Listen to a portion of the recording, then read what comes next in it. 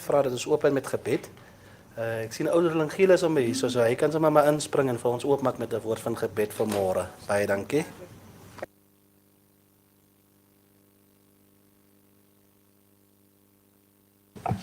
Ek nog die mic bid. Goeiemôre. Kom ons bid saam. Father, we are here again this morning in your presence to glorify you, to give you the praise.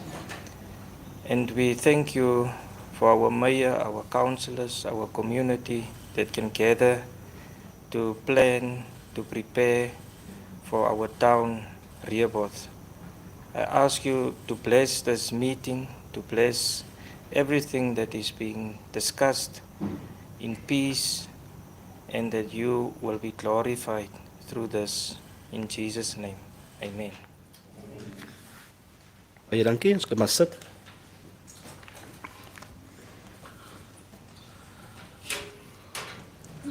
Wie agenda? Wie agenda?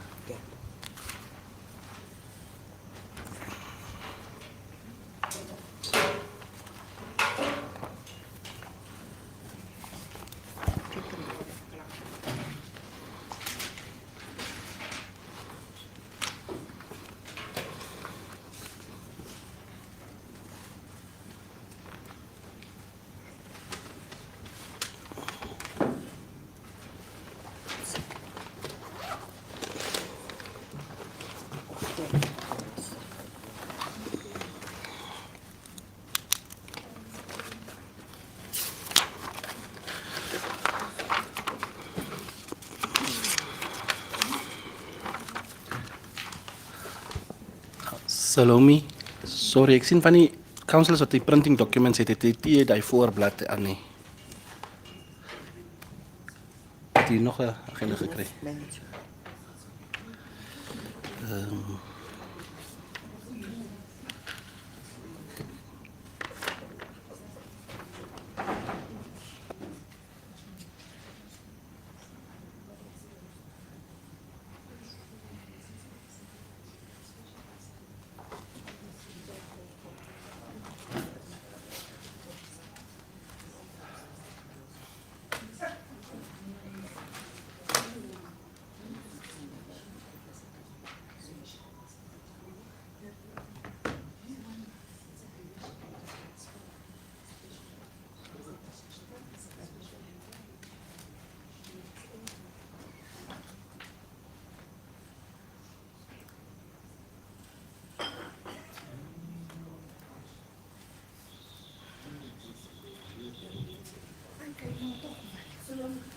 Mine doesn't have the agenda.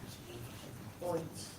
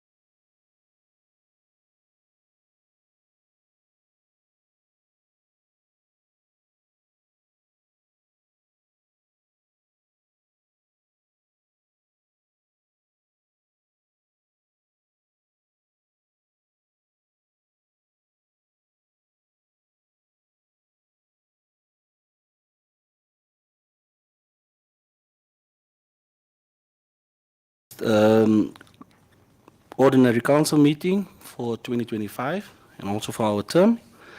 It was already opened by prayer by our elder Arthur Gila. Then we move over then to point number 2, adoption of the agenda of the meeting of council, OCM 30 October 2025. Before we adopt, is there any new matters that needs to be submitted before we accept the agenda as is? Mr. Sir. Your Worship, I would like to request that one application it is almost due now for 3 months be added as an agenda point for the purchase of 124 hectares of unserviced land along the B1 road by what is the company's name? They had a presentation also down here. The Rio Gulf State Development Company, Zimbabwe. Yes. The tribe. They had a presentation previously, and that was an oversight that the point was already supposed to be on the agenda. So I would advise or request that it be part of the agenda under point 11, point 12, or is it 11? Point 11.2.1.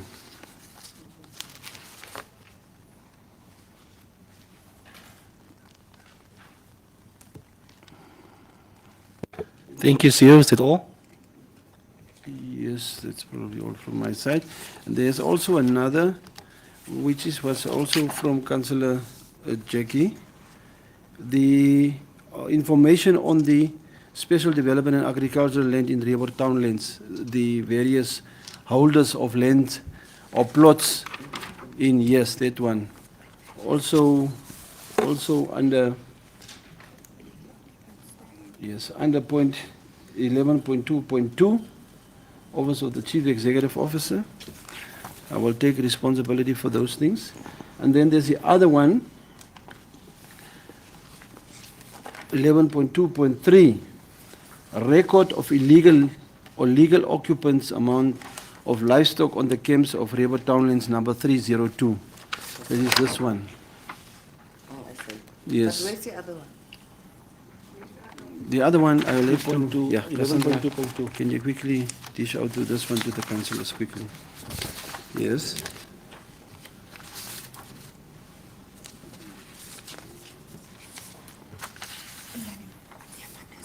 So you should go to it under 9.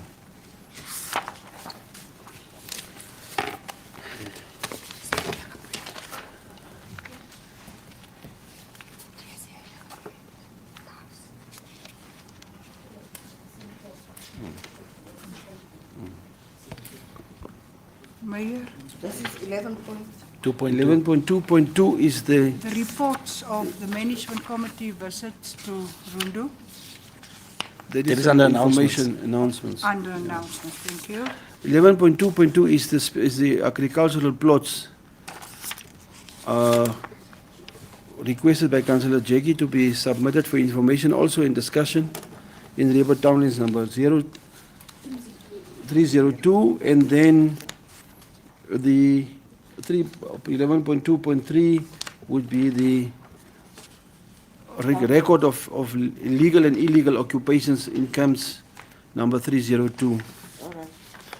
And under, Your Worship, under point 8, is there also a notice of a motion Okay. by Councillor Amanda Groenewald? It's only a notice, Yes. yes. All right. Thank you, CEO. Councillors. With that, can I have Councillor Mara? Thank you, Your Worship. Mr. CEO, with all due respect, I don't know, you know, all the matters that you added on the agenda, most of them are internal ones, which I might have knowledge of. I don't know, Mr. Chair, how can we accept this proposal to be discussed today knowing that I don't have any info about this. Which one is that now, Councillor? The additional paper which the CEO just added within the agenda as a number 1, the application for purchase of 124 hectares of unserviced land along the B1 road. I need to acquaint myself with this document. Yes. So when do I do that? Thank you. Thank you, CEO. Please give advice. Yeah, the thing is, it's just an additional to the agenda because it was a presentation done before by the applicant, and it has went through the processes of admin and management committee. It was only due to the fact that there was, as we do with all other applications, especially developers, that we require information such as BIPA, all those other things that have been supposed to be submitted. It was submitted already last month by the developer, but the omission was, it was not put in the agenda. Still, what the councillor is requesting can be accepted, but it can also be put on only for discussion matters. It doesn't mean that council must take a decision as is. It can also then, with the consent of the councillor, be discussed, and then also be requested that it might stand over for further deliberations or not. But it's only requested that it now get the consideration for audience with the council. CEO, if I understand it correctly, Councillor Mara is asking on that point, but then what about the others that we also just received now? They are internal. They are internal concepts. You know, like plots. No, but the plots, we didn't have this information as well. So, but we normally, because there's a presentation being done, and when it's present, good morning. So normally, I just want to get a clarity, because if it's a presentation that is being done by, and where council was involved in the presentation, like all the other presentations that normally just comes to the council. So how are we going to do about it now? Because what our thing here is, it's development. So how do we go about with the development? Can we acquaint ourselves, like the CEO asked, can we acquaint ourselves with the document, and then at the next council meeting, we can then give direction to what is there. But just to say no or whatever, that's what I want to ask it from Councillor Mara. I'm not clear on what your direction is. Mr. Chair, my direction is, since this is an external document that was presented to the council, that was discussed on the MC, of which I'm not part of, meaning the only time that I am part of any agenda, any point, is 72 hours before the day of the meeting. So now that I don't have this purchase of 124 hectares of land, that's external things that came in. The other ones that was added, which is the illegal and legal occupants on town lands, that is, I call it internal. We can discuss that. And then also the agricultural plots, those are internal matters. But this one cannot be internal because it's a request from outside, and I really need time to go through before I can put my yes there or my no there. And because if there's a no, I should give a proper reason. It's not that I'm against the development of this concept, no. I just need to know that, am I doing the right thing here? That's all I'm asking. So why don't we have a special meeting on this? Councillor Mara, I just wanted your view. I'm not saying you are disapproving it. I'm just asking what is Yeah. actually your view on it. Yes, and then I'm just trying to yeah, explain now to Which you, is good. Mr. Chair. Yes. Thank you. Rest of the councillors, your opinions regarding it? Councillor Manda? Thank you, Your Worship. As we already know, we are only here for 1 month. And this is also outstanding now for how many months? 3 months. 3 months, yeah. If we can maybe today have an overview of this one again, because I don't know if Councillor Mara was also at the at the presentation. That maybe, like Councillor Mara said, maybe next week we can have a special council meeting on this one, so that we can finish it before our term. Because these people are very, very eager to start with the development of the golf course. That is only also from my side. Yes, Councillor Mara? Because we are just at accepting first the agenda. Yeah. We are not yet at the Yes. deliberate. Yeah, I want to go off the point now. Yes. On the matter. Yes. Because the MC deputy already mentioned that I was in a presentation, and even though I requested that I really need to acknowledge this and read through it, Yeah. but let's keep it there. My concern that I'm having, since the CEO submitted reports on illegal and legal occupants, including the agricultural plots, I think, Mr. CEO, based on my request, you could be maybe that you forgot about providing me with the 33% of land sales that was requested. So my point here is, you are bringing reports here which was requested, but you are forgetting about what I requested, because those are not here. That's my point here. And I really would like to know, why is it that the people that purchased land, of which we need to know, is the 33% paid or not? Because that is something that we need to rescind as a matter of urgency. And that was the reason why I requested these things.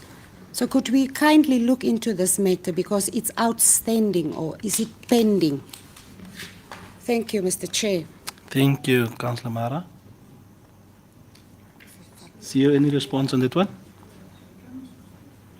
Thank you, Worship. Yes, no, this presentation was handled in the previous council meeting already, and it was sent to Edmund, and Edmund did the job in terms of establishment and contacting the developer, which the developer submitted all the responsive documents and everything. This of the 124 hectares. That is why it is not a new point in the agenda. That was already in the first instance when the person did the bid, or the developer did the presentation. It was part of that agenda of that council meeting already. It was only now ongoing for investigation, preparing of how will it look like, the feasibility and all those type of things that were supposed to be done. That is why it's coming back to the council as it is now. It's only, as I've mentioned, it was supposed to be already handled in the previous council meeting of September, but it was omitted. That is why, as a point of urgency, or not urgency, as a point of just giving justice to the application, it is now being put back in order for council now to make a decision, because you are already part of the presentation where questions were asked or supposed to be asked with the presentation that they've done. So that is only one of the reasons why we decided to bring it back. On the other point where Councillor Mara have indicated that the list of the plots in terms of the 33% leasehold or selling price, this is the list that we are talking about. This is the one that we are now presenting to council, so that council can, as an additional point, go through now and say, yes, did we receive the money? Did we, ministerial approval was given? What happened, so that we can now, yes, so that now we can give a report to council and say, what is the way forward now? Thank you, Worship. Thank you, CEO. Councillor Councillor Mara, your question been answered? Can we move on? Thank you. Councillor Lalani, Councillor Jackie. Yes, Worship, I think I do concur with the application, because it was dealt with, and I think it was because of the it was not supposed to be at the management, or something went wrong, but it was discussed so that it can come to this meeting for decision making. So I've just briefed Councillor Mara on that one. And then the other parts, I don't even know where we are at the agenda, but other parts I don't know. It's because you are late. Oh, Dika. Councillor Lalani. Therefore, Mayor, I propose the agenda with the amendments. Thank you. Can I have any secondment?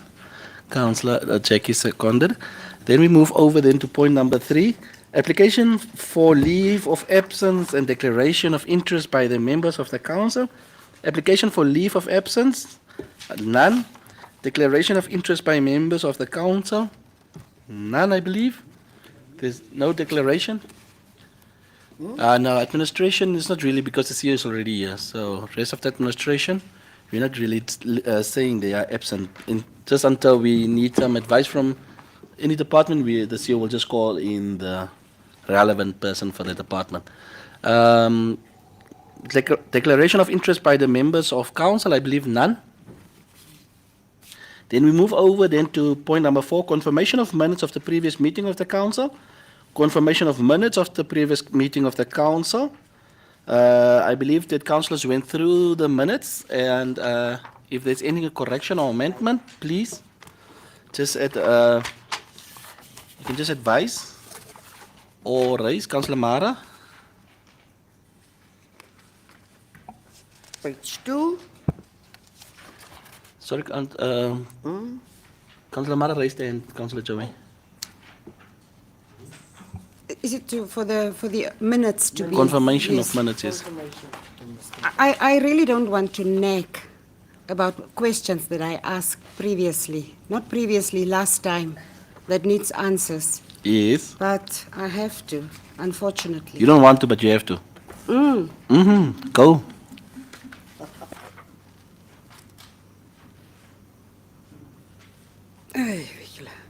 Yeah, you know, there was a number 5 question and a number 7 question and a number 3 let me just quickly have a look here. A number 9 question for consideration, which was raised and which is not in the agenda, in the minutes, meaning there's no answers on them. Now, I want to know, Mr. Chair, is this House taking me seriously or not on my questions? Because these questions, most of the time, they are not my questions. They are coming from our people that put us into these 7 seats. So now that I'm raising these questions to the administrators of this council, how is it that it's not on, at least in the minutes, so that it can get answers? Now, do I need to raise these questions, Mr. Chair, or do you think I should just send them to the secretariat over here by email? What do you think? Councillor Mara, this is my honest opinion. Because time and again this was raised before, that the minutes, when it comes to minutes, confirmation of minutes, that what your questions that you posed and that you asked from the community that gave it to you were not submitted and it was not recorded on the minutes. I believe, CEO, that at this time it is very important that this minutes and the true reflection of discussions in a council via any councillor here must be recorded accordingly and correctly. Especially when there's room for a councillor before the to raise points before the agenda has been distributed, and Councillor Mara did comply to those rules by asking questions to the office of the CEO, whereby she wants answers at the council meeting.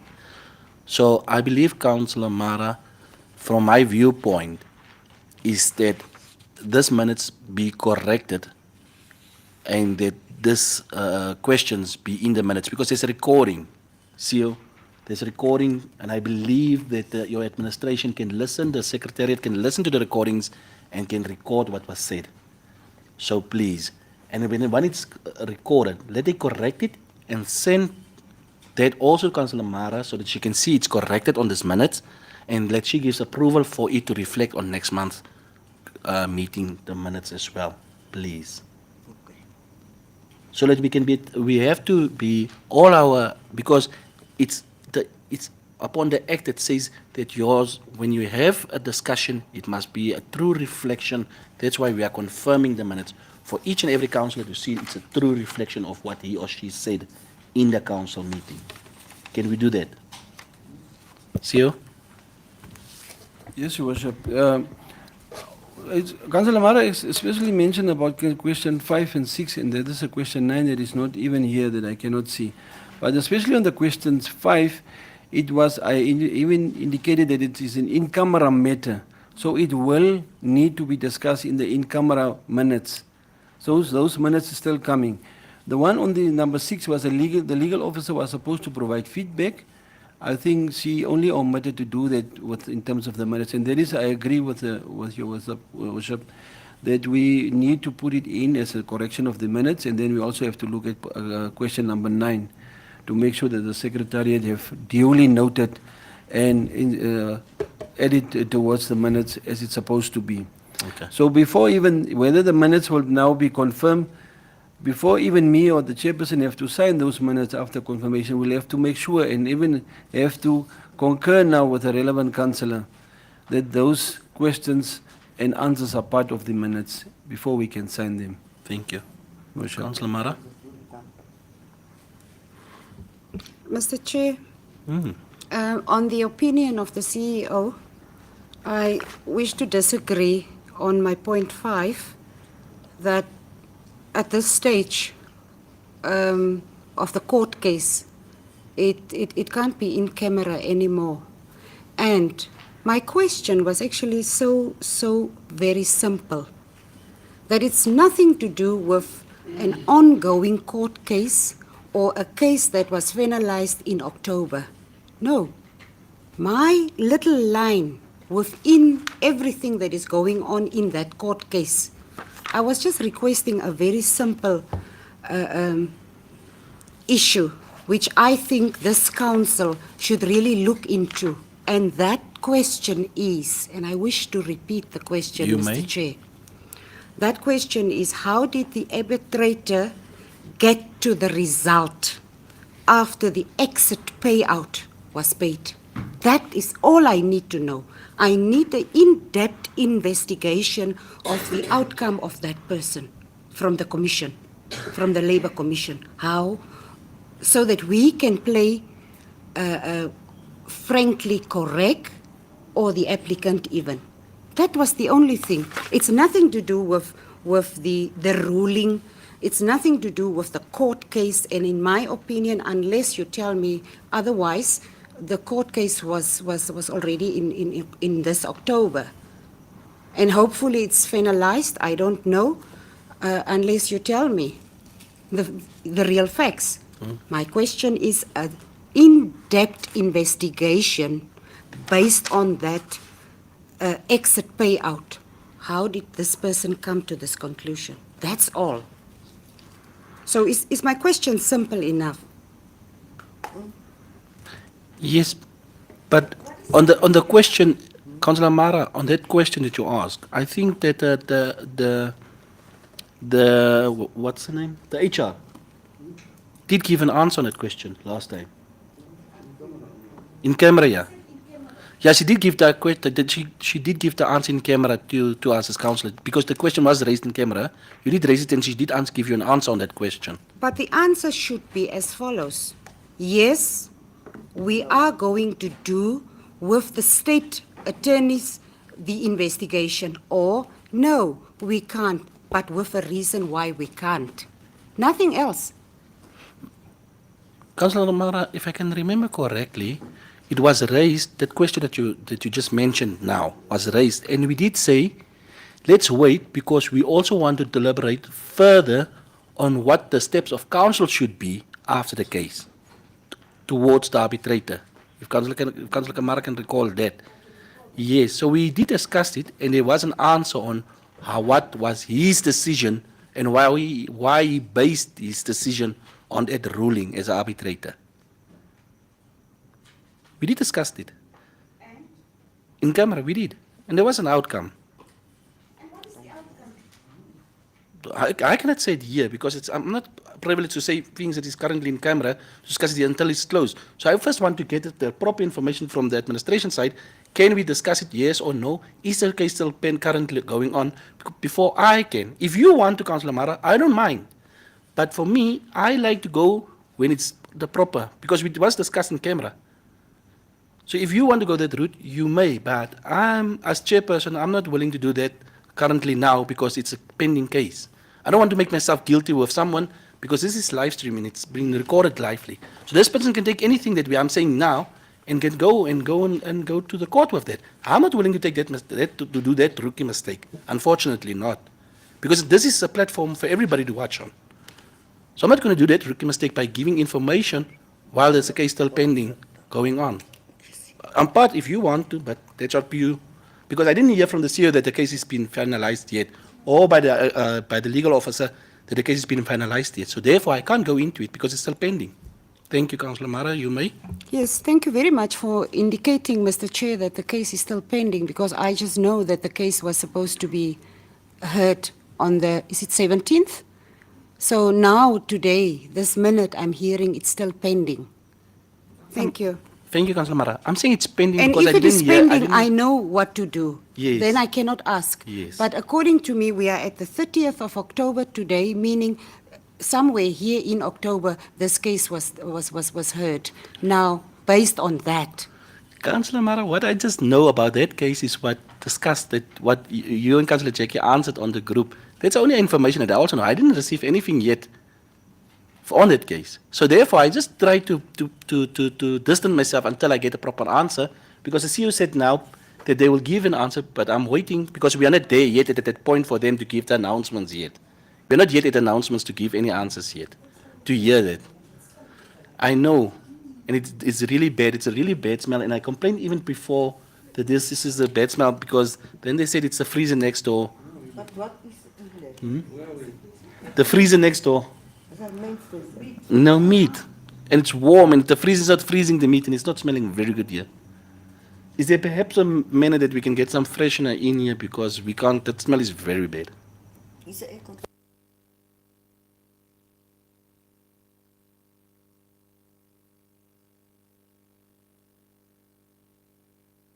Okay, then can we confirm then on the minutes, based on the amendments that must be provided, Councillor Mara, will you accept the manner of whereby the administration can listen to your recording and then give you feedback before me and the CEO sign off the confirmation of minutes?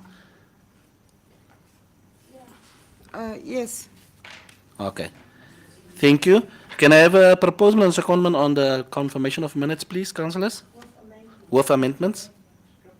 Proposed by Councillor Lalani. Any secondment? No, I'm just asking. From councillors. You are a councillor. Reason I cannot confirm or propose or even give my secondment on that is because this minutes is absolutely crap. Councillor Mara. Councillor Amanda, seconded. Number 5, official announcement, statements and communications. CEO, I'll give over to you before I will go to mine. Thank you, Worship. The only thing that I have is the visit of the councillors to the Rundu Trade Fair, where developers were supposed to be met, and it was met, and they had a discussion.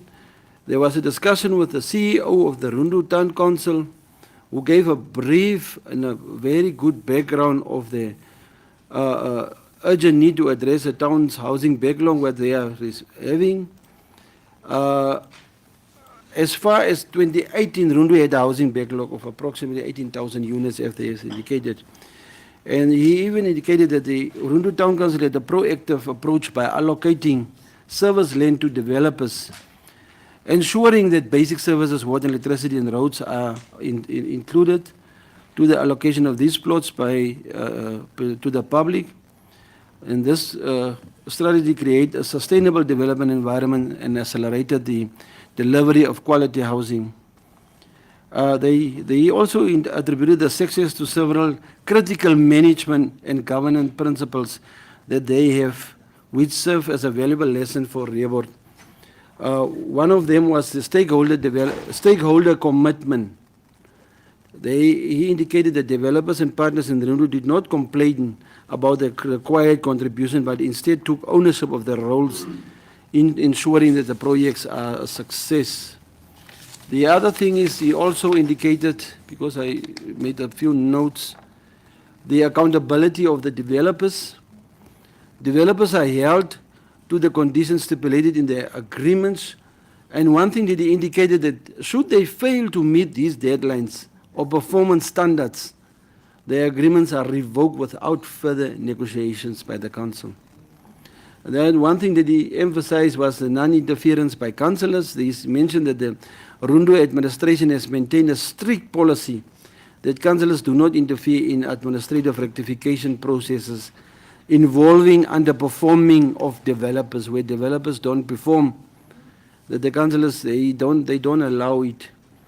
And then one thing that they also had is the commitment to am I protected? Commitment to quality and timelines. He emphasized that housing delivery cannot be compromised.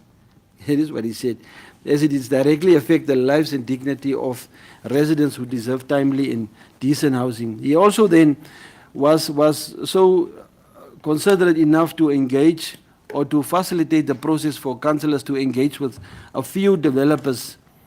And these are developers, the delegation, which is high-performing developers currently operating in Rundu. And all of them when consulted and when discussed with the councillors, expressed the interest for opportunities in Rehoboth. They are quite, almost 4 or 5 of them. One of them is Armstrong Properties. There's Ikemec Construction, it's Chinese investors.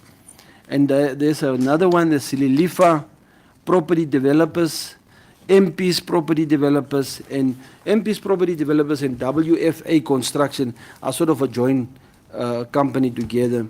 And they really showed interest to liaise with the Rehoboth Town Council and look at areas, because they were concerned about the fact of how much land we probably have, and the fact is the demand and supply in terms of customers. Is it also an expectation from the customer base of Rehoboth in comparison with Rundu? Because in Rundu the demand, especially the demand, is very high. We were talking about what we call the missing middle. That missing middle is normally the teachers, nurses, all those public servants that are not easily accessible to build together and shack dwellers and so forth.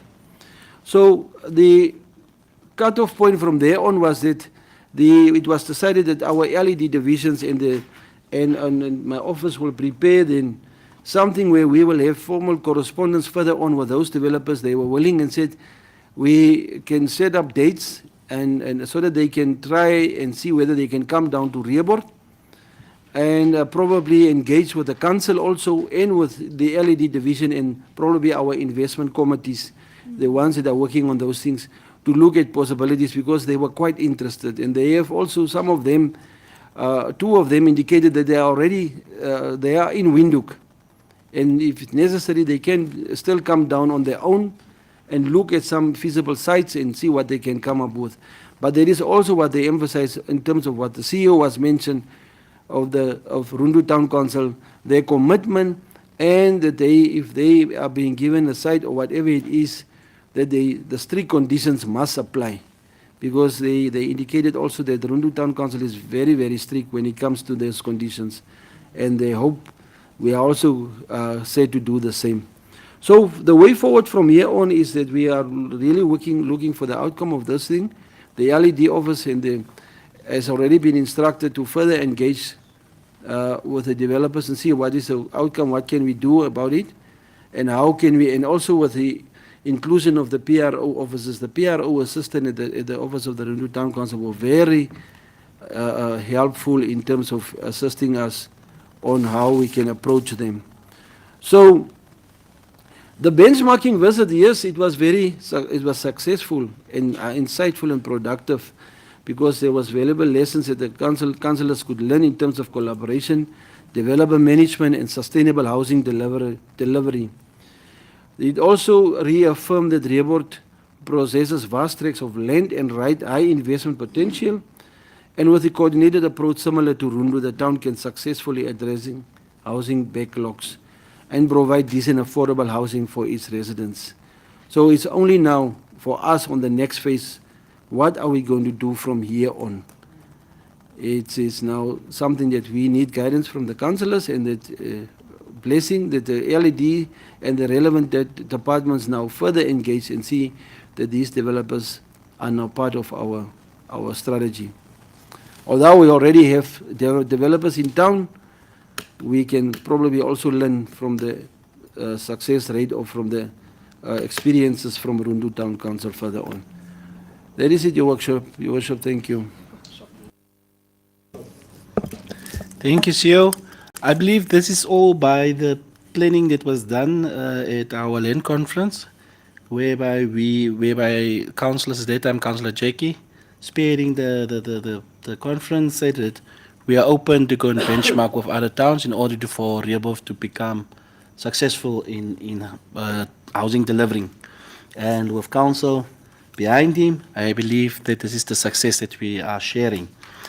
Councillors and dear residents of Riebeeck, at my announcements, I just want to give the feedback that I last said, that I will give a feedback on the capital projects as a report for the council, together with as councillors, together with the administration, to the public.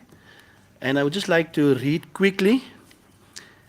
And if councillors are able to, you can also just, there's the values is there, so then you can also add up on what we did as councils. As full 7 councillors, what we achieved. Completed capital projects by financial year 2022 to 2023, 2024 to 2025. This is for our 10-year projects. Construction of sewer network for extension 4, extension 2, Riebeeck. 2022-2023, access to basic services for our residents.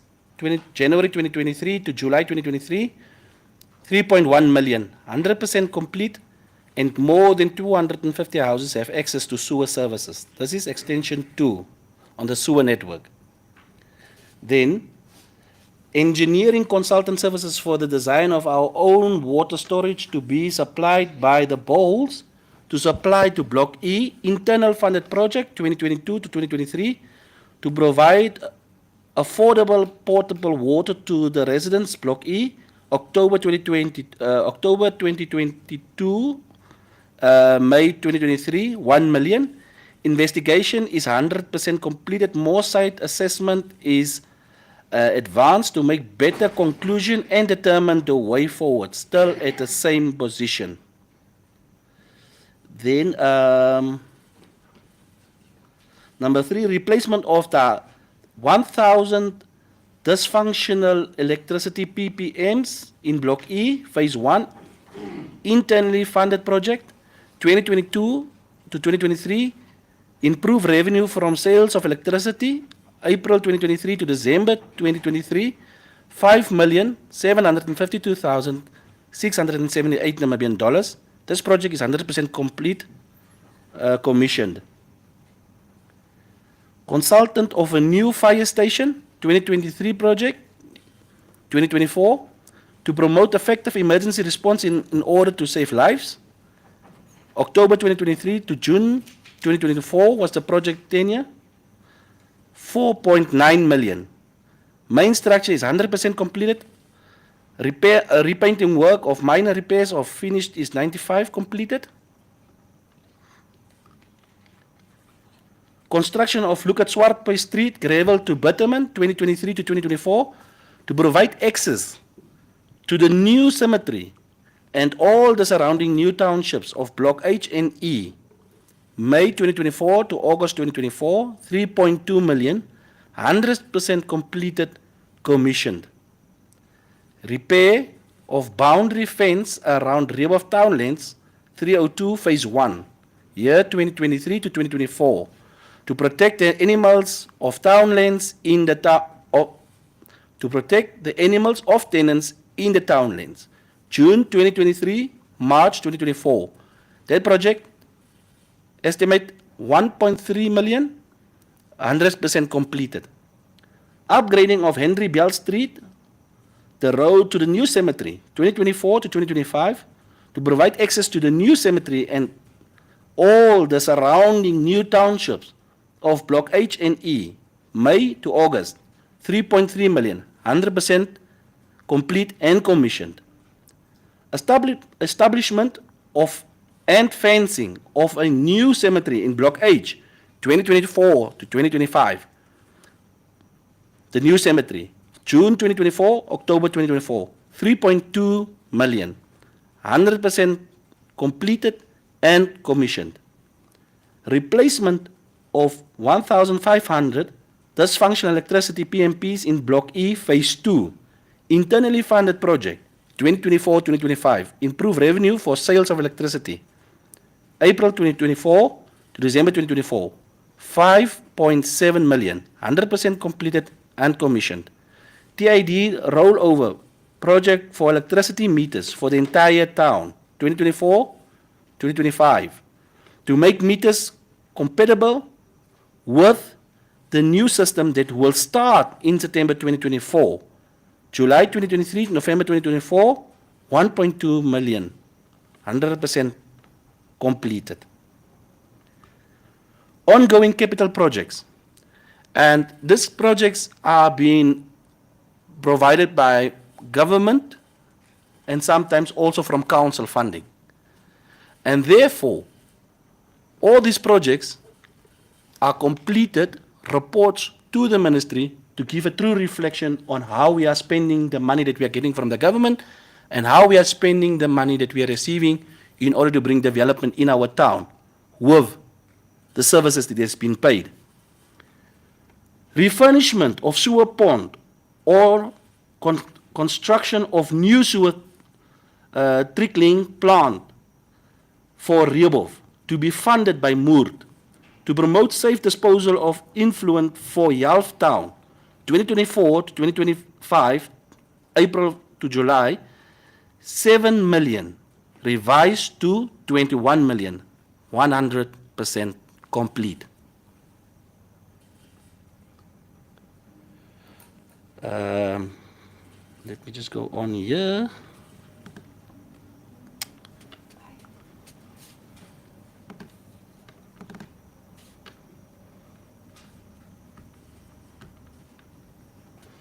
Then, construction and upgrading of a total of 4 kilometer street of bitumen standard to be funded by RFA. Cemetery Road 1.2 kilometers, Church Street 1.6 kilometers, Buzarama Road 2.2 kilometers, Nicholas Olivier Road 1.1.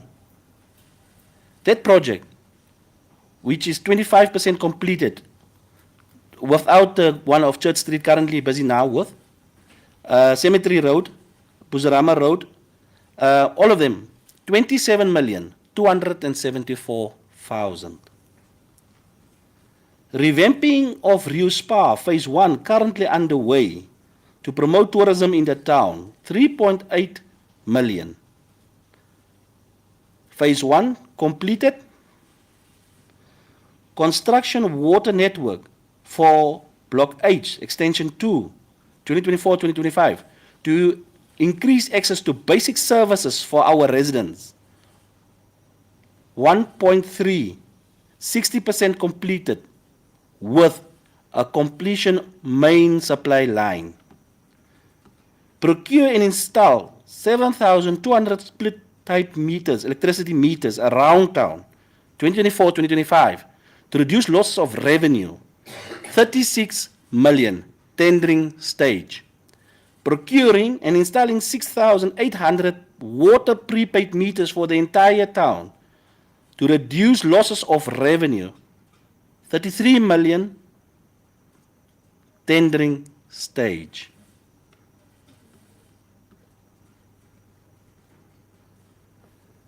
Dear community of Rehoboth,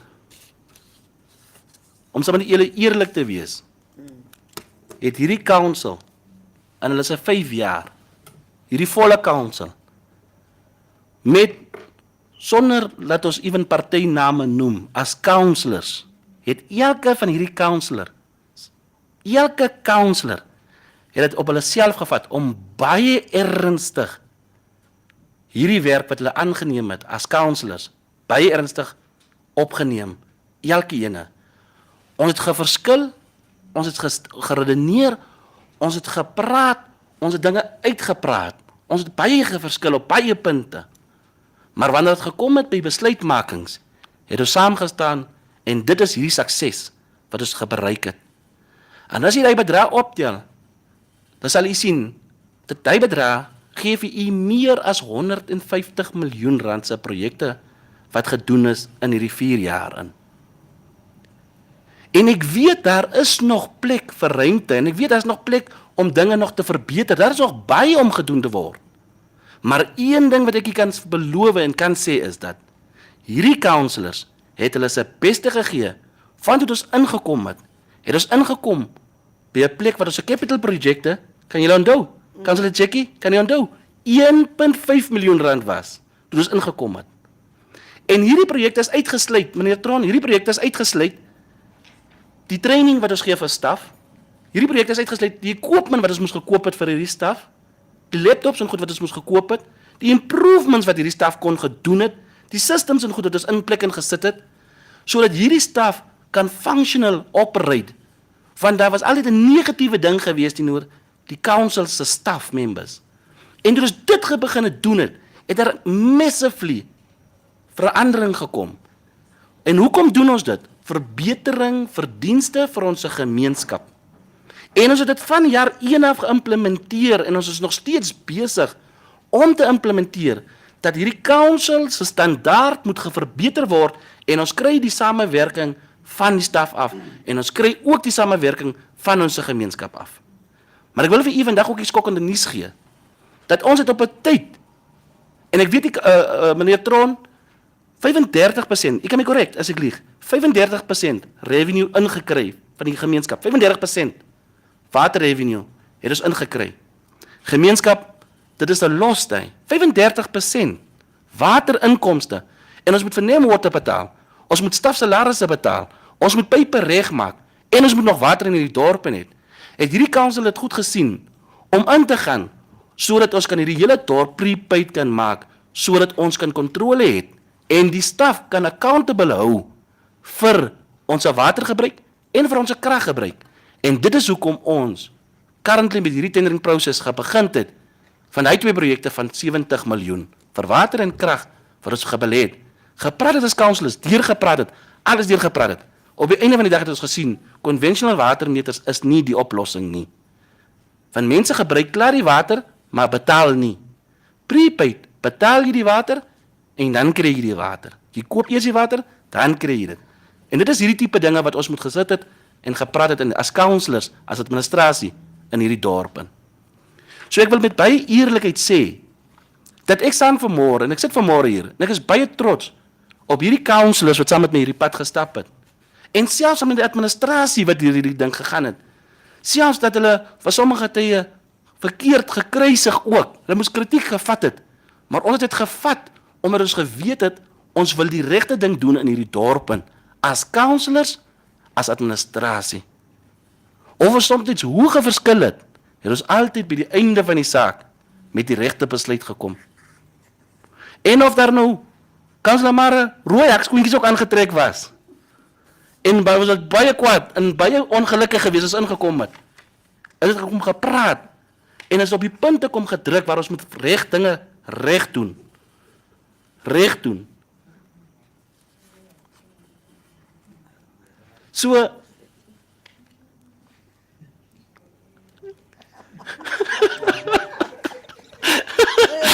ek kan hy daar so goed onthou, Councillor Mara. Dat was het baie kwaad, maar dat was nie baie ernstig geweest en dat was baie regte dinge geweest. En ek wil vir elke councillor sê, dit was die moeite werd geweest om te luister. En soms was dit sommige tye het ons gevoel, maar ek is nie 'n klein kind nie. En soms het ons gevoel, maar ons is die kinders van mekaar hè. Maar soms op die einde van die dag wanneer ons besluit gemaak het, het ons besef dit was vir die beste vir die dorp en vir die inwoners van hierdie dorp was dit die beste besluit wat gemaak was. En so gaan ons aan, en so redeneer ons so verskil as mense. Maar as leiers van hierdie dorp het ons regtig 'n baie goeie besluit gemaak.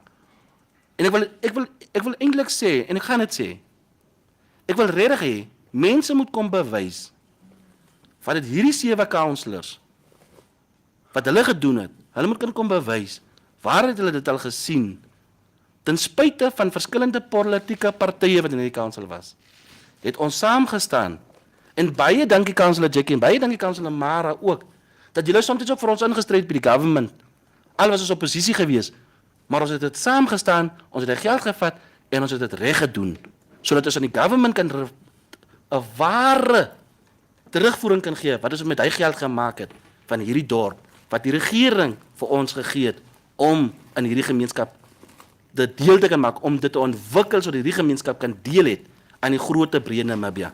Baie dankie. Councillor Lalani, Councillor Amanda, baie dankie. Councillor Joey, in die absence van Councillor Venus, Toes en oorlede Rudy, baie dankie. Ons het 'n goeie journey gehad, en ons het dit regtig koppe gestamp, weer eens, maar dit was vir 'n goeie doel gewees. En ons weet daar is nog baie projekte wat uitstaande is. En dit is die aanstaande projekte wat 2025-2026. Construction of a boundary fence around the dumping site. Waarde van 2.7 miljoen. Planning stage. Conduct a technical survey to come up with as-built drawings for water, sewer, roads and electricity networks town-wide.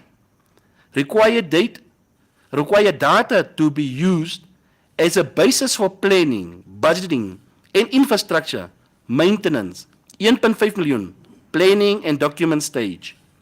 Construction of sewer municipal for Block G Extension 1. 2.8 million. Tendering stage. Construction of sewer municipal for Block G Extension 3. 3.4 million. Tendering stage. Construction of electricity service in selected semi-formal and formal areas in Rehoboth to be funded by Moore. 6 million, retendering stage. Construction of municipal services, water services, and roads in Barnhof Township area. 2025-2026 projects is this. 7 million, planning and documentation stage.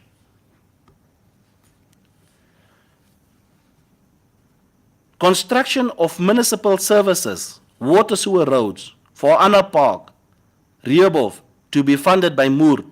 6 million, planning stage.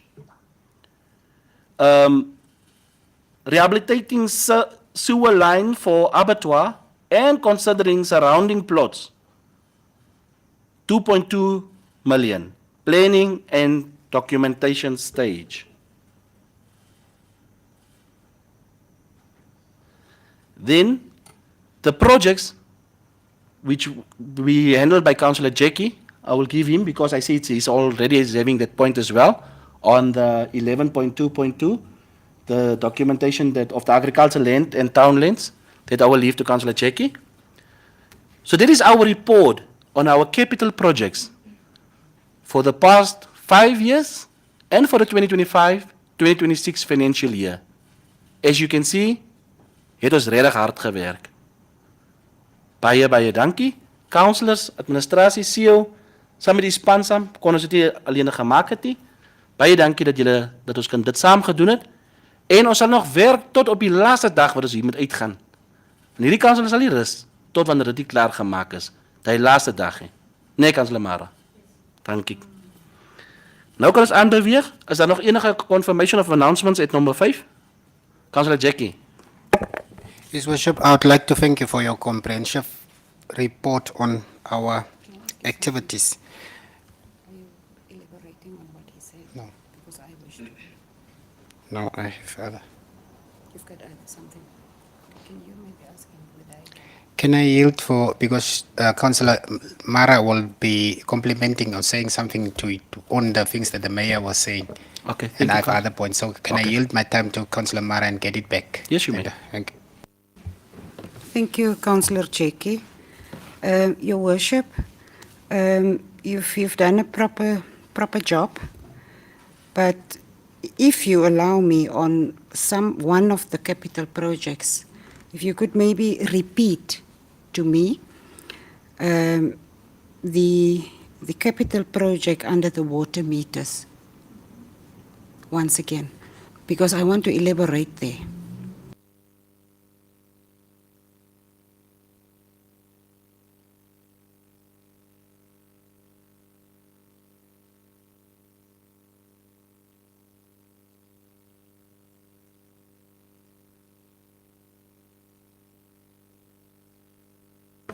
Procure and install 6,800 water prepaid meters for the entire town, 2024-2025, to reduce losses of revenue, January 2025 to December 2025, 33 million, tendering stage. Thank you. So, Mr. CEO, are we now at the tendering stage? Is that stage done?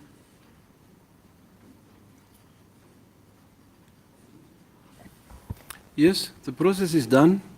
Your Worship, the contractors have already been awarded, and we are only waiting the 30-day, or I think the limit time frame of supplying the meters.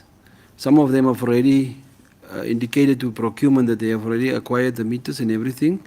So once the meters are there, I can remember there was a request. I don't know whether it was from the council or from somebody over the admin that we should also roll out now. And we said, let's just get the product on site, and then we start with the implementing stage of rollout. So the process are completed. Even the review process is done. Awarding has been done. It's now only for the suppliers, the service providers, to do their part. Thank you, Worship. Thank you, CEO. Councillor Mara. Thank you, CEO, for that update. Then I wish to go back now to Mr. Tron, based on procurement. Rundu is asking me not to interfere, but I need to interfere. Met ander woorde, as Rundu vir my sê moenie so maak nie, dan sal ek nou maar eers vir myself besluit. Ek moet. Mr. Tron, my question to you, are you quite sure that the specifications of the water meter is what was presented and that will be delivered, and that there's no funny business there? Yes, Councillor Mara. The technical specifications of the meters were already confirmed by the NEMwater staff member who was part of the bid evaluation committee. So all the meters that were actually bidded for, the different types of meters, they've already confirmed that the technical specifications are correct. So only those that were presented in this chambers in front of the PMU, and I believe some of the managers were here as well, will be accepted as meters to be installed in the Rehoboth town area. And just an update, all the contracts were signed already. Contractors or suppliers were appointed, and one of the contractors already delivered some of the meters that they bid for, or that they received the contract for. Councillor Mara. Okay. Yes, I can remember, Councillor Mara, because we were at NEMwater having a discussion. That's why we had a representative. The money was allocated to from the previous minister, was allocated to NEMwater. So they was piloting the criteria of the prepaid water meter. So it was not done. We just should send out the tendering document, but the process was also being supervised by NEMwater for that specifications of the criteria for the prepaid meters, so that we don't get again like the previous time where we received meters that was troublesome. So yes, on the basis of the prepaid meters, we still have to discuss how and what we're going to do as a council. And I believe we can have that discussion also once we received, because Mr. Tron said we are receiving meters. So I believe at the reports we have to delve a bit on the way forward on the prepaid meters. Councillor Joey? Worship, I just want to find out from Mr. Tron, because the specifications was drawn up with name water. So will we receive one type of meter? Councillor, we won't receive one brand of meter. One brand. However, the technical specifications of all those brands meet the technical specifications that were set out in the bid document.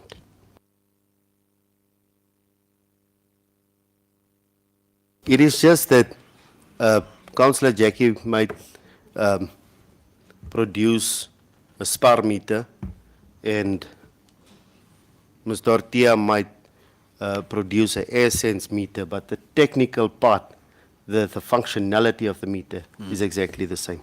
They are all STS 6 compliant. Yes. Councillor Amanda and Councillor Jackie, I will resume with him. Thank you, Your Worship. We are still busy with the meters. Now, water especially. Now, I want to ask, how far are we with a vending machine? So that during the weekends, during nighttime, that people can also purchase water. How far are we with that one? That's what I said. We will still elaborate when we come to the report and stuff. That is the way forward on everything based now. We still have to discuss certain things.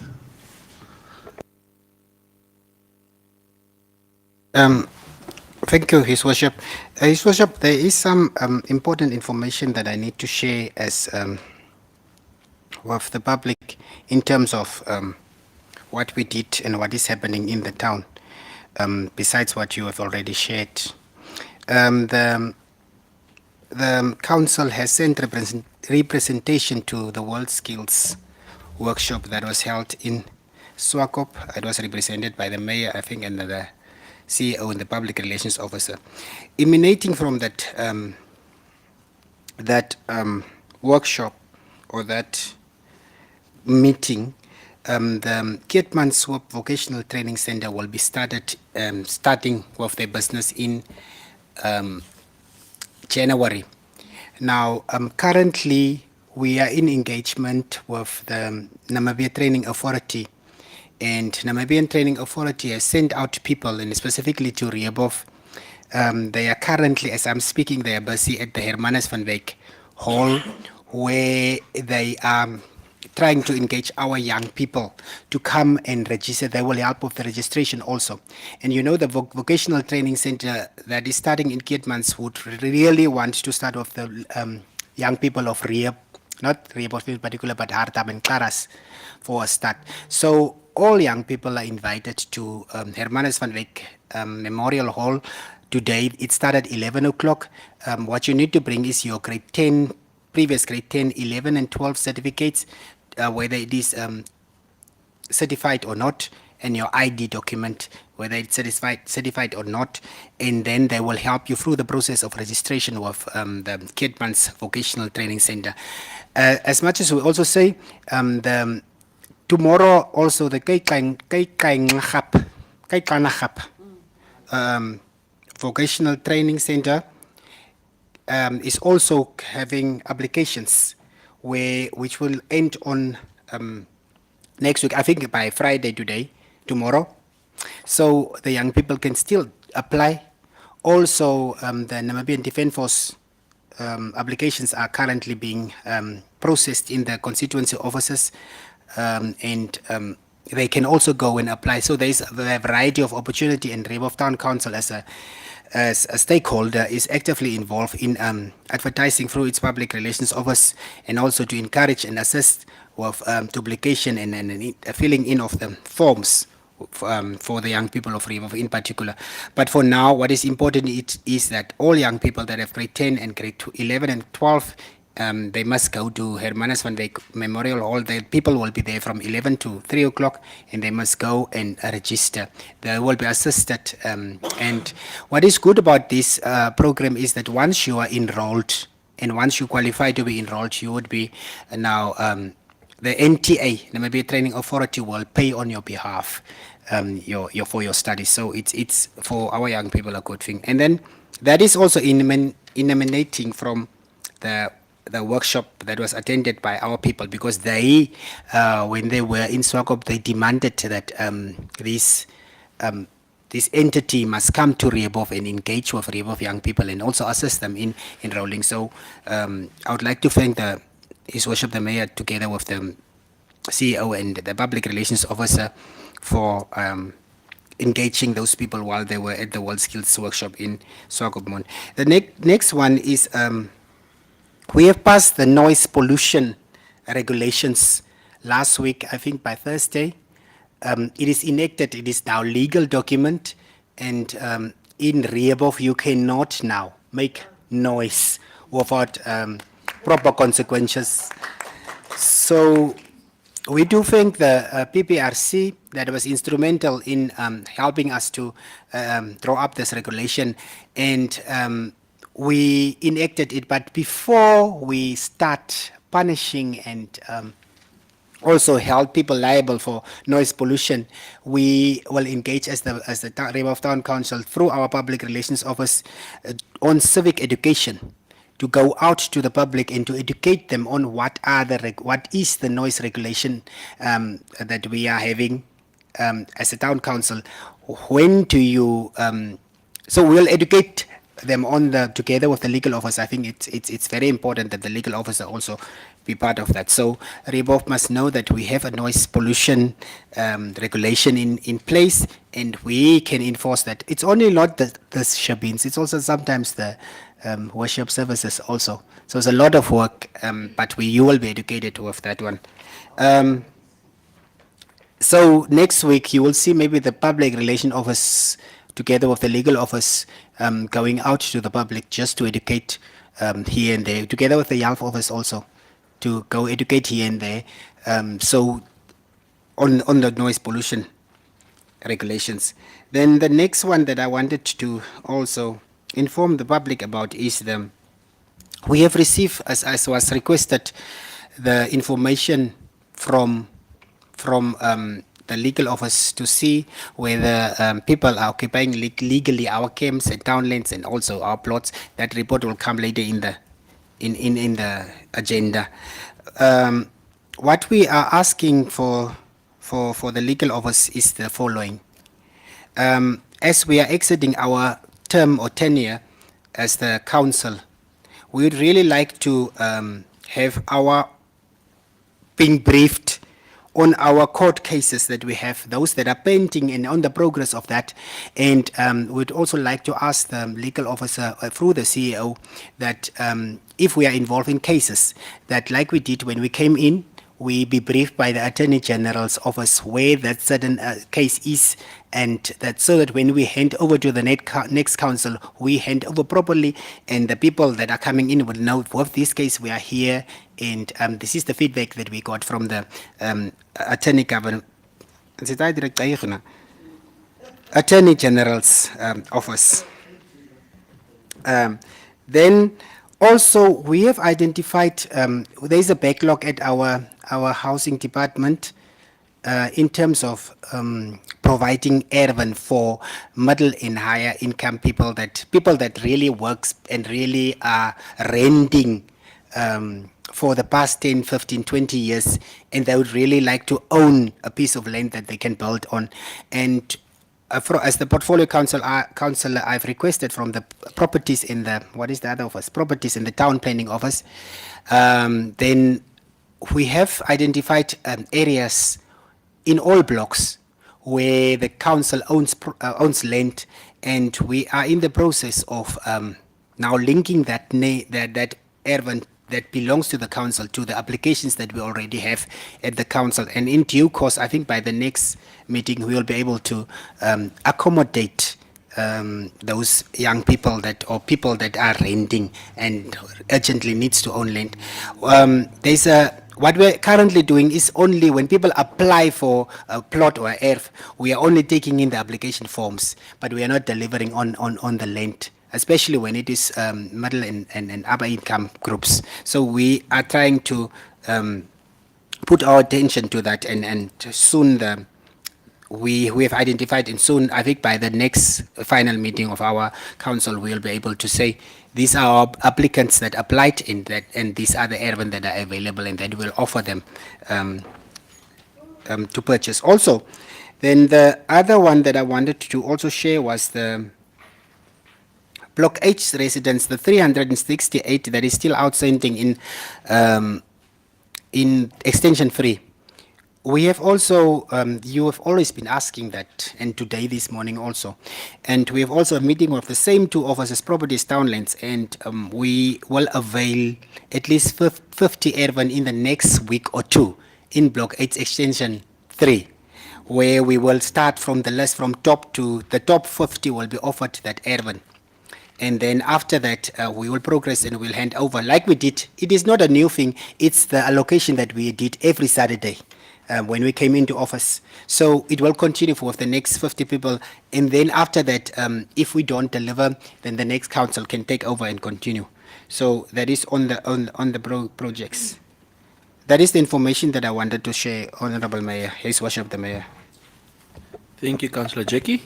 Councillors, when we move then over to point number 6, are we done with official announcements, statements, and communication? Point number 6, interviews with deputation or person summoned or requested to attend the meeting of a council. I believe none.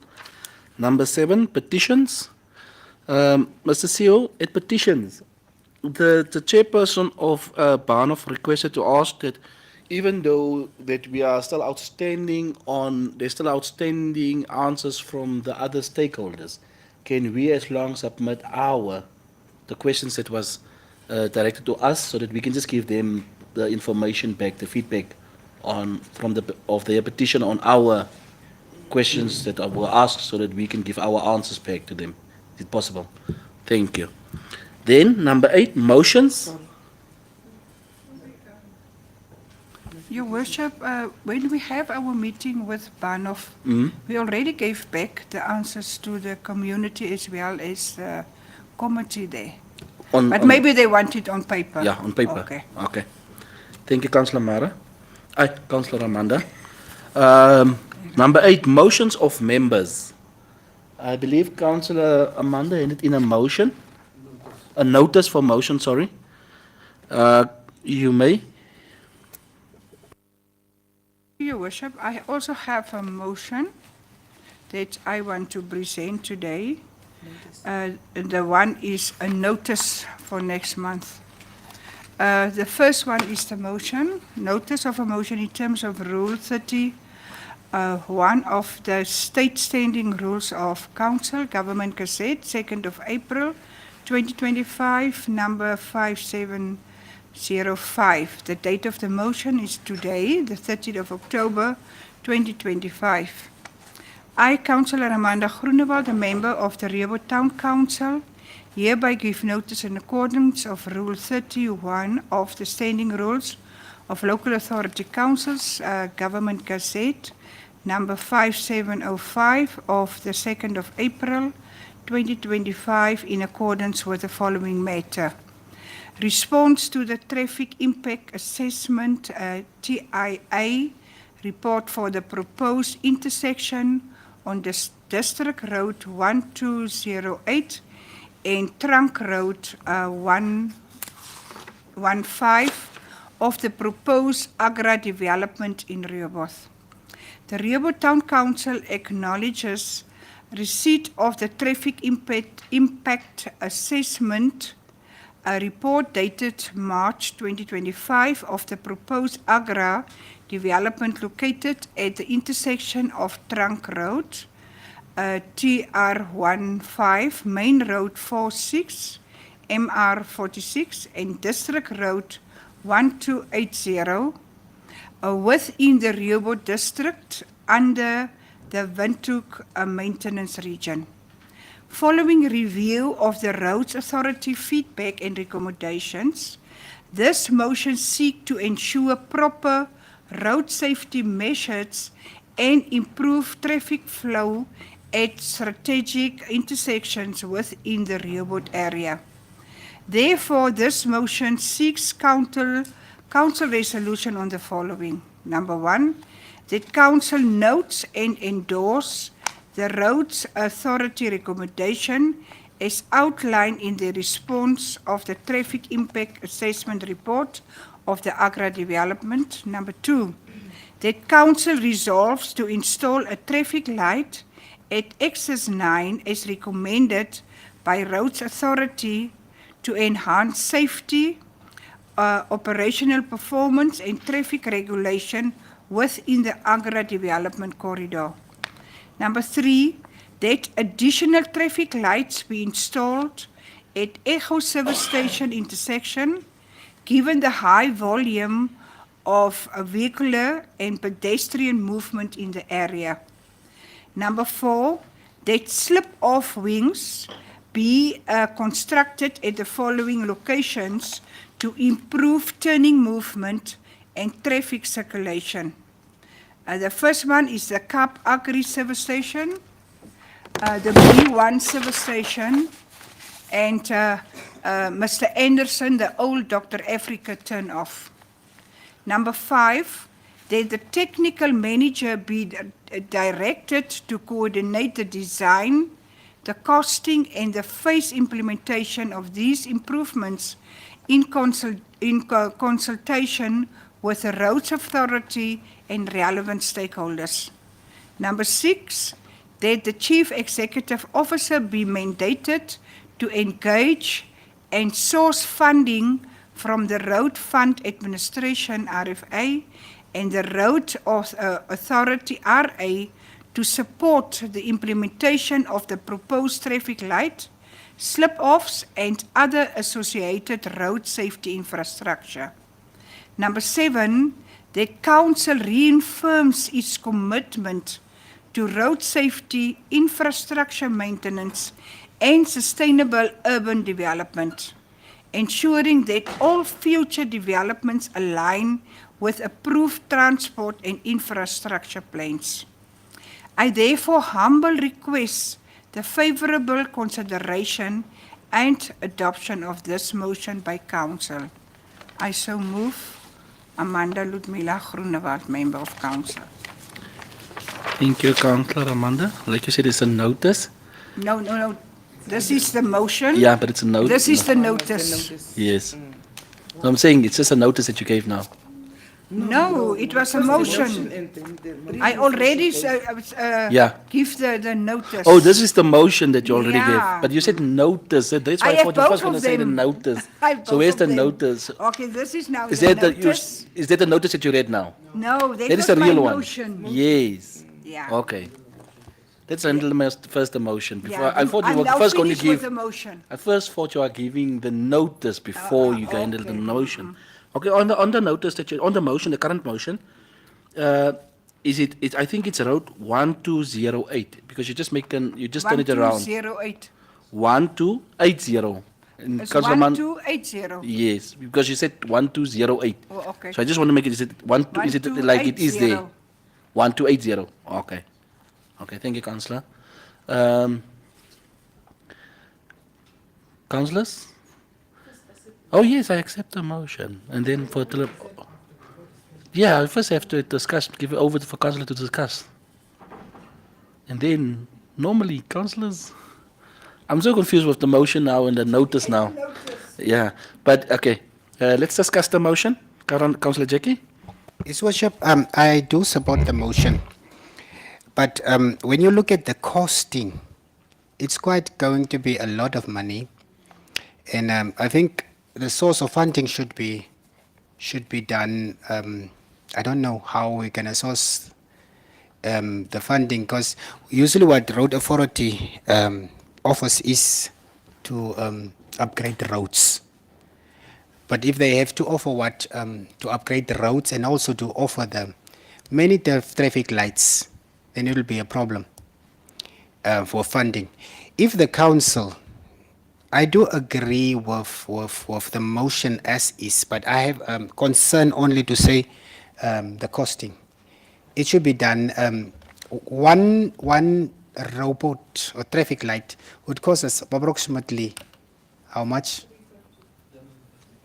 So if we can stick to one, at least for now, and source funding also from outside, and because when some people want traffic lights, some people want basic services.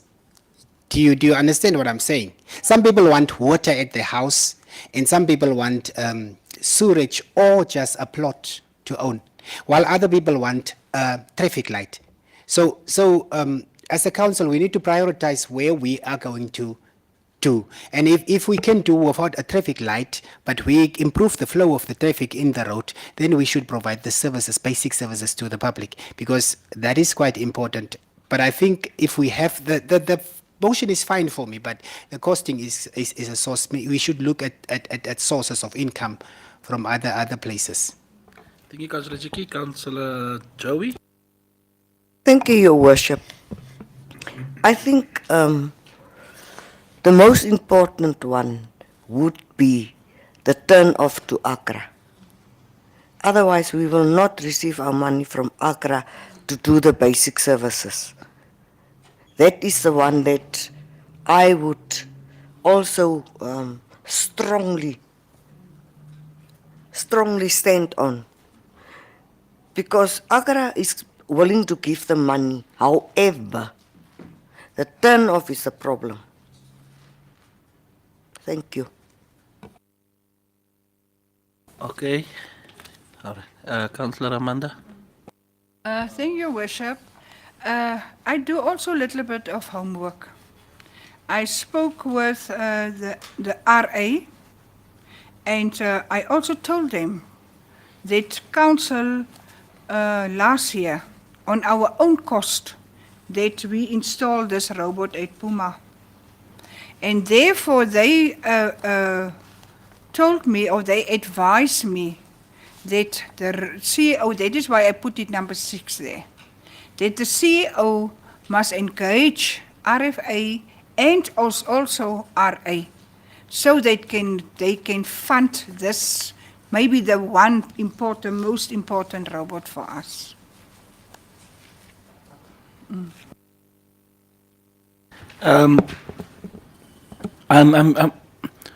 If I must make a summary of what Councillor Cheki said and what Councillor Amandas and Councillor Joey said, I would just say that I'm approving it because it's a project, it's a running project.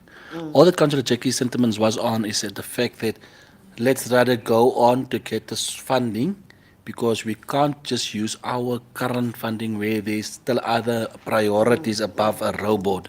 That's what he actually implemented and saying. So let's go into that one. But I accept the motion. But we will go into the deeper to see which is actually the best. When the CEO addresses it to RA, what is their contribution, what is ours, and what is the best possible manner from there. But it is needed that we have to have this for development, also for traffic flow, and especially Agra as well. So let us see what we can do.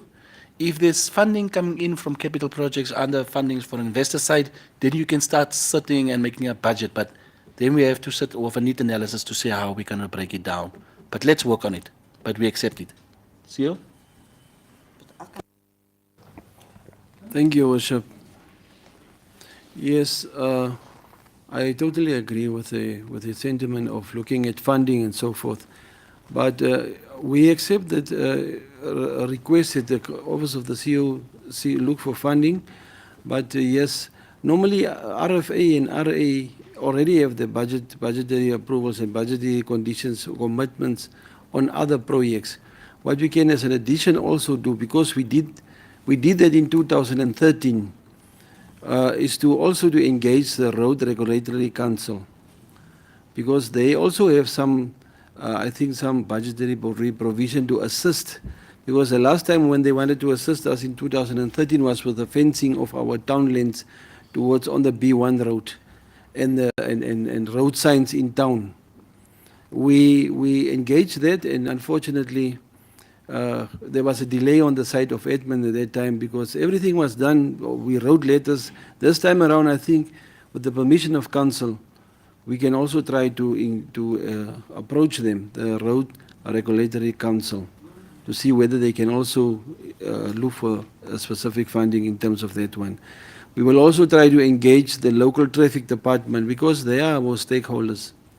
And our stakeholders locally must be engaged to see and to assist and to ask what is the most feasible and possible way to do it less cost effectively, or to do in a more transparent manner in terms of comparing what is now needed as a priority, or can we just shift it and set it aside to do the normal basic services in terms of the law, in terms of Section 31, Section 30 of the Local Authorities Act. Because in terms of Section 30, this council has a lot of powers. It's more than 26 powers that the council has, and responsibilities in terms of delivering services and so forth. But when it comes to funding, we can really engage our stakeholders. And this time around, we will gladly accept that request to look for funding from other stakeholders. Thank you, Worship. Thank you, CEO. Then we move on to the next notice of motion, because I already accepted the motion. Thank you, Your Worship. This is now a notice, and this is now for our next council meeting. The provision of interim pounding facilities in partnership with Agra Auctions Rehoboth. As we already know, that the Rehoboth Town Council is in the process of planning and establish its own municipal animal pounding facilities. Now, for the interim, after consultation with Agra Auctions, the company has expressed its willingness to make available one kraal, equipped it with water to serve as an interim pounding facility.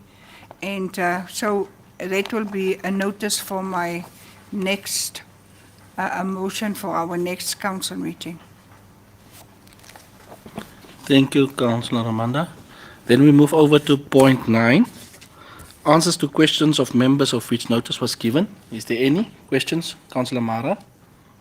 Your Worship, if you and as well as the CEO could just assist me, since I have again questions which I provided in time. Is it there, or should we put it where? Is it under 9, or where do we put it in this agenda? Did Councillor Mara send questions? I haven't received. Okay. CEO, have you received the questions from Councillor Mara? I haven't received anything from Councillor Mara. But please ask the questions.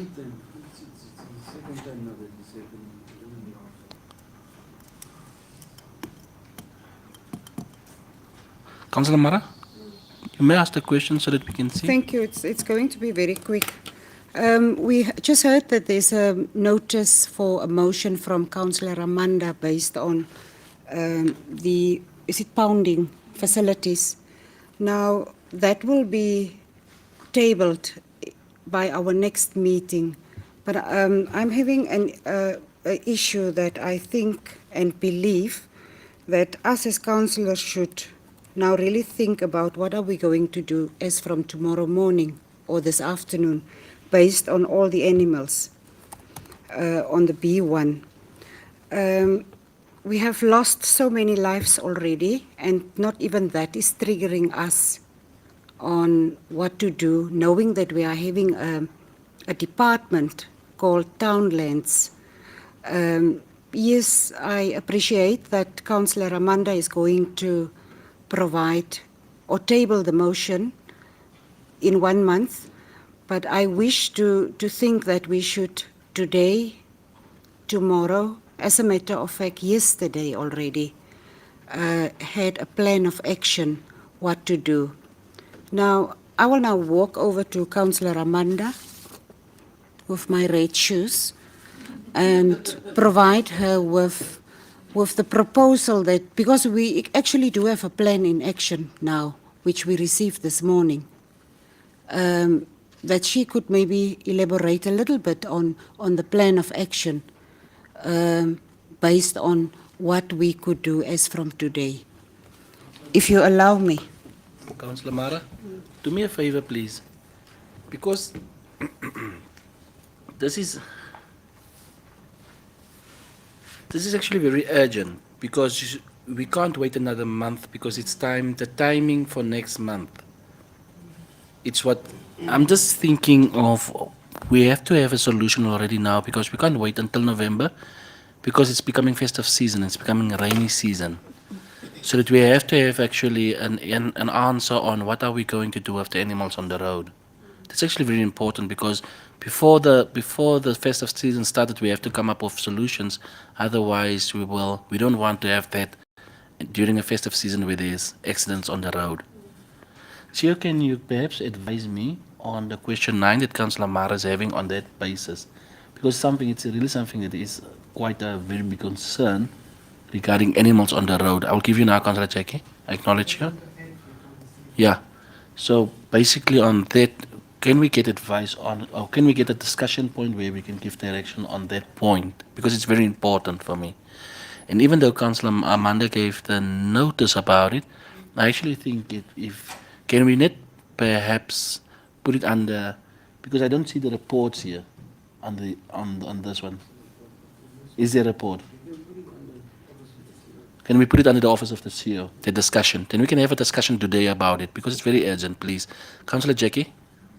No, I was just saying, what is important that we need to know is when we were benchmarking of Rundu in the beginning of this year or the last year, whatever. And also of this noise pollution regulations that we put in place, we have the regulations, but we don't have. What Rundu has is a department of enforcing their internal policies, or what do you say, bylaws. So we don't have that division. And we were also skeptical about the noise pollution part because I have reported a case to the health division about some animals, cows that were on the bridge here, and then there was an accident. Luckily, no one died. But what was important is that people are not fined. People are not, the health division is not going out, or I don't know, are they going out to the people that are having animals in the borders of the town? And even if they have animals on the plots, like that's why I've requested that things, so that we can know animals, some people are having animals in the plots, which they are not supposed to have.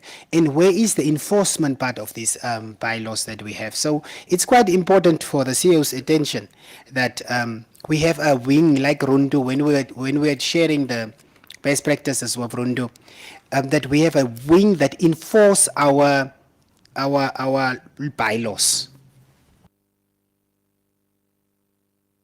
I think, His Worship, that we have a legal officer. If we can have two people, like you said, the peace officers, it was a thing of when we came back, we were supposed to just enforce that. And a long time ago, and if we have like two peace officers with a legal officer in place, we would legally be protected and the peace officers will do the work. So I think it's urgent because, as you are saying, first of season, people will, the animals are on the roads, cars will be in accident, the owners will not be held liable by the council, which is actually supposed to make sure that there should be no animals on the roads and inside town.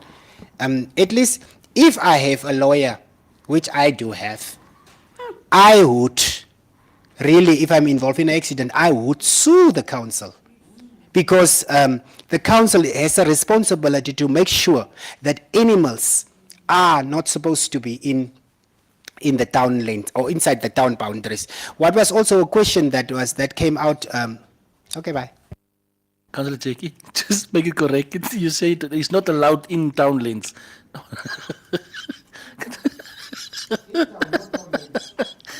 Councillor Mara. Thank you, Your Worship. I really can recall, like in yesterday, that Councillor Lalani tabled a motion for the peace. What did you, officers? Yes. So yes, it's there. We've done our part once again. Yeah, we've done our part, but it's not implemented, unfortunately. Thank you, Councillor Mara. Councillor Jackie, thank you. Councillor Amanda. Councillor Lalani then. Discussing the point now. We are going to discuss it. We just want to have a point where we want to discuss it and seal it under his office because I have to move on to the agenda. Do you want to discuss it now? No. I just want to mention that this motion or this impound was already at MC. No, it was at MC meeting last week also. But I was informed to get a proposal or recommendation, but unfortunately, councillors cannot end in recommendations. We only end in we cannot end in submissions, but only motions. That is why I table it as a motion. But if you can recall, we had this discussion already last year, even on the impound facilities already. Yeah, but so We can just continue, like Cecile said, we can just continue it as a discussion point because it was already at the council previously as a discussion. then it's not necessary for a motion then. That's why I ask his advice now. Yeah. Okay. Okay. Yeah. Okay, and I also have the written approval from Agra, yeah. Okay. Councillor Lalani, then Councillor Mara. Thank you, Worship. On point 9, through the chair to CEO, I want to ask, when can we start with this HIMARS lights? And if I can propose... Sorry, is it another question? I thought it was the Yes. same. Okay, then I just want to give to Councillor Mara because they are still on the townland things. Then you can come back again to you. Councillor Mara? Thank you, Your Worship. Sorry, Councillor Lalani. Yes, we are done with the animals because we are going to discuss it. So we close it for now.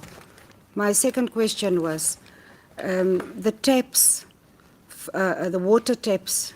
We are having a strong chemical smell and the taste, apart from the dark brown water in the areas of Block D. So I would like to ask if we can do a test on this water and if the water is safe to take in. Thirdly, Mr. Chair, on Monday the 27th in the Republican under the heading on front page Rio Spa Swembad, amper tot sy volle glorie herstel. Amen. Can you, Mr. CEO, kindly elaborate on this news, which the PRO of this council and the media portfolio councillor are not aware of? How did it reach the Republican of the 27th of this month? Mr.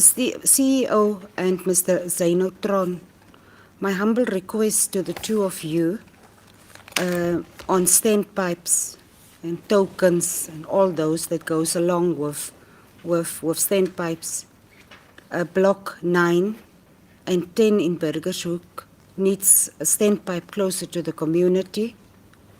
But within Volstruisvlak, there's 2 standpipes that are out of order really for too long.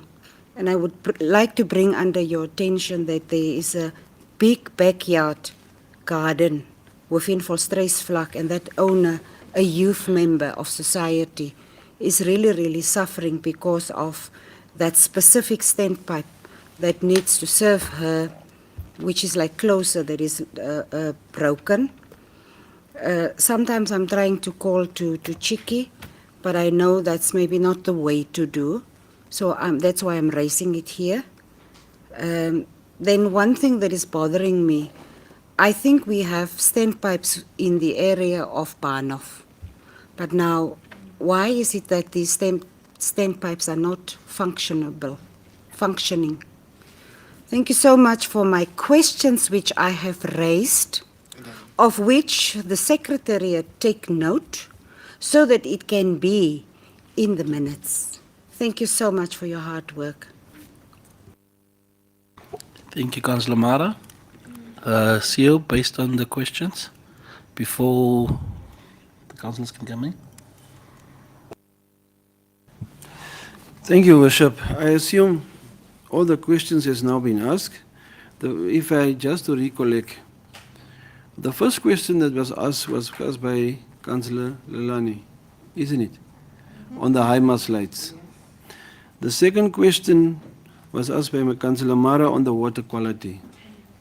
The third question was asked by Councillor Mara on the issue of RIOSPA, PRO and office functions in terms of media outreach, if I'm correct. Number 4 is a standpipe issue, request, what the standpipe issue. Number 5, was there number 5? No. Good. Number 1 on the HIMARS lights, yes, the office of the CEO is a few months ago, 3 months ago, initiated this project in terms of looking for possibilities to put up HIMARS lights. The HIMARS lights has been delivered.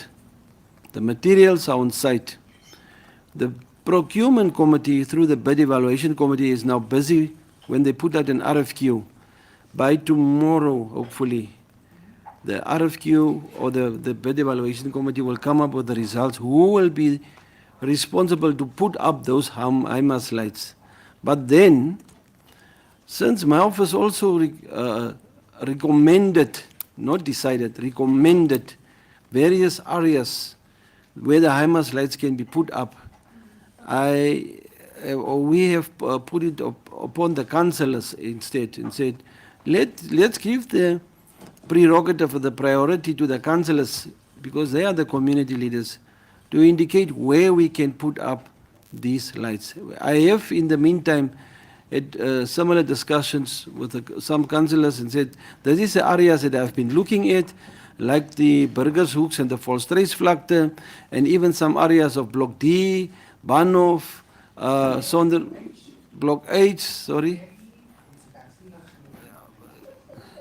These are the recommendations that I made to some councillors, but I've seen it rather, let the councillors decide or give direction where we can put up these lights. I have, in consultation with the electrical division, said that we will wait for the council now to tell us where they want to be these lights to be put up, because they are also the concerned committee group from one of block, the one of the residents of Block D, those one of Park. They also have a concern. So we are also looking at that one. The other scenario that I was also looking at, and I need to be corrected in terms of that one, I said that if we are putting up HIMARS lights in your area, which is probably an urban, a high density or a high valued urban area, will it not bring the value of our houses down at some levels? That is what I'm saying under correction, that I can be guided on that one. Because I was just worried that if you put up a HIMARS light next to my house, in the area of my house, how will I be able to sell it off later on? It's one of the things that we are looking at. If it doesn't have any deterrence on my valuation of my property, then it won't be a problem. But still, council needs to decide. Just quickly, before council deliberate on that point number 1, to the point number 2 on the water quality, yes, we have received numerous complaints about the water quality and even pictures sent to me how the water looks like in certain areas. I engaged the technical department on various occasions and even the health division, where it was indicated, no, it's probably when we had a pipe burst or whatever, and then we have to fill up, and then the mud is probably part of the water that goes in. We even had instances where we had a health, because this scenario is coming on a long way. I think there are some councillors that can remember, during 2012, 13, 14, we had the same scenario of the quality and the color of the water. We engaged NamWater at that time. And even some of our environmental practitioners went out to NamWater and said, but there's a problem with the quality of water, because you supply the water, the result of the final effluent of the water is that it's dark brown. So can you also look at your reservoirs? Is it not your reservoirs that are probably not clean every day? They informed us, yes, our reservoirs are clean. They did not allow us at that time to have access to the reservoirs, to take pictures at least, to see, so that we can show the community that it's probably the offspring where the color, whatever is coming from. But that still needs, our health division also went so far as to take samples of those waters. I can remember that Mr. Titus, may his soul rest in peace, was also one of the guys who took samples of those waters and took it for testing. Once it came back, it indicated there's nothing wrong with the water. But that is still something that we need to done or to do now. Council can still give a direction and say, yes, from now on you go out and you test this water, you see where the areas is, and then we can come back and we can still engage NAM Water and say, is it not from your water reservoirs that we're having a problem? The Rio Spa issue, yes, the PRO and the CEO normally has a mandate to talk to the media.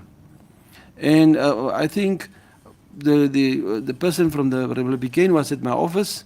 We talked about the Rio Spa scenario, what happened and so on, which I don't probably see that it's quite a huge problem. But then eventually it came out that the person that they first engaged was one of our temporary staff members at the Rio Spa, and they indicated that the position of the person, which we all know that position is not in the structures of council. The unfortunate thing is that you can't stop it when the media or journalist is going to a place and they engage people there where they found them, because we had the same scenario during the Kwela's time. People were engaged there, and people would have been talking over with Kwela people about the Rio Spa and even other, which they didn't have permission, even only the PRO and probably some of the councillors, portfolio councillors and myself. But you don't have sometimes only control over. The only thing is that we can engage the persons that are talking, if it's staff members, and reprimand them accordingly. That they have to know that the policy of council says it's only the CEO, the chairperson of the council, and probably portfolio councillors that are allowed, and PRO, allowed to talk to the media. That's the unfortunate thing that happened. And I don't know, probably an apology, but then a reprimanding is still in order. I had a discussion with a particular person, and we will still deal with it within HR principles and what need to be done. Yes, the standpipes on 9.4. Yes, I can remember that Councillor Mara always requested and said, I need a standpipe there, because the standpipe has been broken and people are taking ownership of standpipes, and some people are privatized the standpipes like it's their own water taps and these kind of things. But the need is still there. When a councillor identified that the standpipe must be, or should request that the standpipe should be installed at a certain area, I normally forward the request to the RTC admin management group, where even Mr. Tron and the other guys are on the group, and probably Mr. Tron can probably give some guideline on how we can perceive. But that is what I normally do. When I receive your WhatsApps, it don't stay with me. I forward them immediately to the respective WhatsApp other groups, because everybody is nowadays having a WhatsApp. I'm the only one that doesn't have a WhatsApp group. But then I send them to those groups to deliberate and to see whether they can assist.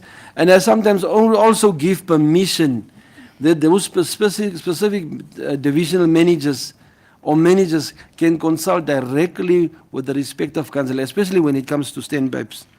So that is what I'm doing. If it's not sufficient, we can deal with it and we can discuss it as we are right now. And I trust Secretariat, we have taken note of all the points and all the feedbacks on that one. And if there's deliberations from the side of council, we can please jot it down so that we can deal with it later on. I thank you, Worship. Thank you, CEO. There's one thing I really want to make clear before I hand over to Councillor Jackie, and it's this one on the Rio Spa. There is no resolution on when Rio Spa will be opened, but there is a resolution on the renovation part of Rio Spa.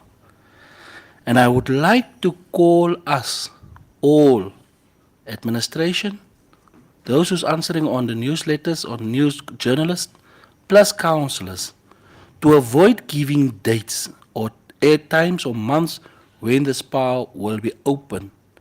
Because once the spa, this first phase, which is a swimming pool, and the braai areas are completed, then with the proper investigation to see the quality, is it correct, before we can open it to the public.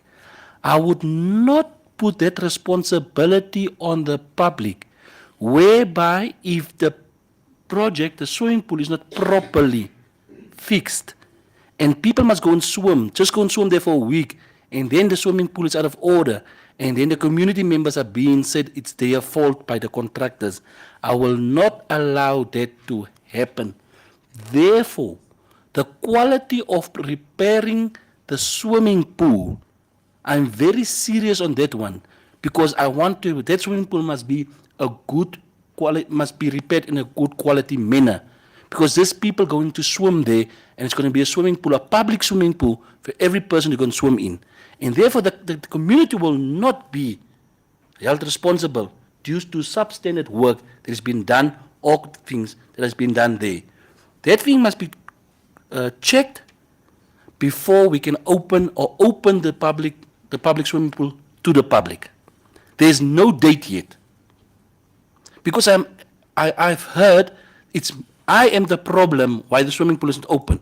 The swimming pool is not open because the pool is not in a condition to be opened. And therefore, the swimming pool is not open. And I will not take the pressure from the media or from people that says, yeah, but you must open the swimming pool. I will not open the swimming pool when the standard of the swimming pool is not up to the right standard for opening to the public.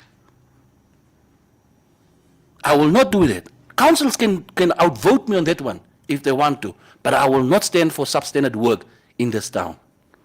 That was my belief since on roads, on every other project that this meant, because we are getting money from the government to fix this, so therefore I want to give a proper report to them back to say, I have done my part as a councillor, I have done the honorable thing to do, is to fix a thing with quality. And therefore, councillors, that upon, when any councillor or any media person talks about the Rio Spa opening, they must take the responsibility to go back to the community and say the community, tell the community the truth. But I'm not going to stand for lies that councillors are going, or administration or people are going on the media platforms to go and talk about the Rio Spa when there's no resolution on a date. We still have to consider a date for opening after we receive the report. What is the way forward for Rio Spa? What are we going to do with the problem that is there? And after the problem has been fixed, then we can discuss a date on opening it. I'm very clear on this matter of Rio Spa because it's becoming annoying to hear this type of stories that is going on. We all want to open Rio Spa before December. That's our desire. But we will not be, our desire will not come in to be more than the quality of the pool. And I believe, councillors, that is the most honorable thing to do. Your desire can wait. At least just sort it out that the pool have good quality before we can open it. Thank you. Councillor Jackie? His Worship, if there are people to still talk about Rio Spa, then they can continue. I don't. I have other issues that I would really bring to the attention. So for Rio Spa, if other councillors have something to say, because we are at that point, you can give that councillor an opportunity. Councillor Amanda? I don't want to talk about Rio Spa. Councillor Sorry, Councillor Amanda, you don't want to talk about Rio Spa? No, I don't want. Then let's wait for the councillor that perhaps wants to talk. It's a question of Councillor Mara about prepaid meat, the standpipes of Banov. That was also a concern that they also raised there in the meeting we have with them. They said, we saw the standpipes, they are there, but the community stopped the standpipes because they want the water, not in standpipes, they want the water in the houses, in the yards. Is it Banov people? Banov people. And That is why they stopped the standpipes. what was the quotation of the bowls? Yes, that is what they told us. Hulle soek nie meer die water, hulle soek die Hulle standpipes, soek die hulle soek standpipes, direkte hulle lyne. soek die water direk in Hulle se yards. yards. Back, ja. Ja, vir die eerste was dit 90 erwe. Councillors, kan ons so begin? Banov se current allocation is nie according to die town planning of urban planning board nie. Hulle moet nog reg geskuif het. Maar die mense het mos nog nie reg geskuif nie. Daarvolgens moet ons of ons aanvaarm soos het daar is, soos hulle daar sit, soos wat ons by burgers ook in volstreksvlakte gemaak het, dan moet ons weer oorgeapply word, soos wat ons gedoen het by burgers ook in volstreksvlakte, of die gemeenskap moet reg skuif om die current ene so te adopt.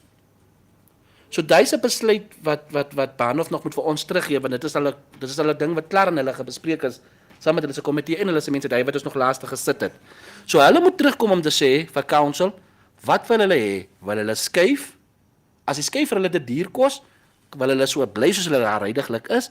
As hulle so bly soos hulle daar huidigelik is, moet ons 'n town planner inkry om daai areas wat daar is aansoek te doen, net soos Volstruisvlakte en Burgershoek. Dan moet hulle ook die periode wag, net soos Volstruisvlakte en Burgershoek. Soos dit geadapt is. Dan moet ons weer urban planning board toe weer submit op die kriteria. En dan is dit geaccept is, dan kan ons dan nou elke erf water en electricity en services supply per erf.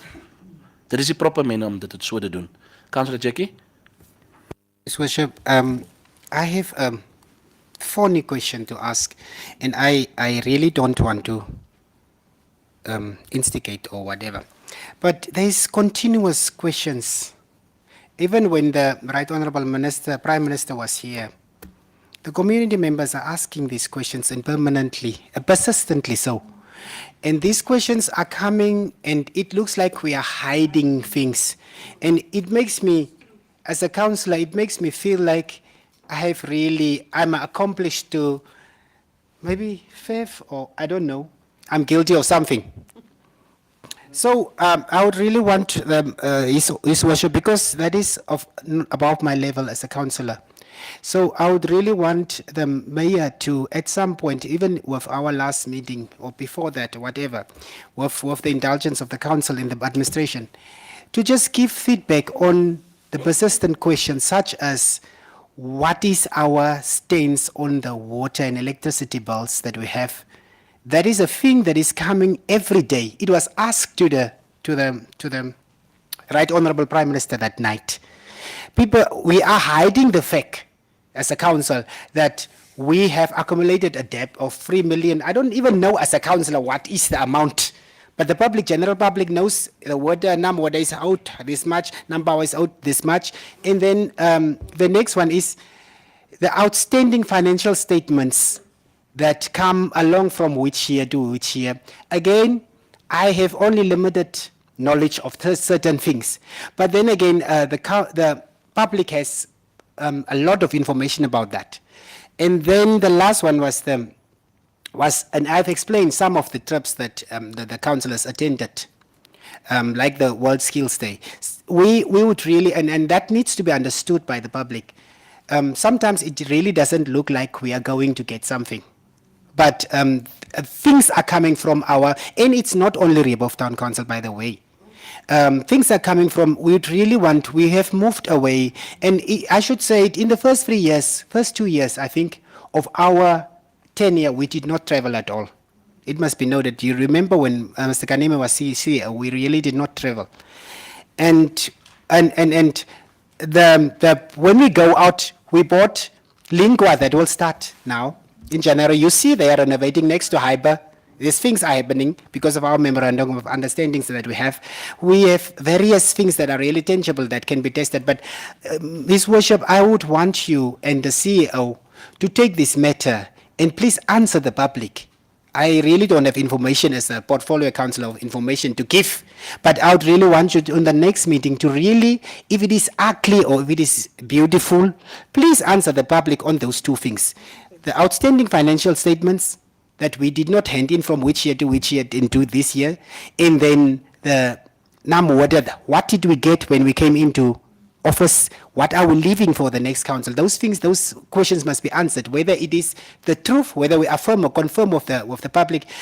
And you must also remember, the Prime Minister said that day, it was live streamed, and the Prime Minister said that day, because of those pertinent questions, he is coming to the council and he would, on behalf of the public, want those questions to be answered.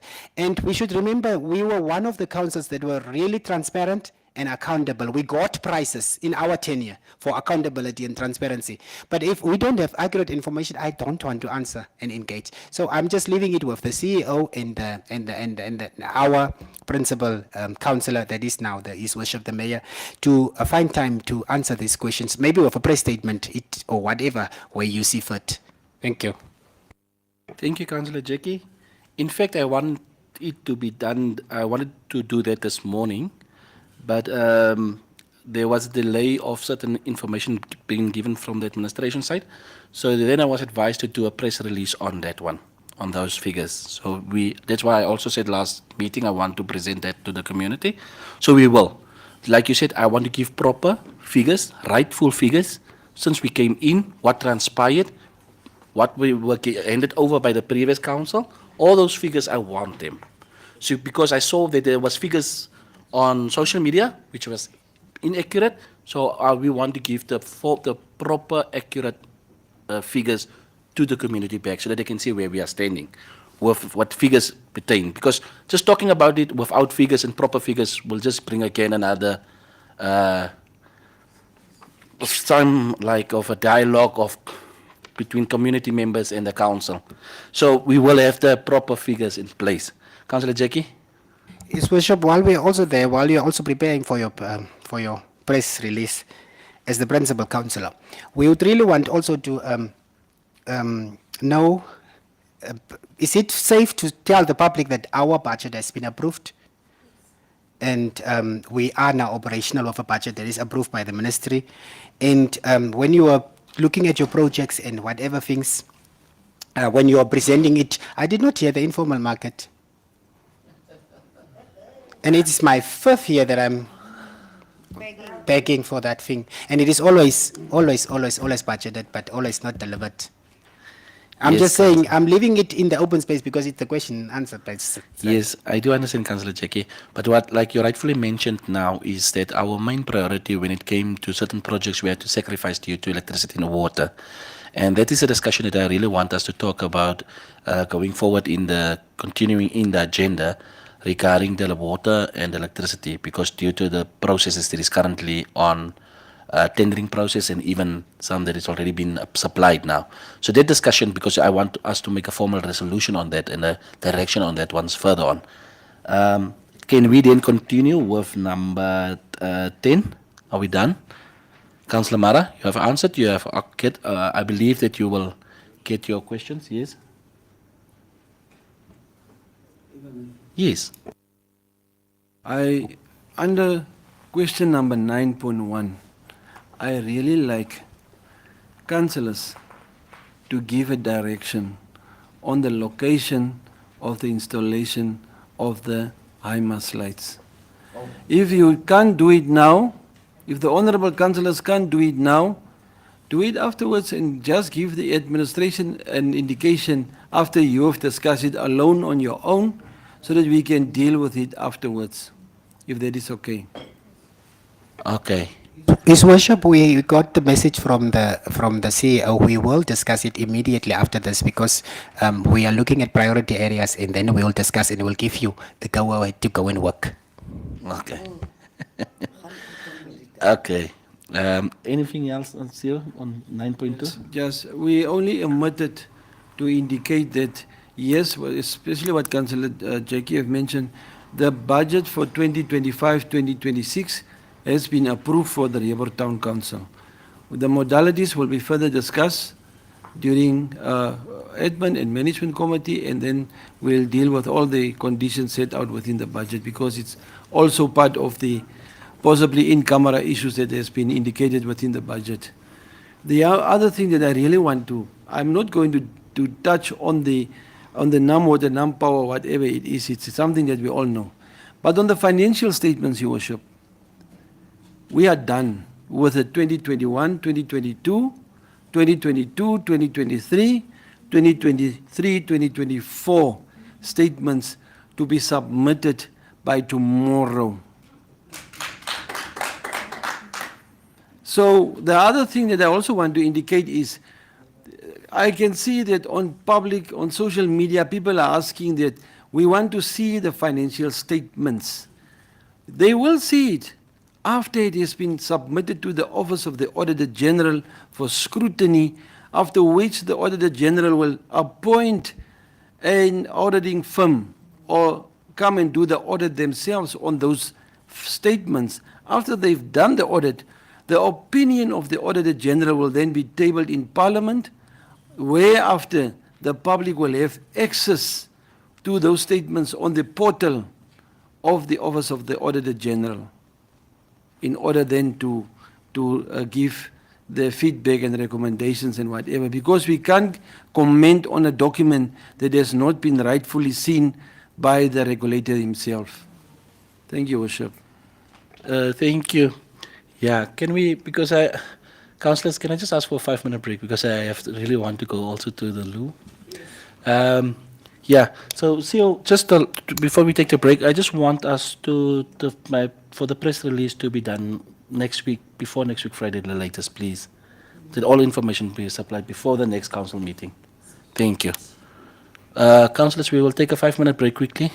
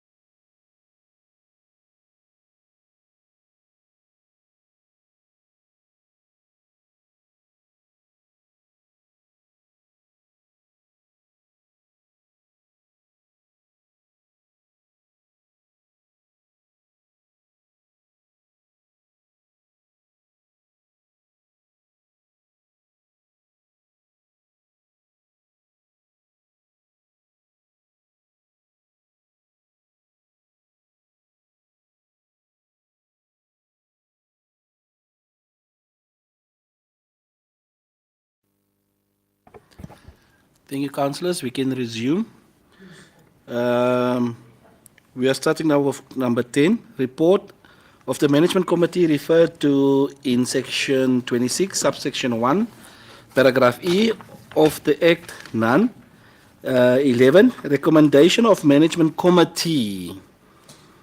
11.2, office of the chief executive officer. Then we will start with 11. Is it that way we bring in the other one? 2.1. Which is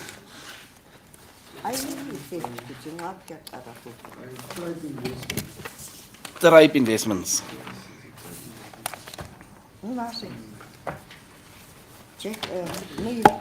Okay, thank you.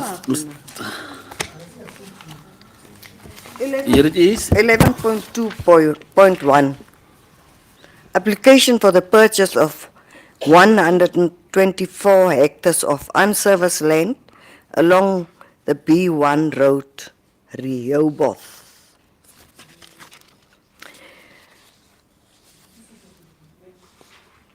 Cost to be borne. Now, I'm proposing that council consider selling the land at 30,000 Namibian dollar per hectare for all the residential and commercial, and 25,000 for the golf course area and the areas that roads will occupy. 62 hectares at 30,000 Namibian dollar is 1.860 million, and then 62 at 25,000 25,000 is 1,551 million. Therefore, the proposed purchase price is 3,410 Namibian dollars. The motivation for this request is that all of the town planning costs, surveying costs, design, construction, and installation of services will be fully borne by myself as a purchaser. This is now Mr. The tribe is Mr. Shumba.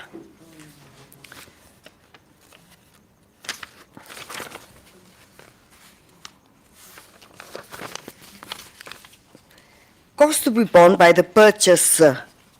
Number 1, geotechnical investigations 200,000, zoning and town planning 2.167 million, $750,000, Kamatu town planning and development, golf course design.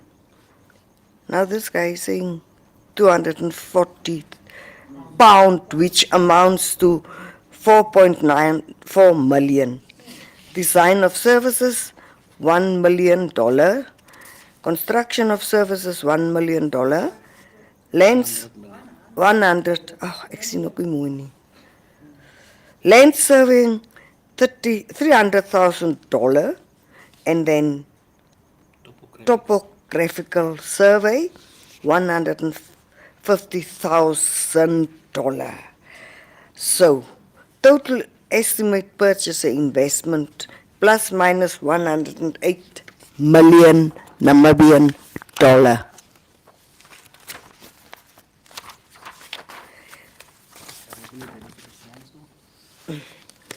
Revenue benefits to the council from the subdivision of the 124 hectares into approximately 1,000 erwin.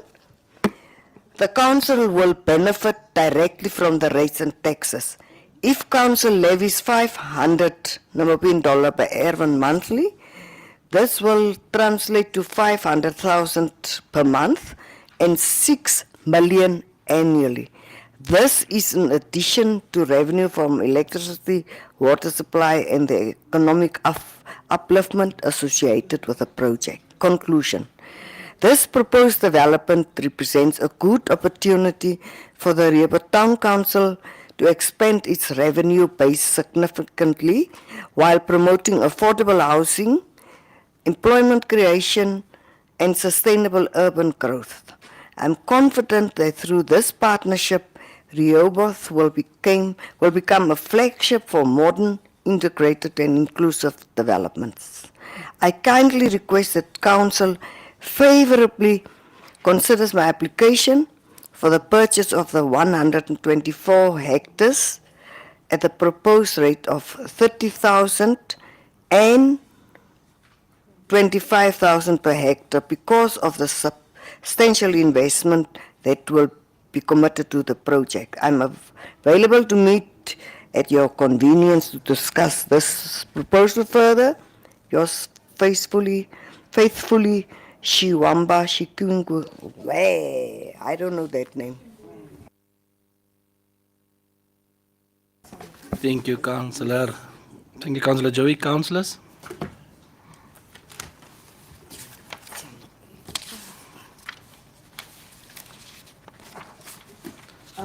Let me start, Mayor, if you permit. Yes. We had this, it's for the golf course. Rehoboth doesn't have a golf course. And it's an 18-hole, as I remember the day that he presented to us the proposed, yes. So, yeah, and then even people of Windhoek will come here, hold their tournaments here. Because it's not a 9-hole, it's an 18-hole. And then, apart from that, the kind of village, like Ellisonheim, the houses that will be built, and then straight away from that, council will receive rates and taxes, and we will also probably be responsible for water, and, or no, maybe not, water and electricity. So that's, in short, my substantiation. Thank you, Councillor MC. Councillors? Councillor Jackie Mara. Taye.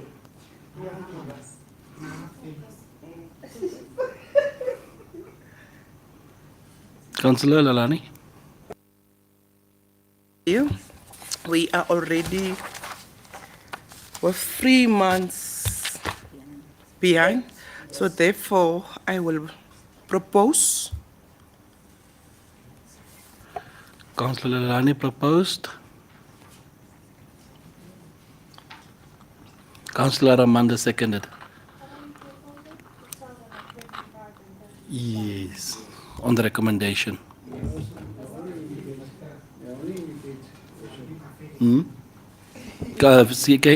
CEO? Although the proposal is accepted, we only have to go by the same provision as we went through all the other resolutions where conditions are put forth, ministerial approval are obtained, technical committees are established between them and us so that we can keep tabs on the ministerial approval on our side and the town planning on their side so that we can have a feasible fast track of these development. And then we can also put up a timeline, like as I've mentioned, with which we have benchmarked with the other towns, a timeline where commitment is made in order to make sure that this investment is feasible eventually. But then we will draft the proper resolution from us in this. And then we'll come back department. to us. Yeah, it has to be confirmed eventually. Yes. Thank you, Your Worship. So, I proceed with 11.2.2, special developments and agricultural land in Rehoboth, Townlands 302. Hold. Number 1. Ark Industries, size land 200 hectares. Sorry, MC Chair. I believe is this the one for Councillor Jackie? Special developments and agricultural land in the Rehoboth Township. It's a request that you have made. Townlands is ons. Ek is by Townlands. Ja. Ja, ek is by Townlands. Wat is dit? Hier is die papier. Neem jy papier? The lands like proposed ownership regarding townlands. Councillor You requested Jackie. for it.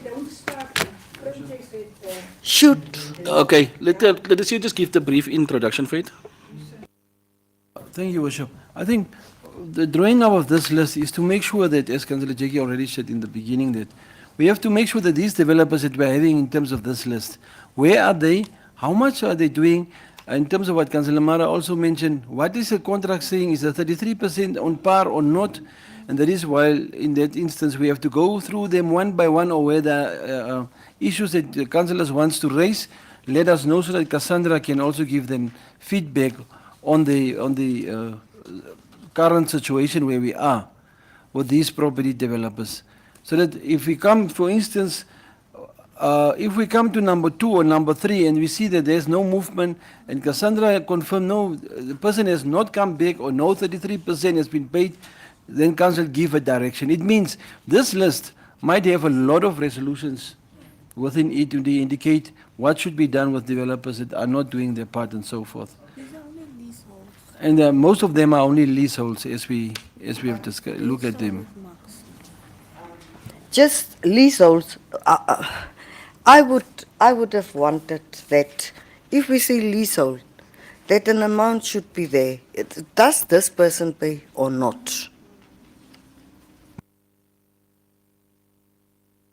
To suggest, if sorry, Councillor Jackie, that if a possibility that Cassandra can go through the list, with and then councillors can intervene where there is might be some discrepancies or something that irregularities that or something that we want to know about this specific agreement and so forth. His Worship, I would also like to suggest that when we have the list as council now, we are just going to mention the number and not the occupant. And then we are going to say for the intent of the project or the purpose of the project, the initial application, what was it for? And then we are going to say, but because some things are obvious, some things we don't have. Like number 1, we don't have that green city. So some things are obvious, some things we know it doesn't exist. So maybe with that said, I was also hoping that Townlands or maybe the properties division should must now work, and also the finance division should must now have a printout of this thing.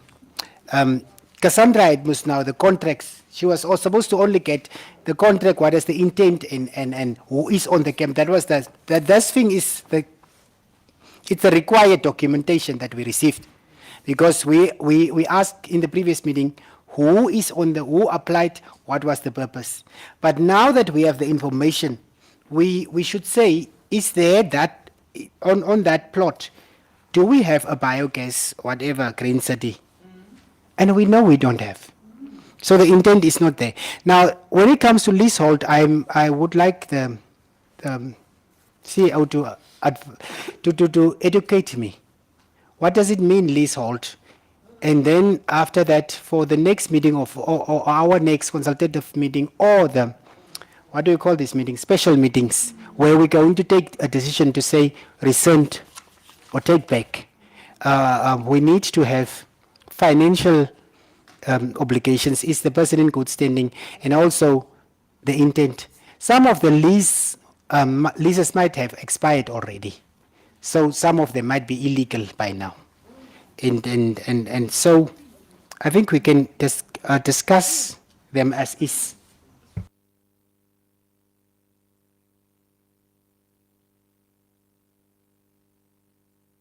Also observe that not all the plots are here. I know of a few plots and they are not here. And nothing is also going on those plots. We must just make sure if this list is complete.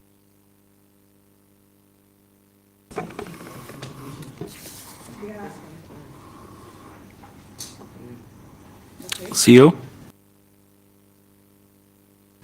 Thank you, Your Worship.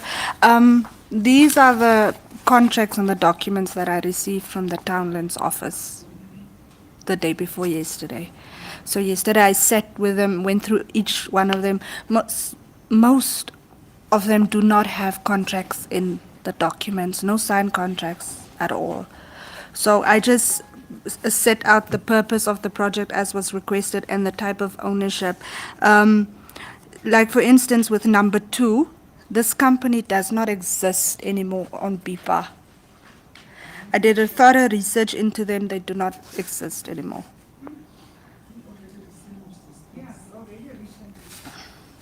So that must just now be applied because it still says leasehold. So these plots are plots that are next to the river? Or is it all around? All around. All around.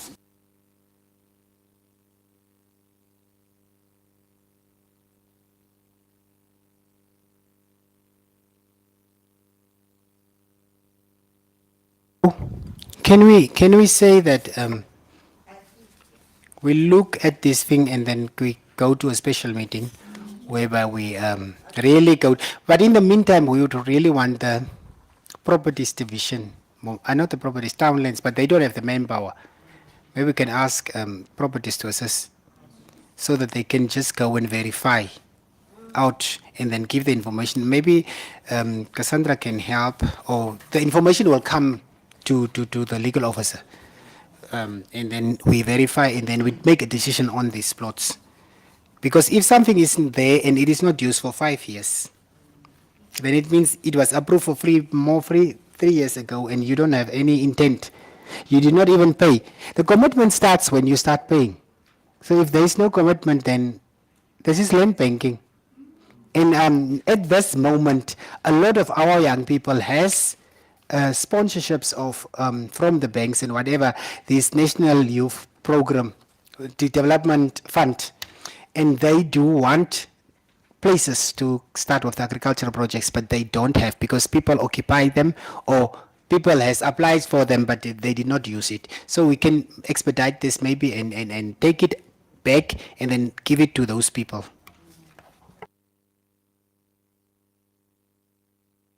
Okay, thank you. Councillor Mara? Thank you. You know, when I look at this list, let's take, for example, number 41. Ne?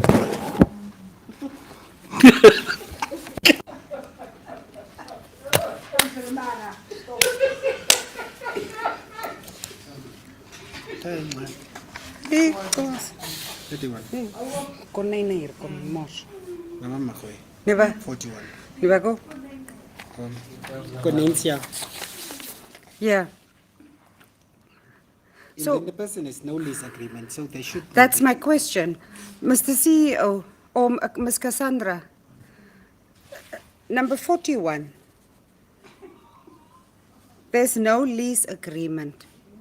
Now, are we serious in this, at this council? For how long is this that there is no lease agreement to do this rapid farming? Huh? Repertoire. And where is the rapid farm? Because I'm interested very much. As a councillor, I'm very much interested in number 41. Where should I go and check these rapids and take my kids in for fun day?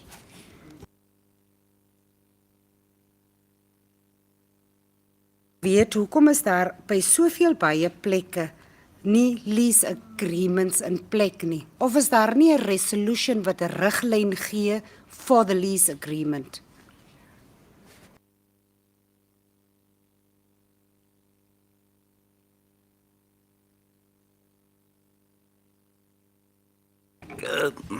Over to the CEO.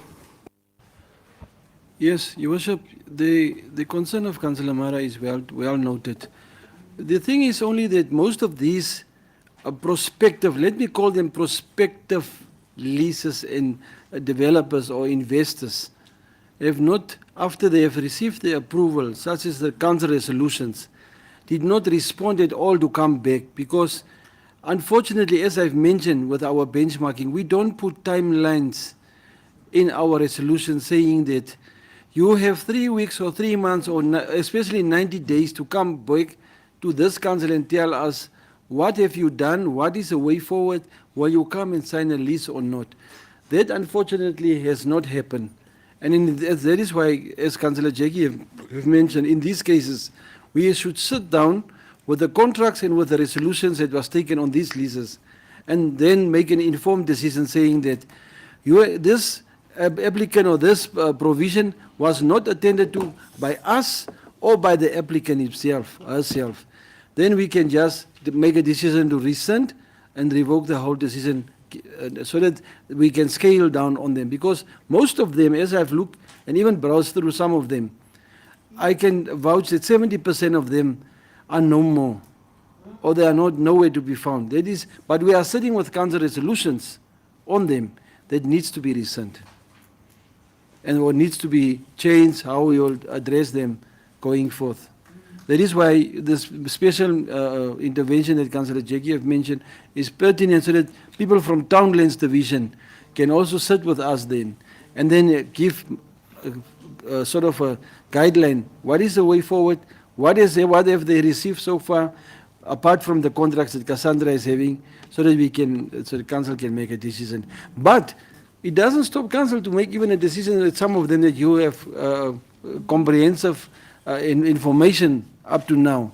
It will not matter. In order for us to, it will even make our work much better and lesser and all those kind of things. Thank you, Your Worship. Councillor Mara. Yeah, but I think let's go back to number 41. How does it work? You know, to establish this, is this the size 1? The hectare is 1. Is there a formal application to do this business, or did it went through this chair, my chair? Did I approve this? Yes, because I want to see, especially on 41, the approval. You know, the recommendation up to the resolution for this number 41. And is it not available somewhere in your computer?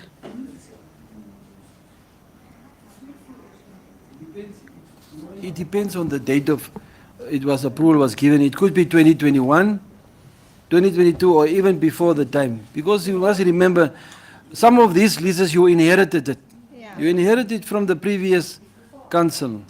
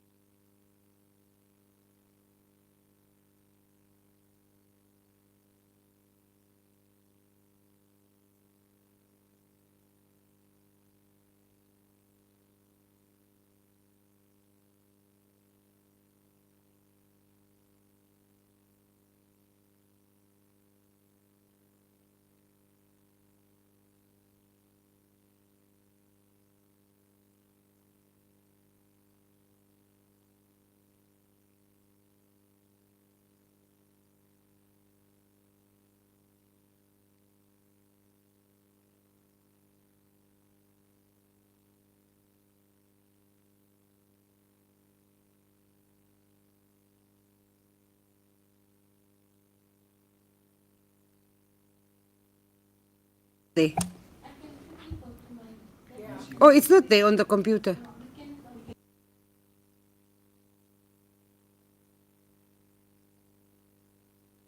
Hy recommendations sien hoe hy gekom en hoe sy geresolute dat hy vandag nou nog op 'n say I was in an English meeting that it's still on a no lease agreement. So I want to see the start, how it went until now.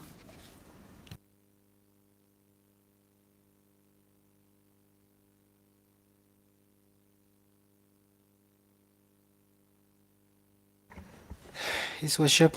Can we continue then on the others while we are waiting for this?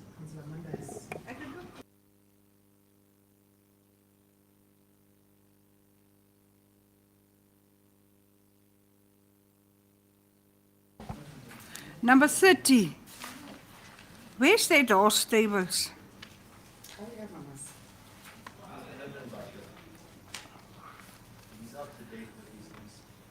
Up to, but they said lease not signed. Oh, okay.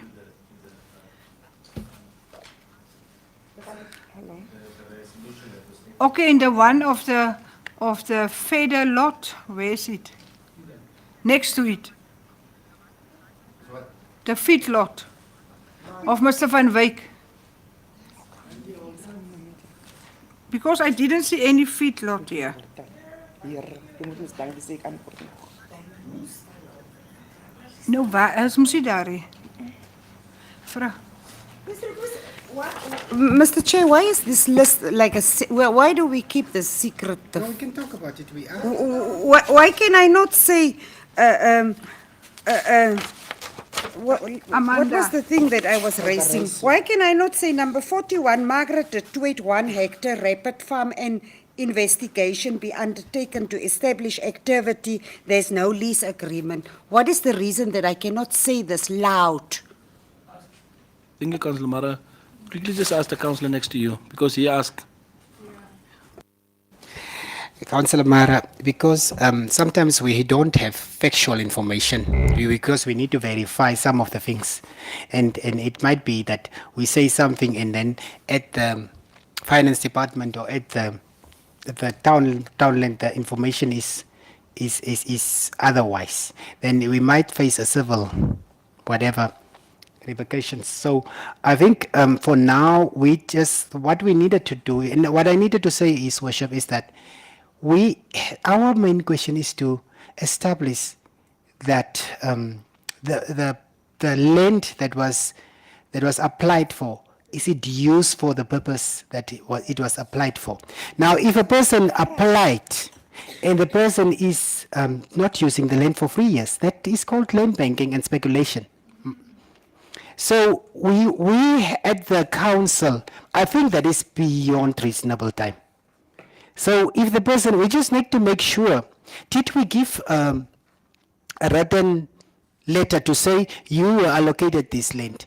Now if we did that it means we are in agreement with you. Did you sign the lease? Now the moment when no lease is signed, there is no agreement. So which means the land belonged to the council. So we don't even talk about those things because the person doesn't have a lease agreement signed. So those are the things that we need to look at. So there's a lot of things going on here. And some of what I'm seeing here, it's more than 40, maybe 50, 46, nearly 50 plots that is allocated. And with that, some of the people have just taken that area for their children's children. And it is happening in our townlands already. It happens in the camps that we are having, that people will go there and when they die, the son is taking over and it's a family farm. And we are looking at ways how the whole community can benefit from the resources of the town.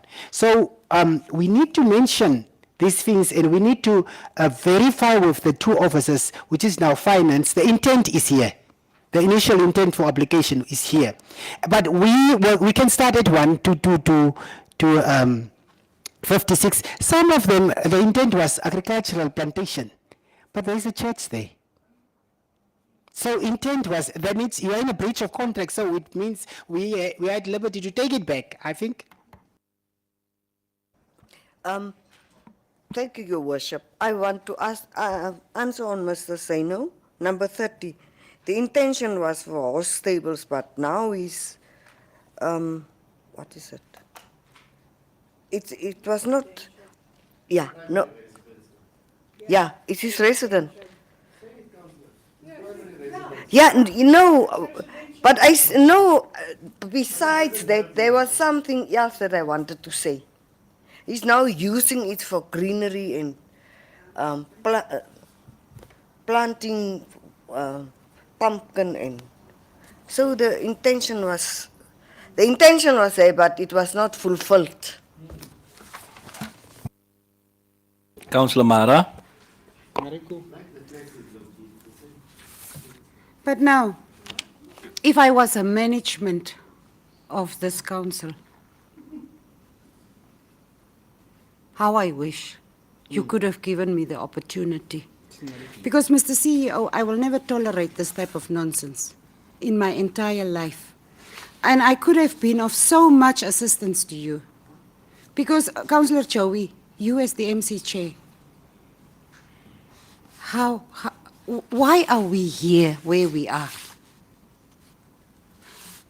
My sister en ek sê dit met respek. Hoekom is ons hier waar ons is? I haven't received it. Siri Meyer wat so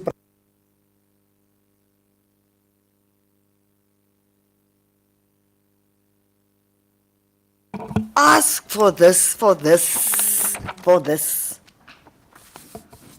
We're going to do as from this point. Now, today. This is a council decision to be taken, not man. This is a council decision to be taken, not management. Management recommend and council decide. Sometimes council needs to take note. You know most that we need to take note sometimes. But with this one, Mr. Chair, Your Worship, I think this is a serious one. Because the minute that we are going to leave this paper today, we will not tackle it ever again. Because we still have 24 hours left on these black seats. So let's tackle this one. Leave the special meeting nonsense out. Let's tackle it one by one. Arc Industries, MC, start. As far as I'm concerned, Councillors, MC Chair, just wait a bit. Councillor Amanda's hand was raised. I want to say my say. No, Councillor Chair. No, you cannot stop me. As far as I'm concerned, there are people getting paid for this and they report to somebody else. And that Rudolph, whoever, must come and report to us. Otherwise, we are told, remember when we went to the, what's his name, camps? We were told that we interfere. We were not told that. I was told that by the CEO. I shouldn't go there again. MC Chair, your role today, I want to see your role in this. It's a councillor's roles. Mister? No, sorry, sir. Councillor Amanda. Thank you, Your Worship. I have only two questions.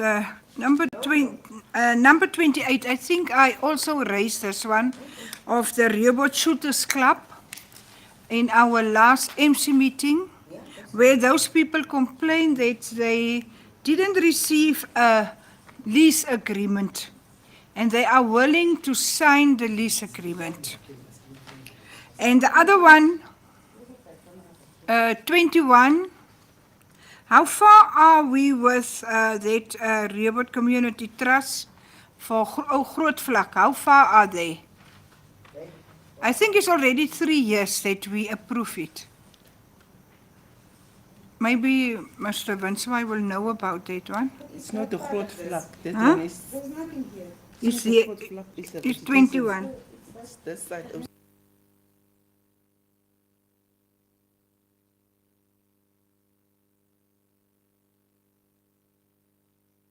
Councillors, can we please just put on your mics when you're having a discussion?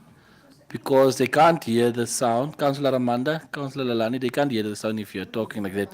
Please switch on your mics if you want to discuss. Councillors, what I'm seeing here is, this is a bit, for me, inaccurate information to have this type of discussion. I want more information because this is not in order. At the ownership at the leasehold, I want to see what is the amount that they are outstanding. What is the period of time that the contracts? What is the period of time that they were there? I believe that the data recorded by Townlands can be much more accurate and much more proper, so that we can discuss it that manner.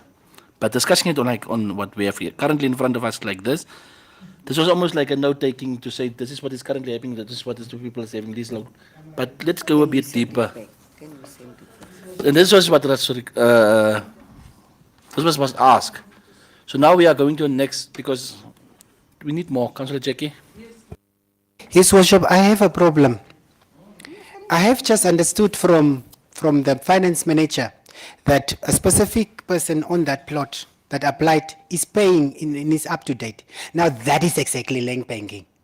Because the intention was not to build a house there. And the agreement between me and as the council and him was not to build a house and make it a primary residence for him and his family. Because I'm in block F38 and I also want a plot outside. And then I also want to apply in, my intention to apply is to say, no, actually I want to start babysitting crèche thing where you can drop your babies in the morning and come and pick them in the afternoon. But then again, I just make it a plot for my family. So at the end of the day, my family is having a plot in a house in Rehoboth. So I think those things should be tackled and those people should be told, even if they are in good standing, that the intention is wrong, and that is a breach of contract in itself, because we breached the contract. The contract was between council and you to say you are going to start a plantation, you are going to start whatever thing that you want to start. So with that said, most of them are in are not in are making that a holiday plot and not for they are not using it for the intended application that they made to us.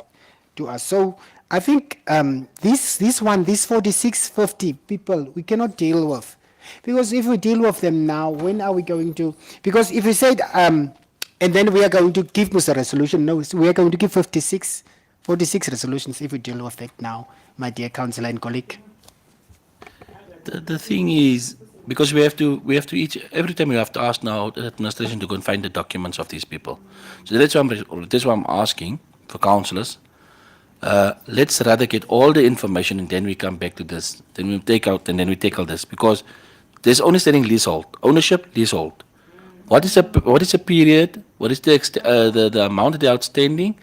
What was the intent really? And then we have when you have all the breakdown, then we can make proper decisions. Because otherwise, it's 46 that you have to ask every time now information on. Yes, councillor.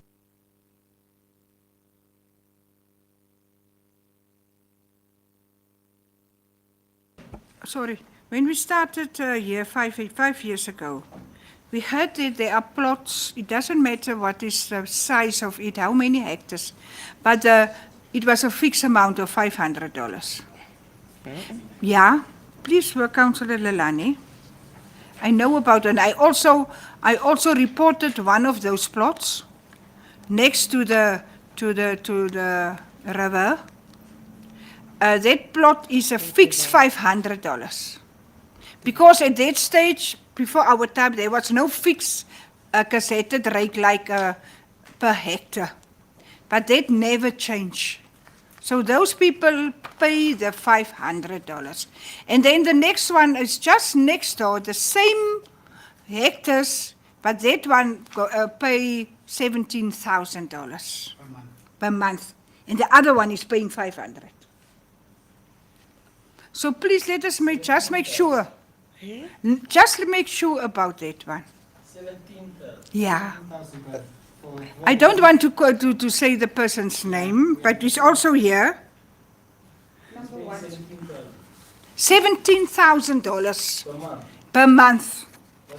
And the other one is for, I think it's 10 or 15 hectares. Yeah. Which that one is 7. Where is it now? Number 38. Yeah, no, don't call the name. And the other one next to it. And the other one is, where is it now? 36. Was grow. Is the one for the 500. Because I already mentioned it to our previous CEO.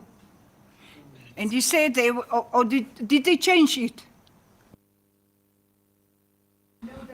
Okay, in terms of 36, I have also spoken to Townlands already, even during our budget deliberations, our tariffs and so on, that they should be calling in the lessee and inform them of an addendum to be put to their contract, which aligns to the current tariffs of this council.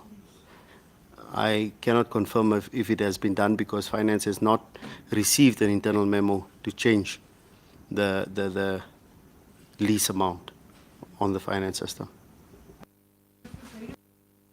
Ask, this is the one that I know about. What about the others?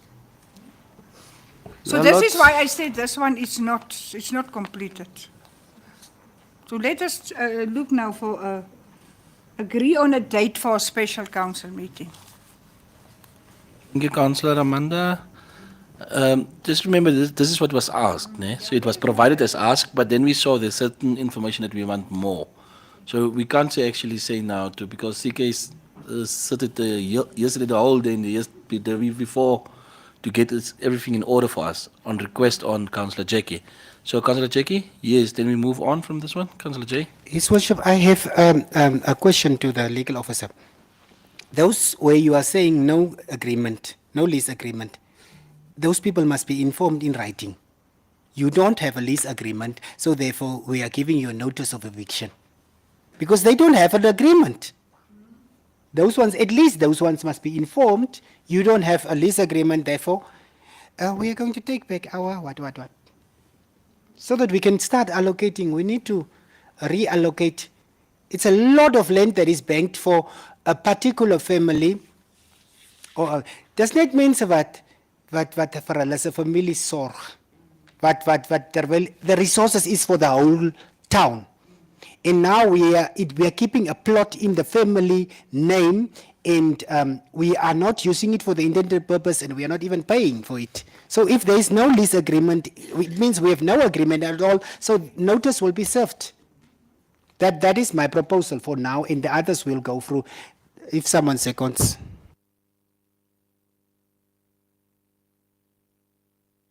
Councillor Mara, your mic, please. Thank you. Yeah, if we could look at this a special date for, further discussion on this.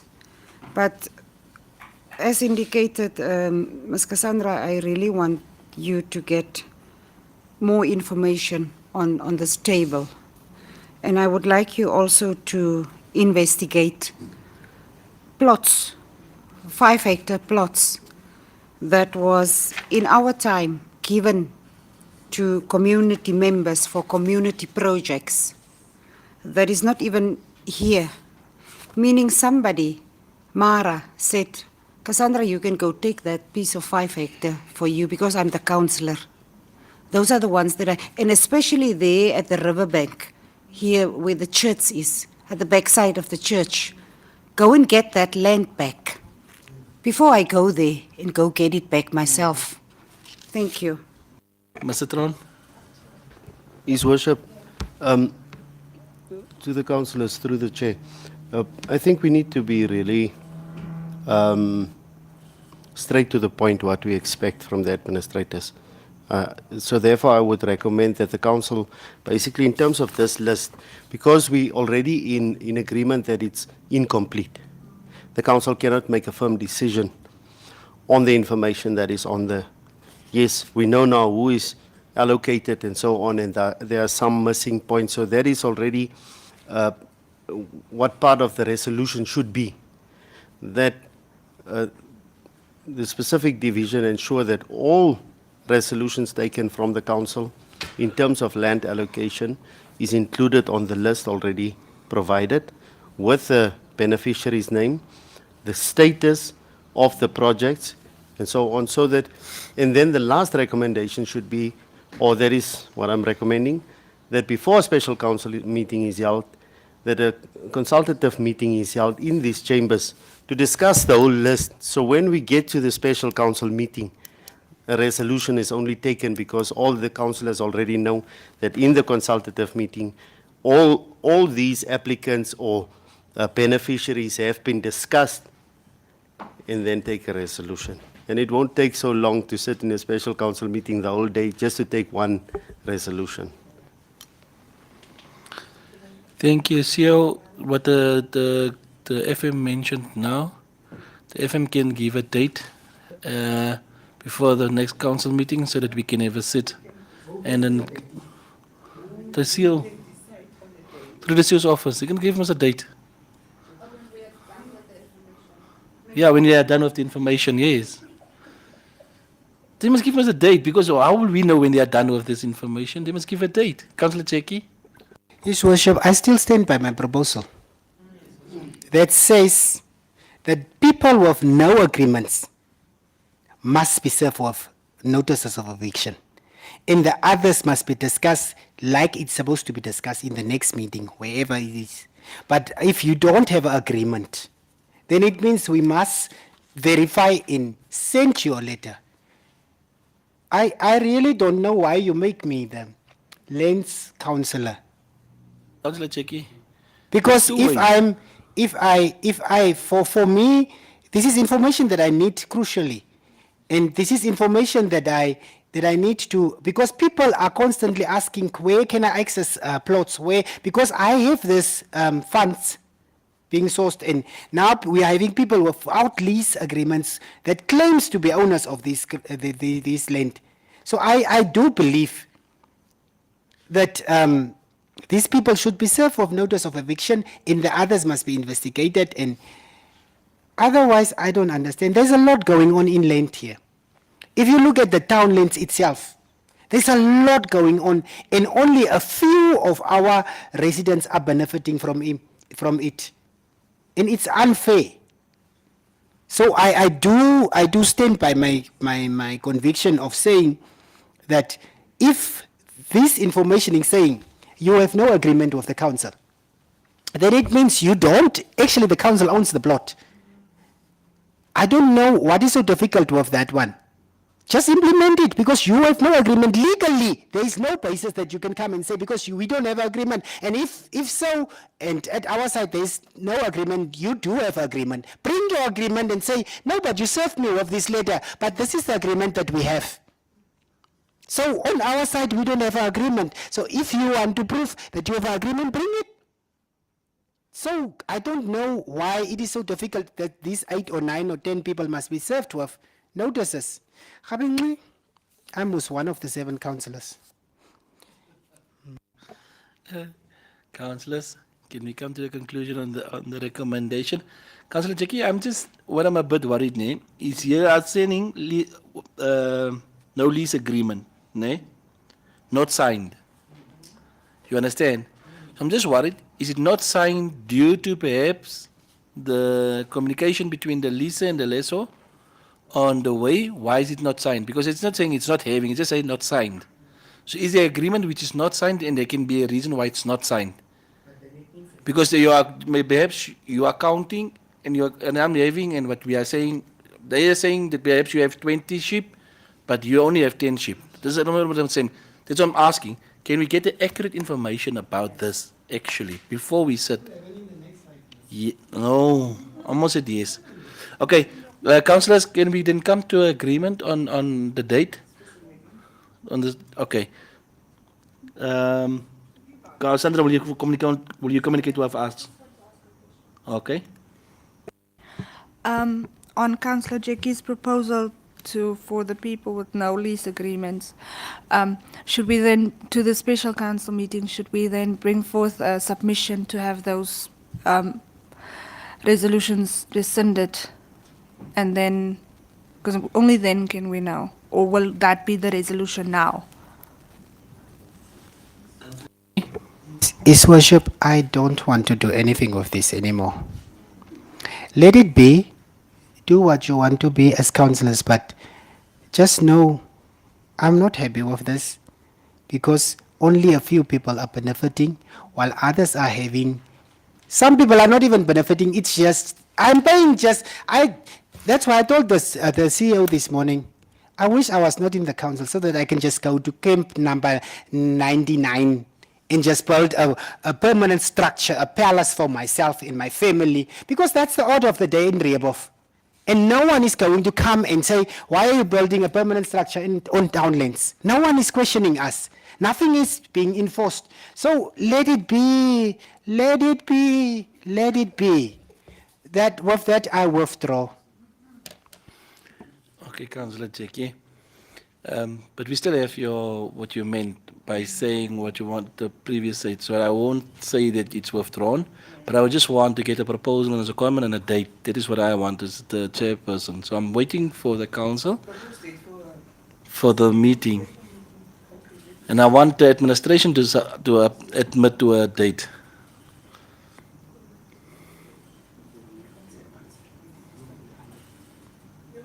Because it's them that must provide the information, so I want from them a date. No, Councillor Jackie, you have withdrawn.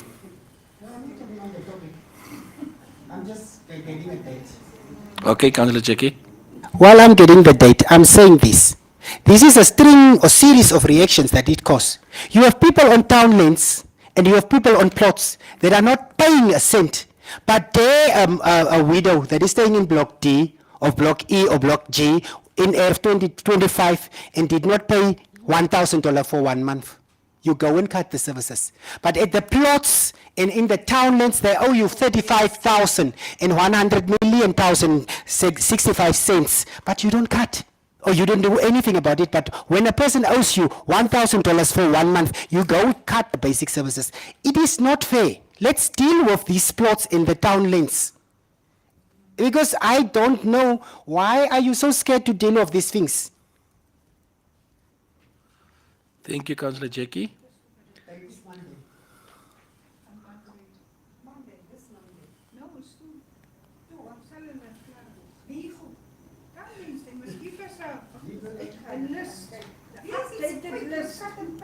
You are done. It is there. By Friday, you can receive the email. By Friday, Monday, you are ready. Tomorrow is Friday, Councillor Mara. Yes. End of Friday. What about Okay. And if they're working, you can just go into and then pay whatever thing. Why not? What about the 10th? Next week, Monday. Is it too far? Okay. I'm not sitting in special meeting. I'm saying, vote for me so that I can sit here. Five, the 1st for next week, Wednesday. Councillor Amanda, can I have a proposal? Councillor, can I have a proposal as a comment? The administration will give us a date when you're done. I want to give that responsibility. Yes. Propose as a con. No, propose that a meeting must be held. We must decide on a date. Decide. On the Some of us are not available because some of us are working.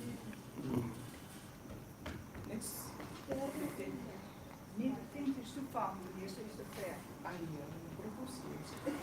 That's what I'm asking, because Councillor Mara is giving a date. You're giving him a different date. That's why I'm saying give it to the administration that is having that date. The 5th. The 5th, the councillors are working on the 5th. Can we do it on the 5th, as she's saying, at 6? Niet toch alsjeblieft, Councillor Mara. Even in de namiddag. Ja, maar jullie moeten maar ergens komen. Dan ben je weer zo late. Ik zei het al, Councillor Amanda is al weer zo late.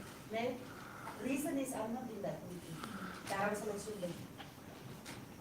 Wat ik eigenlijk... Aldune, Cassandra, is whatever was given there by this council to somebody, I want you to go take it back.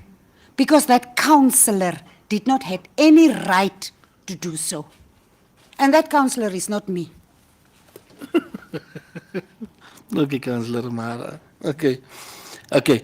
So, the 5th, 6 o'clock. There's a date and a time. 6 o'clock. What date? What time then?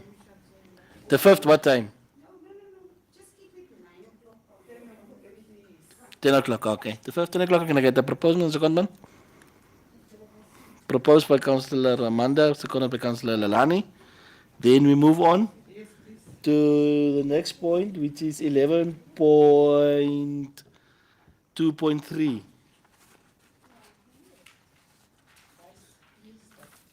Eleven point 2.3, it's on the record for all legal occupants amount to livestock on the camp of River Townlands, number 302. In addition, the percentage of land stock and results comments. Camp 1, 1,876 hectare. Illegal 1, legal 5, livestock, large stock is 58. Small stock is 327. Percentage of land stock 197%. Land overstocked. No, this is just for note taking. And this was just information shared to the council regarding what is going on our townlands. This was just for information sharing. Yeah, you must go through and see what is going on your townlands, what is really happening there. What happened, Your Worship, with the illegal people? Then council must give a direction to say what must happen to the illegal people, what Councillor Jekyll already mentioned, because doesn't the former one is hand in hand together. It's actually the same. It's just this one is the figures on the townlands. Yes. Yes. So there must be a decision that council must make within that meeting of next week on the 5th, together with this one. What is the way forward? What is going to happen on the day with the figures looking like this? Percentage of the land stock, and how many illegal people are there? How many illegals are there? How many large stock are there? How many small stock are there? This is all together with that.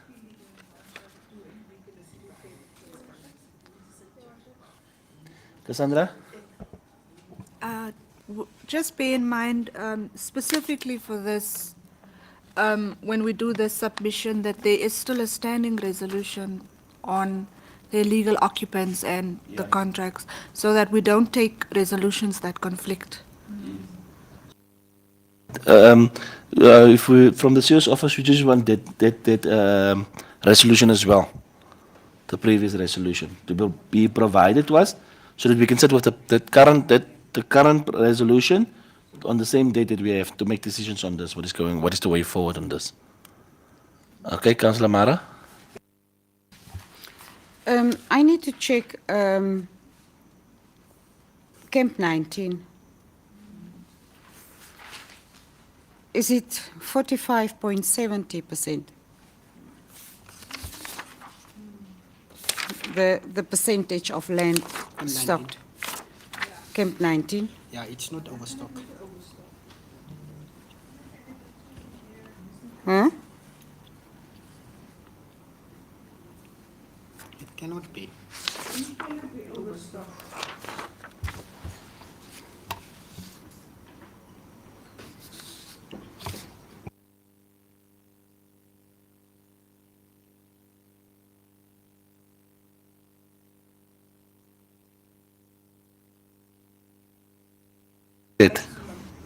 What camp number? Them came the last one.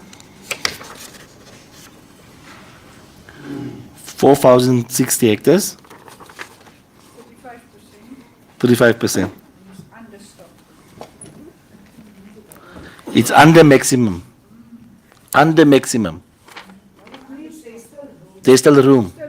Then the same as we also have in Camp 19. Huh? En Camp 19 was dan so dieselfde wees, ook maar net vir die 40% stok, nog nie anders nie. Camp 19. 2,450 hectare. 45% land overstock. It also depends not on the size that you are seeing, it also depends on the grazing area. Availability of grass. Point which I would like to bring out is, let's say Camp 10, Camp 2, Camp 10, Camp 12, 15, It's 14 also. and 19, which is like they are actually under maximum stock capacity stocked, meaning why do you overstock some of the camps while you have still room within? And to me, it doesn't make sense if you know, let's say in Camp 3, there's 13 illegal ones, but the legal ones is 12.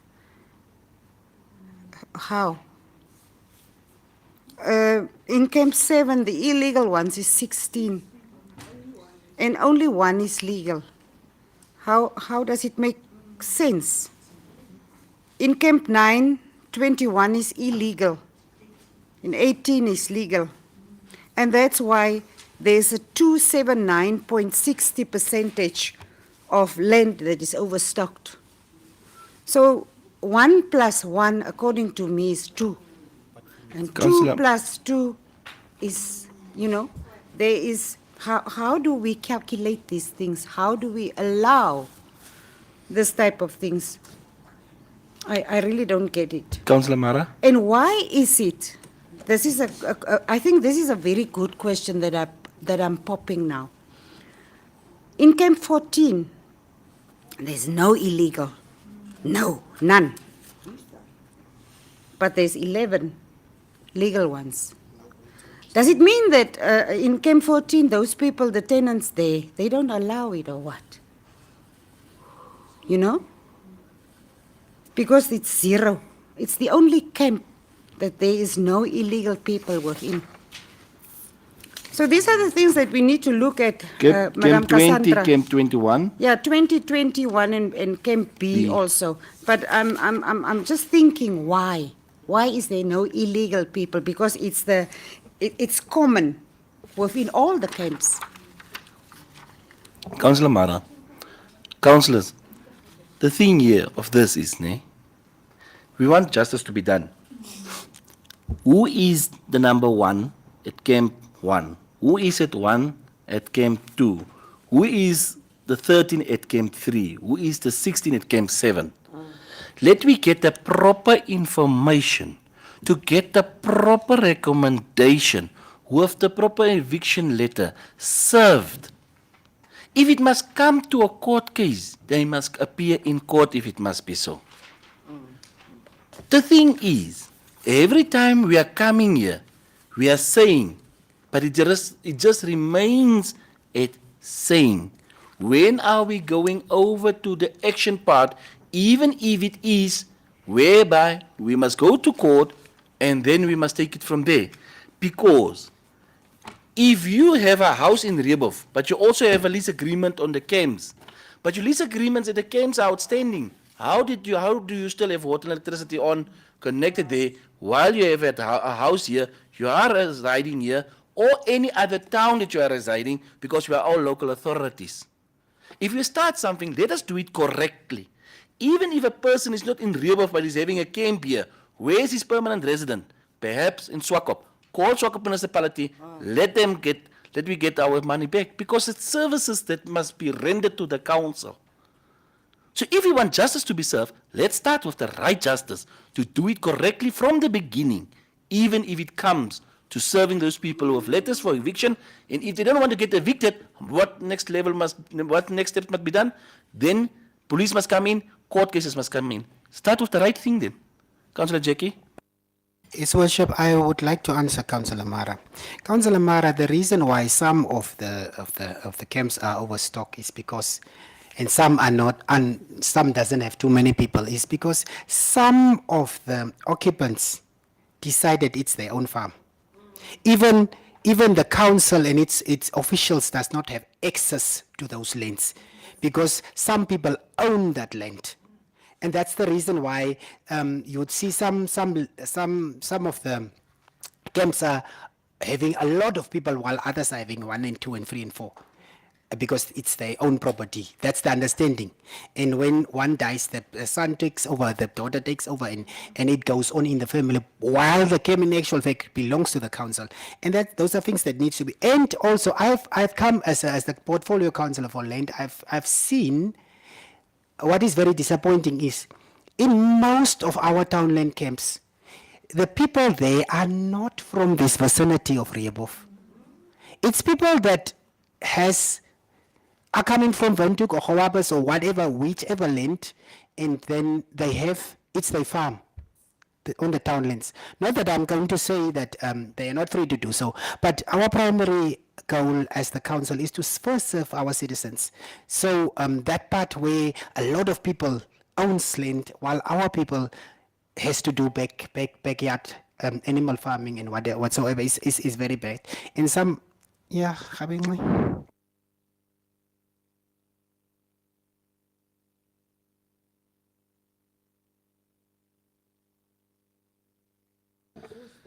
Councillor, like I said, councillors, if we want to tackle this, let's tackle it then from the right perspective and start with the right thing to do here.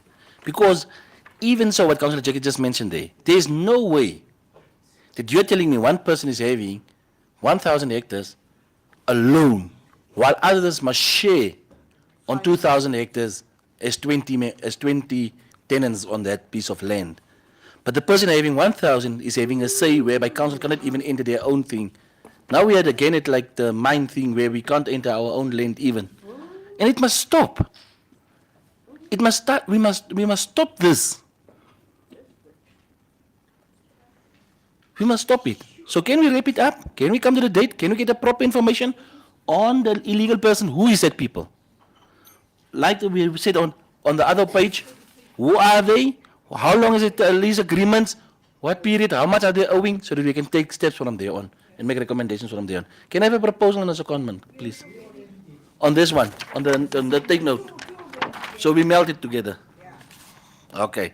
Then we move over then to 11.3, Department of the Finance, none.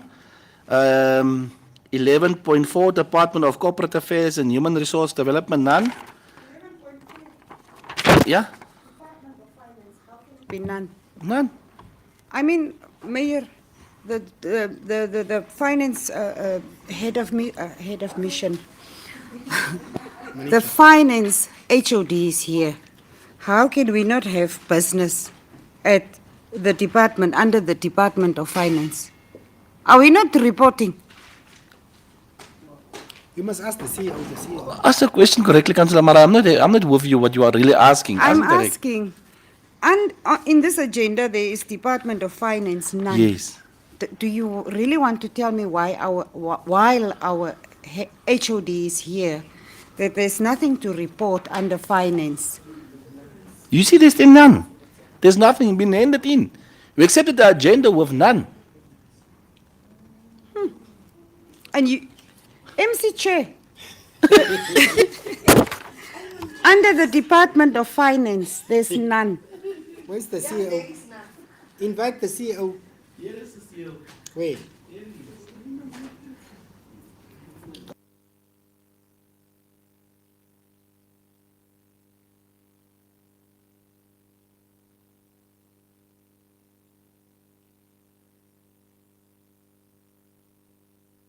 Mara, Councillor Mara, ask the question correctly so that I can answer you.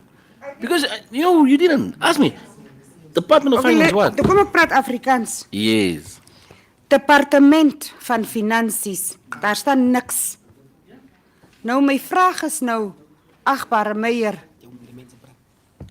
en aan die management committee, terwyl die head van die departement hier sit, hoe kan ons onder daardie departement niks het nie? Report ons dan nie on a monthly base within a OCM. What is happening in finance? How can it be none? But now, Mayor, you are telling me that we accepted this agenda with that word none. None. Then we need to keep on. No, with none. that's not what I'm saying. Understand what I'm saying? We accepted the agenda with none. There's nothing that is here currently in front of us. There's nothing. So you are asking, why is there no reports from the finance department? Okay, my question is to the CEO. CEO, Councillor Mara is asking, there is none, there's no from Department of Finance, there's nothing. There's no report on the finance department.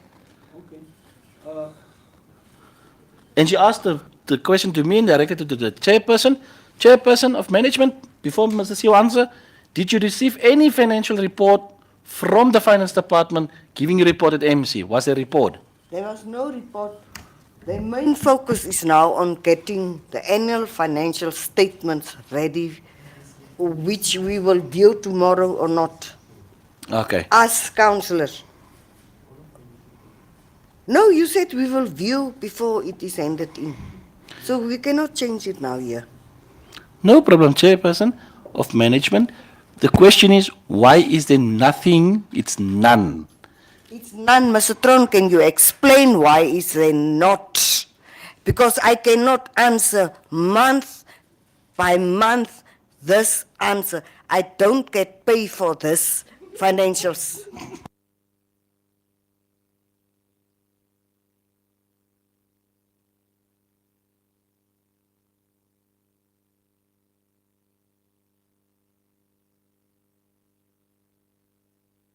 CEO.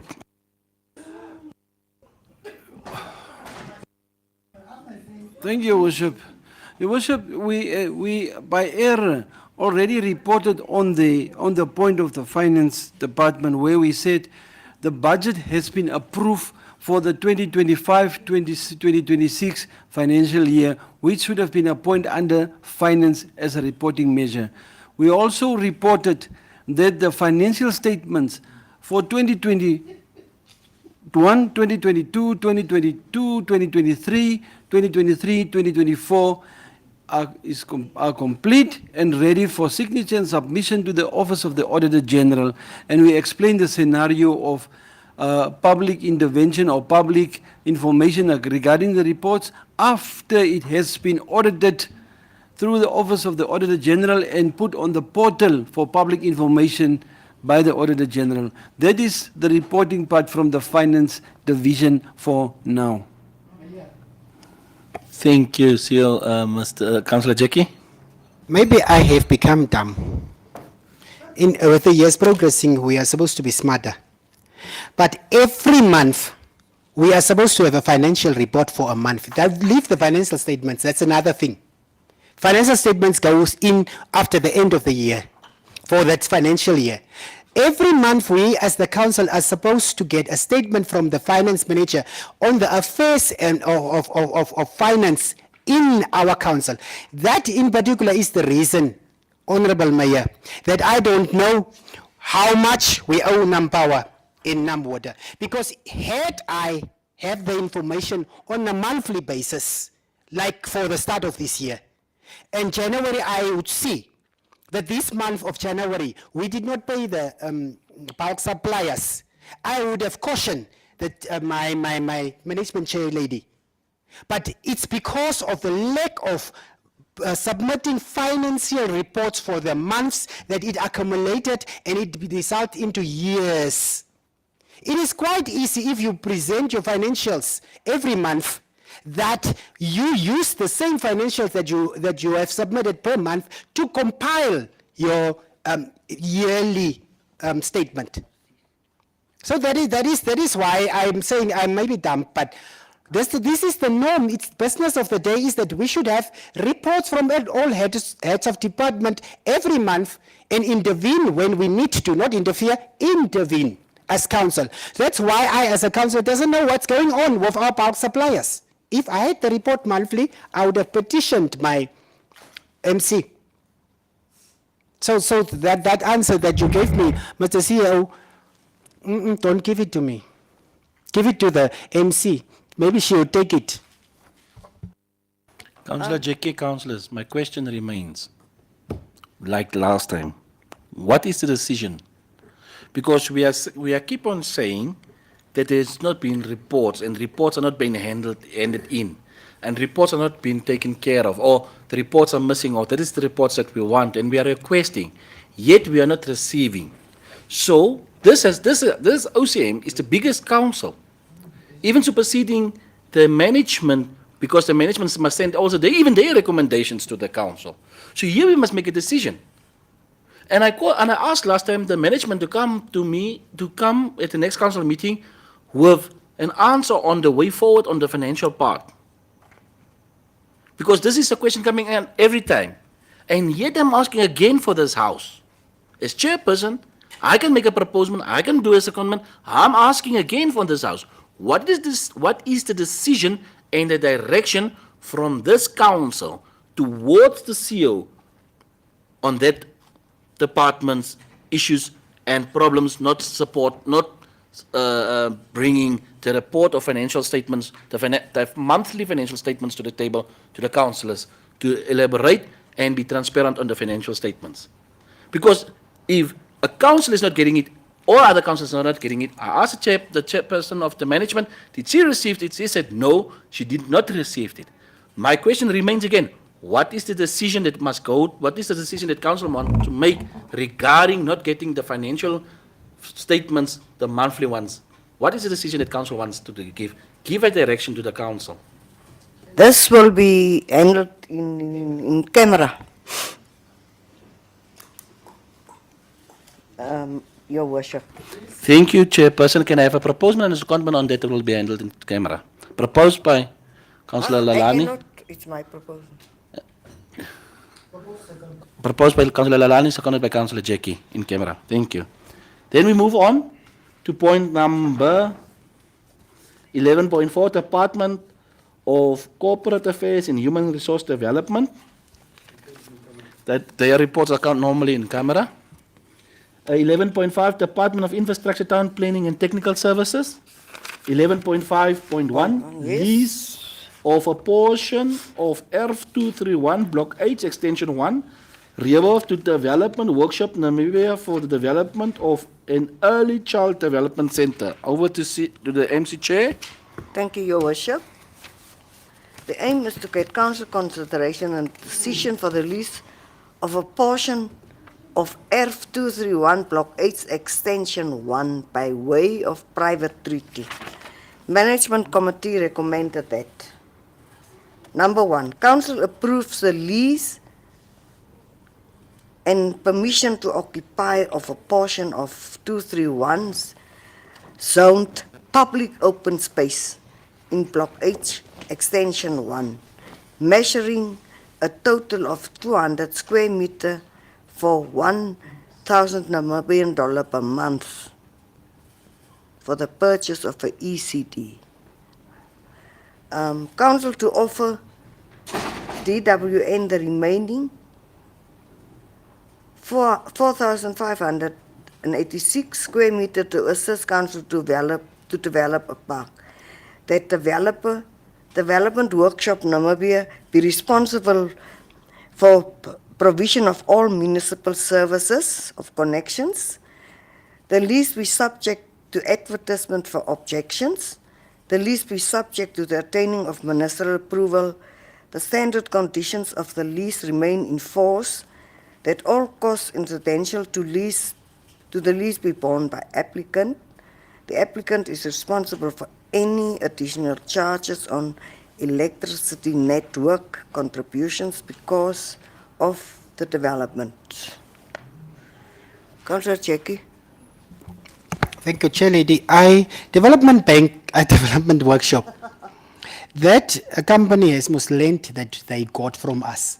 Why don't they use, and they are selling the land to the residents. Why don't they use the land to their own land, the one that they own, that they are selling to other people of our residents, and to build this thing?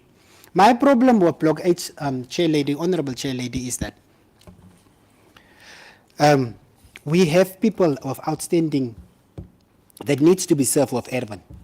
Now we are giving development workshop has land that they got from the council so they can provide land to the people. So can they not use that one? I'm just asking. Mr. Do you want to explain or can we? Yes, it's a valid question asked by the councillor. Yeah. The area that they have been allocated to can be used, but then those areas that have been allocated to them are in partnership with the Rehoboth Town Council, Extension I think it's extension 9 and 10, which is primarily for the selling, servicing and selling of land through a partnership deal. Now this one, they only want their own land sort of to put up a early childhood development center, which unfortunately they will not be able to be doing that. But I'm also concurring with the councillor in terms of the size also. It's quite big. Even if we could have, if we could have considered, it should have been a smaller size in fact. But 4,000, is it 4,000? 4,586 square meters is quite big, I agree.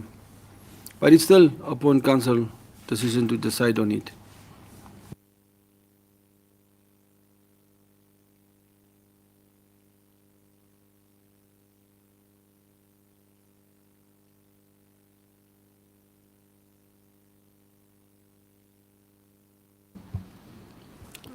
Thank you, MC. As much as this town needs the ECD center, I really do not think that size make any sense. Councillor Jakey indicated that they do have their own land. So why are they not using this own land of them? Therefore, the MC approves the lease. And I think, yeah, the management committee recommend that council should approve, but unfortunately I am not able to approve unless we maybe vote for this, because they have their own land. And then if they can use the ECD on their own land, so we need to decline this, the request. Is it your proposal to decline it? Okay, councillors?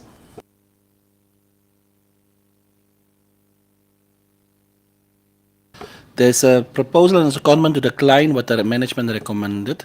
Is there any counter approach? None? None? Then it's declined. Council decision. Thank you.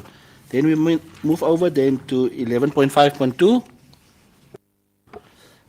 Sale of extension 11, block E, Rebov to Novus Business Consulting CC to the private services land for low and middle income housing and infrastructure development through private treaty.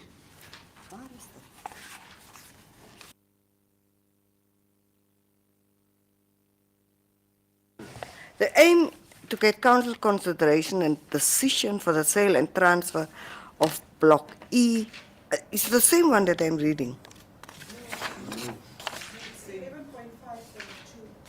Oh, okay. All right. And decision for the sale and transfer of Block E extension 11 by way of private treaty. Now, I'm getting there, my people. Management committee recommended. Council approved the sale of Erwin 3044 to 3158 and then 3160 to 3166. In total is 122 Erwin. Zone single residential in Block E extension 11, measuring a total of 59,806 square meter or 5.9 hectare for $31.50 per square meter, resulting in a total of 1.8 million. Purchase price to the Novus Business Consulting. That Novus Business Consulting CC be responsible for provision of all bulk services. That Novus Consulting Services CC be responsible for the construction of a pump station that will cater for the surrounding extensions, number 9, 10, 13, and 14 respectively. That Novus Business Consulting CC pays a 33% deposit before ministerial approval is requested, and the other payment be paid within 60 calendar days after ministerial approval is obtained, before any transfers take place. Failure With these, council will revoke its decision and the applicant will forfeit the 33% deposit paid. The sale be subject to advertisement for objections. The sale will be subject to the attaining of municipal approval. The standard conditions on the sale and transfer remain in force. That all costs incidental to the sale and transfer be borne by the applicants. That preliminary and preparation works for the development of Block E Extension 11 be discussed by Novus Business Consulting, CC and the Rehoboth Town Council Steering Committee for Townships Development. The applicant is responsible for any additional charges on electricity network contributions resulting from the development. Refer to council. Thank you, MC Chair. Councillors, it's open for discussion. Councillor Jackie. Yes, Worship, I want to know extension 11 is where in Block E. I have a problem. Is it the gazetted costs that we have for the Erwin there? Jackie, if I look at, because I also looked at it, if I look at it, it's a counter that they gave. That's what they counted as. It's an offer that they made. It's counter offer from them. Because on $31.50 per square, it's actually lower.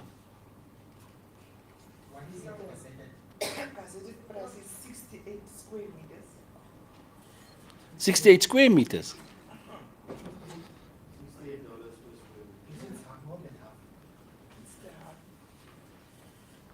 It's half. Where do you get the square meters? The gazetted price rate? Hoe was hier dan? Was nog niet daar. Waar is het of? Huh? Hoezo wat CEO? No, since I was not here at the time, is it one of the people that made the presentation to council? Novice Berling, Yeah. did they make the presentation? Oh, I'm just asking.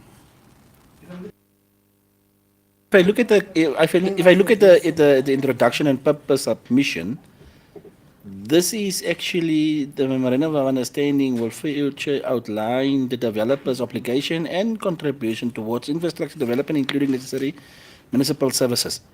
So if I go through that, it seems to me that our administration already worked through it, because if I can read his proposal and I read the proposal of the administration, Oh. they accepted his proposal, his offer. Administration Management Committee recommended to the MC to refer to Management Committee, and then Management Committee also accepted the offer and referred it to the council. So it's an offer that they made. So I just have to get what is the gazetted tariff, because it can't be 68, because not even this side it was 68. This side it was 48. So which? Because it's virgin land, that they put up the proposal because they are willing to put up a pump station also on behalf of the council. No, that will cater for extension 9, 10 and 11. But yes, that is normally what developers are doing. They make a proposal for virgin land against the proposed tariffs. But once they come down mitigating the lower tariffs, is that they want to do something else also in conjunction with what they were trying to, apart from putting in services. Now they are proposing a pump station. But what I'm trying to say is it comprises more out of 122 Erwin that they wants to have. The last time, as I remember, even to NHE, the council even give not even 100 Erwin to NHE, just to see how the progress would have been and so forth. So when they did the presentation at the time, did we ask these type of questions when they said they are prepared to put up a pump station, or did they not say it at the time and just come in with a proposal now? These are some of the questions that should have been asked by the RIC, the investment committee, for instance, when they look at these things. But once a developer proposes a lower tariff, it means they are willing to assist with something else, which they are saying now. They want to assist with the pump station. But then the necessity for it should be determined. And that is why the recommendation comes with it, that they say that they will put up a pump station, but I don't see it in the, I'm not sure whether it's in the recommendation itself for the construction of a pump station. Once we give you these properties, provision for all bulk services on point 2, that Novus will be responsible for the construction of a pump station that will cater for the surrounding extension 9, 10, 13, and 14 respectively. That is my case, Your Worship. Thank you, CEO. Councillors? Councillor Mara? Mr. CEO, the surrounding extensions 9, 10, 13 and 14 are already served by a well-done pump station. So that is not something that we need to consider as something that they are putting there as an incentive. Now, if we look at the virgin land aspect based on the 122 urban, of which we will get 1.8, isn't it? Unfortunately, I think we can make more millions on 122 urban if we give the correct gazetted rate. We can nearly make 8 million on this. But those are just some of my issues. My main issue is, it is time, councillors, now that we should really concentrate on the number 4. And there the 33% is coming in. We cannot do any business anymore on this 33 at the end of our assignment period, because we are waiting on the list for all the 33 percentages. So we need to really stop now with this recitatie. Is Mr. Recitatie hierdie? Whoever pays a 33% deposit before ministerial approval, we are not there anymore. Time is up, our time is up, so we cannot push this thing through now while we are waiting for so many 33 percentages and we don't have a report of that. But to go back to my initial point, we could have made, we must make more money on this 122 urban, and unfortunately those extensions are already being served by a proper pump station. Extensions 9, 10, 13 and 14. Thank you.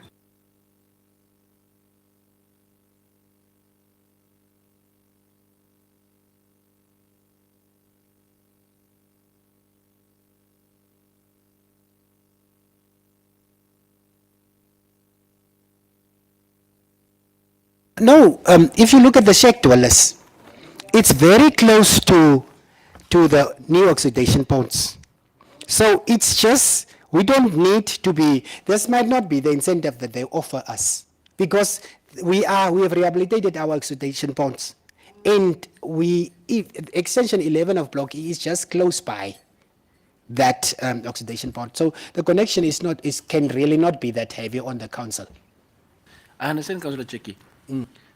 My only question here is on this, on the sale of land. This is my question. If a person pays the gazetted tariff for this piece of land as is, because it's an unserviced land, remember this is unserviced land.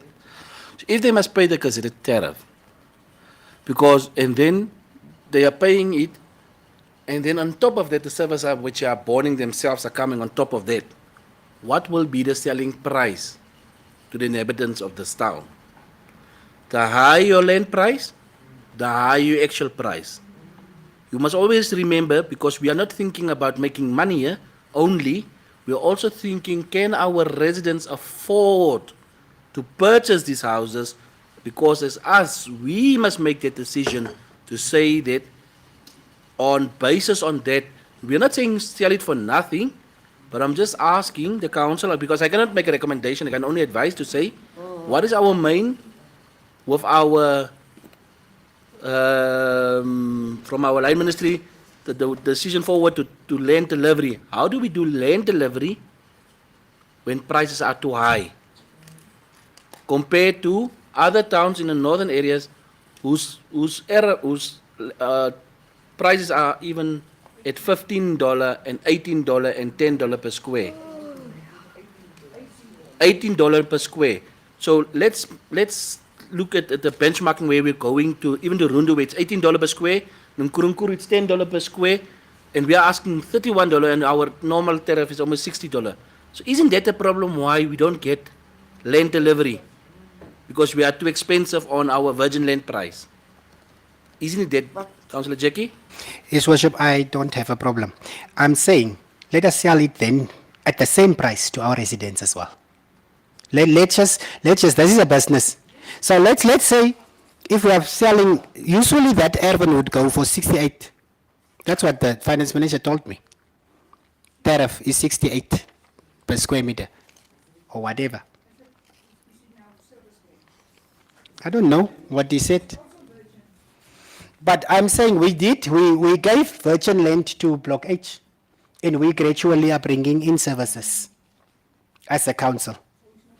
And those people, if you look at those prices, it's more or less 30,000, 15,000, and it grows as the size of the urban go. But I would like, as Councillor Mara have said, we are now giving that bulk land for 33% is being paid, and after that, occupation is being done, land banking, we are out as the council, and the next council becomes the problem. I want them, for argument's sake, let them start with 30 urban, give them 30 urban, and tell them to work on those 30 urban on this price, so that they can develop them in, so we see there is progress before we give them the next one. Luckily, I will be here in my seat, Ame. After November, Ame. So I will be the one to ensure the continuity. So I'm saying, let's not give them 122, because we are giving a lot of land to people. And I was telling you this morning, our people from this Rehoboth are applying for urban, and they are renting. But we as the council are not delivering. When is it, Mr. CEO, that I've recently had 75 million was given to Marindal by the ministry? When is it that we as Rehoboth, that is the biggest town in population south of Windhoek, up till the border of South Africa, we are the biggest population-wise. When is it that we take these proposals to the Ministry of Moort and use the political muscle that we have and say, give us money to service the land so that we can provide urban on a cheaper price to our residents? How is it that the smaller population size, because it's the regional capital, is getting 75 million and we are getting nothing? Did we get nothing? So I argue, I don't want people to get such bulk land and pay us 33% and paying the land. Where is NHE that we gave land to? Where is all the other people that we gave land to? They did not do anything with the land that we gave. Now I don't even know, I was not part of the presentation. Now we are giving 122 urban to one entity on half price, which we are not offering our residents, by the way. So I'm concerned. I'm saying give them maybe 50 on a negotiated price so that they can work with the half that they have. So we can see there is progress and they are having a will. People will own the earth but not work on it. Or the land, but not work on it. There is Kleiner Rio. There is this thing, what do we call this? Hillside and what? West Ridge. People have applied, they have paid the smallest amount, they don't develop the land, and now we are in a place where we cannot even allocate that land because they apparently belong to other people. So we are just giving land, but there is no development taking place. So I don't think 122 is too big for me. So give them 50, that is fine, if ever. Councillor, their proposal is in square meters, which is 59,000 square meters. So let us say then Let's give them 20, 25 square meters to prove that they can build 60 houses first. Because the half of 120 is 60, 61.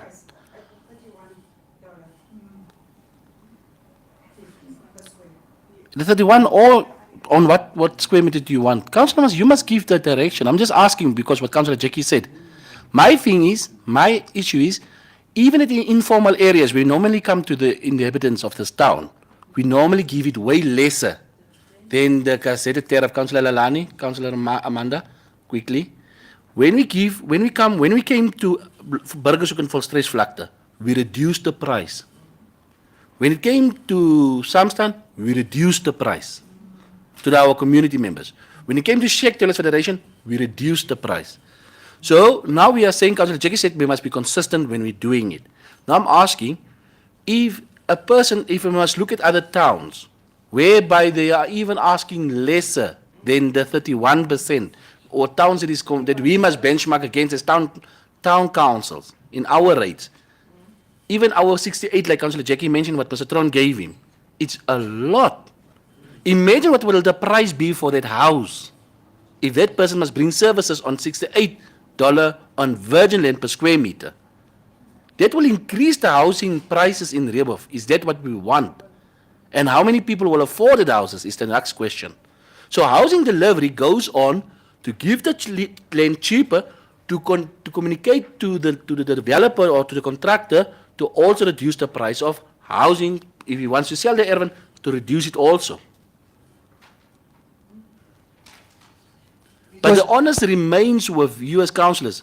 What I'm asking, is it $30? Is it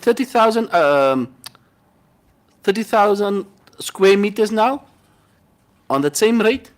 Give proper recommendation so that we can conclude on the sale deal what you guys, what your councillors as councillors what you want. Thank you, Councillor. I don't have a recommendation yet, but I have an argument.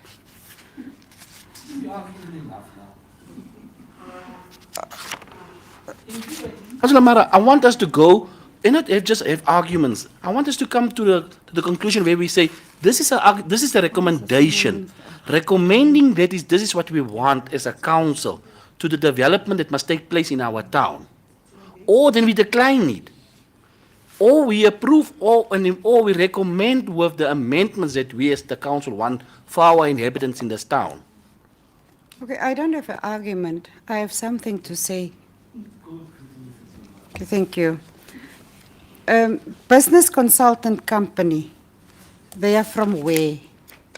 While we also have our developers here in town, ne? And are we offering these good prices to our people, our developers here? If one of our developers wish to have 122 Erwin, our own people, are we offering them these prices? But now we are offering in Ongwediva, we offer these prices. And you cannot, Mr. Chair, compare this business consulting company with this type of money in their bank account, in the bank statements. You cannot compare them with people of Samstan, or people from Sheikh Dwelvers, or people from Burgershoek, or people from Volstreesvlakte like you did. It's wrong. You did. I have to interfere you, but I didn't. I said what Councillor Jackie mentioned to say that we are giving our inhabitants, and I make an example of what Councillor Jackie said. I told him that we are giving discount on our tariffs when it comes to our people inhabitants here. And it remains the council decision when a business person from Rehbof is submitting to buy in this town. It's upon the honors of this council to say yes or no to a price. And I'm still remaining there. What is the price that you want to sell the land for? Can you please give me direction so that we can continue with the meeting rather than arguing about the 31? Say then you want the $68 per square meter and you want the 30,000 square meter, provide half for them to start first. What is it that council want? I want a proper recommendation. Councillor Amanda, then Councillor Mara. Thank you, Your Worship. Your Worship, I cannot remember these people, they didn't come for a presentation. And I think every time we first want them for a presentation, and afterwards, because we can ask them also this questions about the pump station. Can't we just park this one and ask them to come for a proper presentation? No, I thought they, but now I cannot remember if they. I thought they came for a presentation. Thank you, Councillor Amanda. Councillor Mara? Yes, the circus is getting nicer. The circus, our circus, is actually getting very interesting. The fact that this is at council level, referred to council, but there was not a presentation. Mr. CEO, you can't even recall that we had a presentation of the sort. So how on earth can we discuss this? It's not right, it's not correct. We need a presentation from these people so that I could have told them, you know, we don't need the pump station. And if they are not even here if they were not even here on a presentation, to me it's funny that they know that they can serve 9, 10, 13, and 14. Actually, it's not funny. It makes sense now why they want to serve those extensions, because they don't know that there's a pump station yet. Or maybe they know, they think we don't know. No, I don't think they know. So, MC, your recommendation, which does not even include material and the workforce from this town, it's not stipulated here that the material should be bought in this vicinity of Rehoboth for this, plus the workforce to utilize this 122 Erwin. It doesn't even include. Did you forget your people? Oh, where's number 7? The standard condition of the sale. What is standard condition? No, I want to see it in a sentence, not the standard conditions. For me, it's a no. Thank you, Councillor Amara. Proposed no. No meaning decline. Yeah, no, meaning I want a presentation. Before, okay? Proposal by Councillor Amara, she wants a presentation before. Okay, so proposed by Councillor Amanda and seconded by Councillor Mara. So this must be parked until the presentation is done. Okay. Any councillor, just to follow up, just to do due diligence. Any counter proposal? None. Thank you. Then we move over then to 11.5.3. Request to drill a borehole in the hostel yard of Rehoboth High School.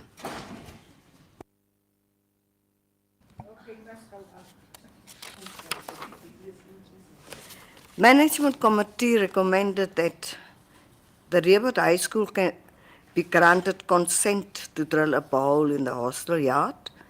Drilling, pump installation and maintenance of the borehole be borne by the applicant. Council will not be liable for any defects that may arise from the operations. The final approval be subjected to approval from the Ministry of Agriculture, Water and Land Reform.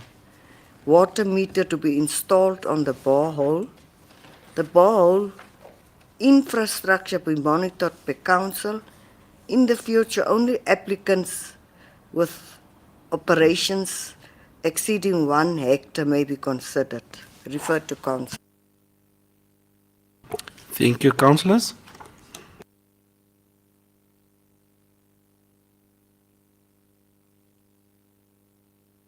Worship. Councillor Amanda.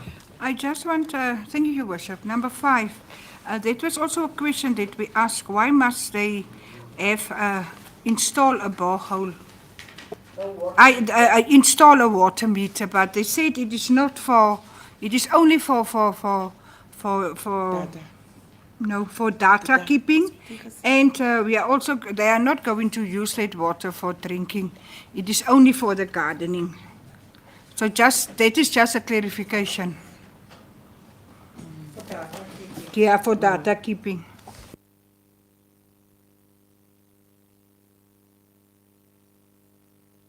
Dorothea, Proposed by? Councillor Manda, seconded by me. Okay. Any counter proposal?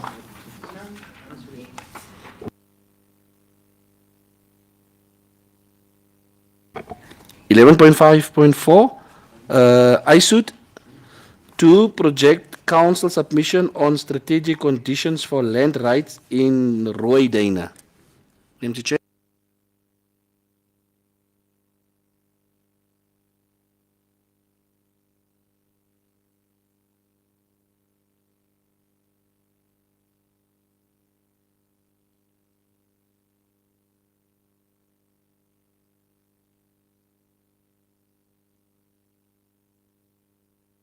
Okay. 11.5.5 request for consideration, deliberation and approval on the sale transfer of selected Erwin of extension 1, 2 and 3 Rebo phase 1.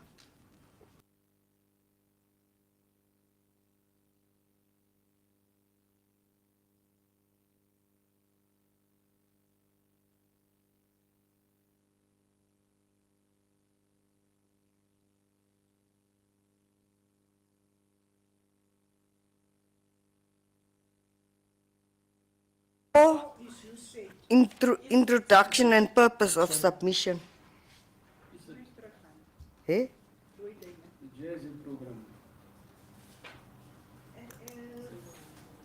is below 11.5.5. Yes. After. After 11.5.5. But mine is before, so which one shall I take? This goes 5.4 is after 5. There it goes. Then you start with, yeah, that's the one that you can start with. Yeah, yeah. Introduction and purpose of submission. The inclusive and sustainable urban development project ISUT 2 implemented by GIZ in partnership with the Ministry of Urban and Rural Development and 5 participating local authorities, including the Rebo Town Council, is undertaking a participatory informal settlement upgrading process aimed at transforming the Rooiduine informal settlement into a livable and sustainable neighborhood. Huh? Okay. Management Committee recommended that the Council approve the strategic conditions as outlined in the proposal. ISUT 2 Project Council submission on strategic conditions for land rights in Rooiduine. That the Council approves the resettlement assistance in line with relocation strategy as outlined in the proposal. ISUT 2 Project Council submission on strategic conditions for land rights in Rooiduine. Whoa.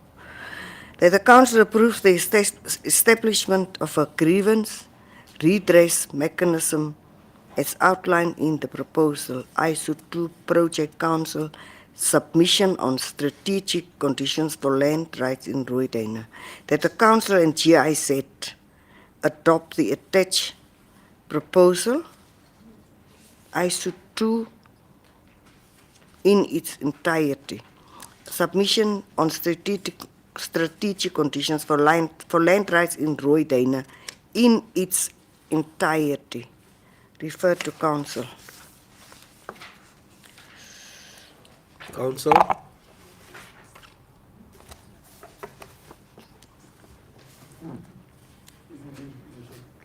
CEO? Yes. Yes, you can income. Hi, Gella. This project is just in line with what GIZ is doing in terms of the Rooiduine area, the ISAT program, with all the normalities to be undertaken at Rooiduine, what they are doing currently. Next week, the team from ISAT from Germany will also be here. They will have the strategic plan day here in Rebord with all the other stakeholders to complement the effort so far on this Rooiduine effort and see how far it can go, and even inclusive with the ban of strategy with the sanitation center which is already at Banov. So these are all ongoing plans that they are busy with in terms of the GIZ proposal. It's only now on the way, Dana, what they are trying to further do in terms of land tenure and how can people address that and so forth. So it's just a normality in terms of the agreement already in place.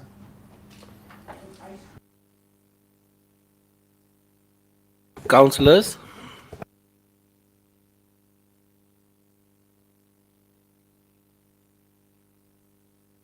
Proposed by? Seconded by? Thank 11.5.5 request for consideration, deliberation, and approval of on the sale, transfer of selected area of extension 1, 2, and 3, Rebo Phase 1.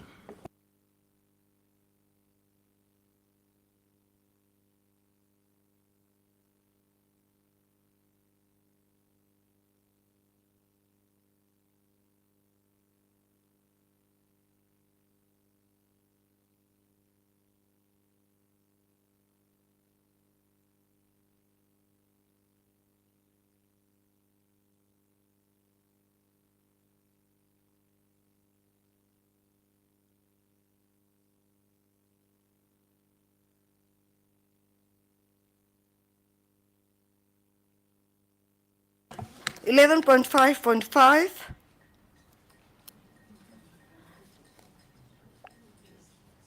At an ordinary council meeting held on the first day of July 2024, under VIDA, Council Resolution RTC 1501/07/2024, fourth, the council resolved to cancel all council and ministerial approval for unclaimed erven in extension 1, 2, and 3 Rehoboth for the year 2007 to 2021. To resolve the double allocation in extension 1, 2, and 3. To allocate erven to people that are already occupying the unclaimed erven with council and ministerial approval granted during the period 2007 to 2021 that can afford to pay for them. Subsequently sell these erven to newly allocated beneficiaries at the newly gazetted rates. Advertise the sale of these erven for objections. Attain new ministerial approvals for all erven that the council is selling to the new beneficiaries. That no erf should be sold within a period of 10 years to a third party. Now, so we have the names here. Where is our recommendation? Yeah. Hmm? There was no name. Okay. Number 1. Eliphas, here.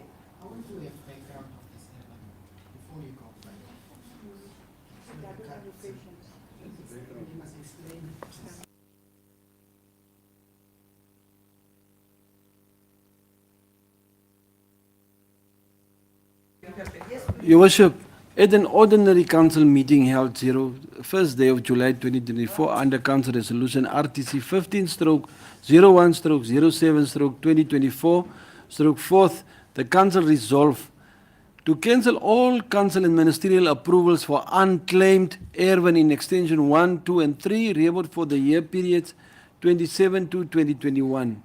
To resolve the double allocation extension 1, 2, and 3 Rehoboth, to allocate erven to people that are already occupying the unclaimed erven with council and ministerial approval granted during the period 27 to 2021 that can afford to pay for them. Subsequently, sell these erven to newly allocated beneficiaries at the newly gazetted price. Advertise the sale of these ervens for objections. Attain new ministerial approvals for all erven that the council is selling to the new beneficiaries. That no erves should be sold within a period of 10 years to a third party. That is the background in terms of the... Now, the discussion that went into it was that over the years, council experienced illegal occupation of unclaimed erven that has council and ministerial approval, of which some of the illegal occupants are also connected with council services, meaning There are people on those Erwin already. The Housing and Properties Division conducted a survey during the month of February 2025 to verify the information of these illegal occupants on selected Erwin of extension 1, 2 and 3 Rehoboth as well as the vacant Erwin. So these are the submission therefore seeks council consideration and approval to sell selected vacant and unclaimed Erwin of extension 1, 2 and 3 Rehoboth to the above mentioned occupants that are currently residing on these properties by way of private treaty.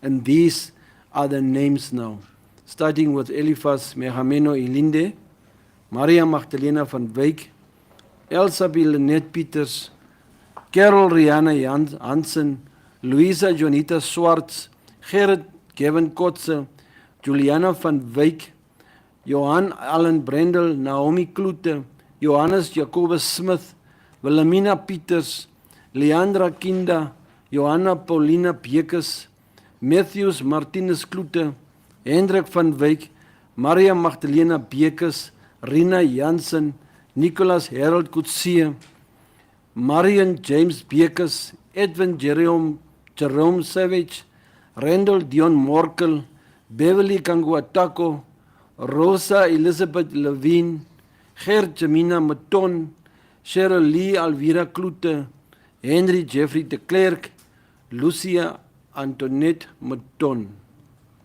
Thank you, Sue. Councillors, that day in the council meeting, you said to not allocate and every time to that and that, let's allocate the people somewhere and then we give the people and they can buy there. Can you remember that day? Very well. Okay. Now I just wanted to remind you so that we have the discussion. Councillor Jackie, you may. His Worship, it is actually very good that I ask these questions so that it can be explained in layman's language, not for my benefit, but for the benefit of the residents of this town. Because they are applying for Erwin, and they would think that we are just, this is new things, and they would just think, oh, there are people given Erwin. We need to give the history and the background thereof. I know this is Erwin that these people are already residing on. It was through double allocation. And then we took a resolution to say the priority must be given to the people that are on the Erwin. So we need to give background for our residents, not for us as councillors. So that was the main thing that I wanted the CEO to explain, so that because people apply and they are waiting for Erwin, and now we are allocating to these people. They would think that no, they also applied and they got Erwin. Where is my Erf? So that's the only reason why I'm asking, so for the benefit of the residents. So these are Erwin that these people are already residing on. What we need to do, and we took a resolution on this last year to say that there has been double allocation. So they were coming to register with the council to say, I'm living there. And our resolution say, if you are living there, we will make you a first choice. But now the people don't own the earth because they did not pay for it. So we want to formalize this so that they can now, we are selling the earth to them so they can pay and own the earth. That's the only thing, and the background was not for me. Ame. Thank you, Councillor Jackie. But now I'm having a concern, councillors. Because if I go through this list, purchase price, as per gazetted price, right? $93.80 per square meter. And then you read, this line was approved on the ERF 389 extension 2 and had also paid the 21,000 as per the ministerial approval date was granted on the 25th November 2019. Client are willing to pay the difference in the current purchase price. No municipal services on the ERF. Some of them. Okay. Now my question comes on the previous submission. Why are we selling it for $93? And some of them already did certain payments. If they already paid and it's not serviced, why are we overcharging them now? Our own people now, that's right. Because some of them, you must remember, some of them resided there.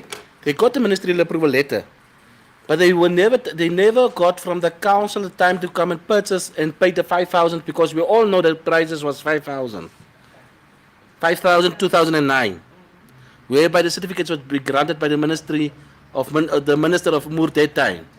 Yes, and that price that time was 5,000. And people came and they wanted to pay, but there apparently was no account for them to pay. Can you remember? Okay, now everything is fixed. Now some of them made payments, and some of them not yet. What will the payments be for those who did not pay yet? And those who paid already a certain amount, why must there be an error on payment?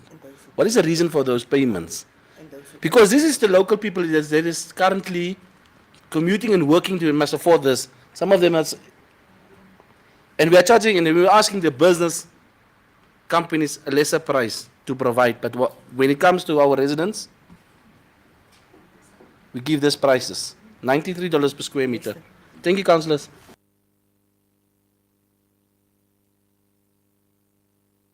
To pay the difference, because I think in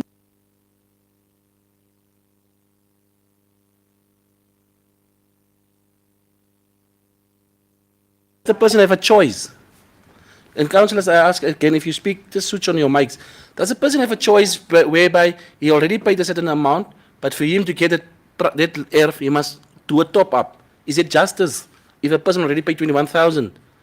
And now you're telling the person you must top up in order for you to get it ERF? That person will agree. I will agree. Even if I don't know where I have the money, I will agree. Because I don't want to lose the ERF, I don't want to lose my 21,000. This was, I wanted to know, is these gazetted prices the prices of the new budget? Yeah, but I would really like to know, is it as per the new budget, or is it the gazetted prices for the previous financial year? Because Councillor Jackie, what was the price when they... No, I understand it was 5,000. Yes. But what I'm trying to Apart from the say... 5,000, when they resided, because there's dates on that that shows when they came in. On the last paragraph, they will show you there that the ERF, the applicant willing to pay the ERF, the second one, applicant paid 2,500 on ERF with a municipal account of 27,800 due to council. When did this person reside on the ERF? When did they come? All these beneficiaries. The other one is again, applicant is a receiver of a disability grant with no municipal account. Then, applicant has a savings attached on 19,000 and has no municipal account. No account, no municipal account. Right? They doesn't have an account there. There's nothing there. So perhaps they don't have. I don't know if they have water or they have electricity. What is the case? Because I don't understand what is no account. Application on disability grant with municipal bill of 122,502. Look at that one. So before we give, first just read down that last row, because it's actually very uncomfortable, because you can't, I want to rotate this to read it properly, because now you're reading upside down. No, I also... So what is the purpose, like the disability person having account outstanding bill of 122,000? When will that person ever, if he's a disabled person, when will that person ever pay off that 122,000? Let's be honest, councillors. We said now, we just mentioned a few minutes ago, we talked about consistency. Let us be consistent in all times then.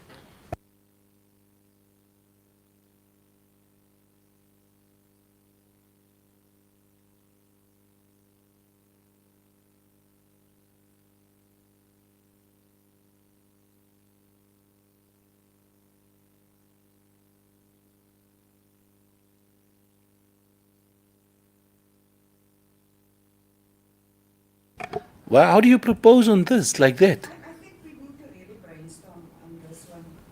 Mayor, Yes. based on that 5,000 that was, né? And now it's all of a sudden such a big gazetted rate.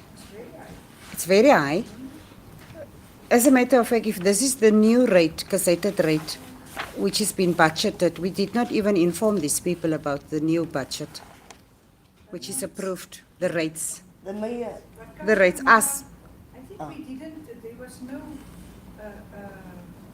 increase in our rates. Yeah, but to me it's unfair, by unfair, to, Let's take, for example, the number 16, No, just Councillor Mara, just take quickly number 3. number 3. Just take quickly number 3. Yeah. Bank No, no, statement no. attached and a payslip with an income of 4,000 and no municipal bill. Yeah, But look what must that person pay? exactly. $49,000. Yeah, but When will luckily that she's- person? This person is still young, I suppose. Yeah, but just look at the number income. 16. Number 16. With that income, how will you put you already put a young person in debt now. Why? With that income. We need to reduce these prices.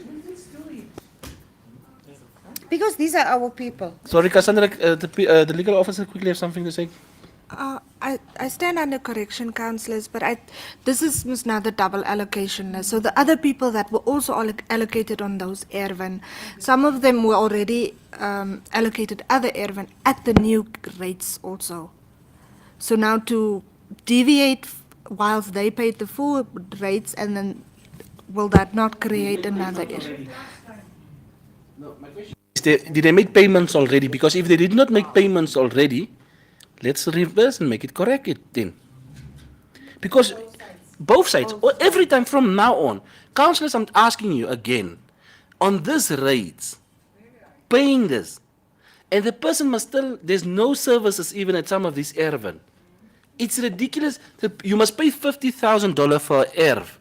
Then you must still come back and then you must still pay your connection fees and all your own, you must still build your house. When will you ever get? That's why we will have a lot of shacks in our town, because we are going too high for a piece of land. Land delivery remains the same for ultra low people to at least a person of $4,000. How long will that person pay that ERF before that person? So if that person purchases that ERF now, that person will take 20 years to pay off that ERF before she can even build a construction house on that. His Worship, my proposal, let us withdraw and let it send back to management, and we handle it on the last meeting. Okay. That is my proposal. Someone, second, so we continue. Thank you. Yes.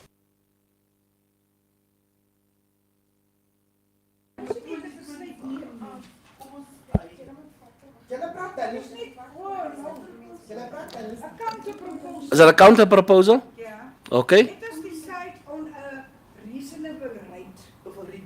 Or a reduced rate for these people, because I also said this is very high. And then also the others that you already approved, let us also look at the reduced rate. Okay, there's a counter proposal on the rates. Is there any secondment on the proposal? Is there any secondment on the proposal? Yes. Okay. Councillors, must we really go into voting? There's a rate that we must park it. There's a proposal that we must park it. No, they are asking for a counter. Half of the rate. Reduce rate must know. The rate is 93.8.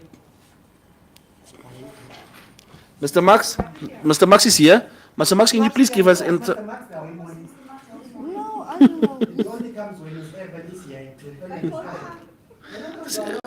Okay.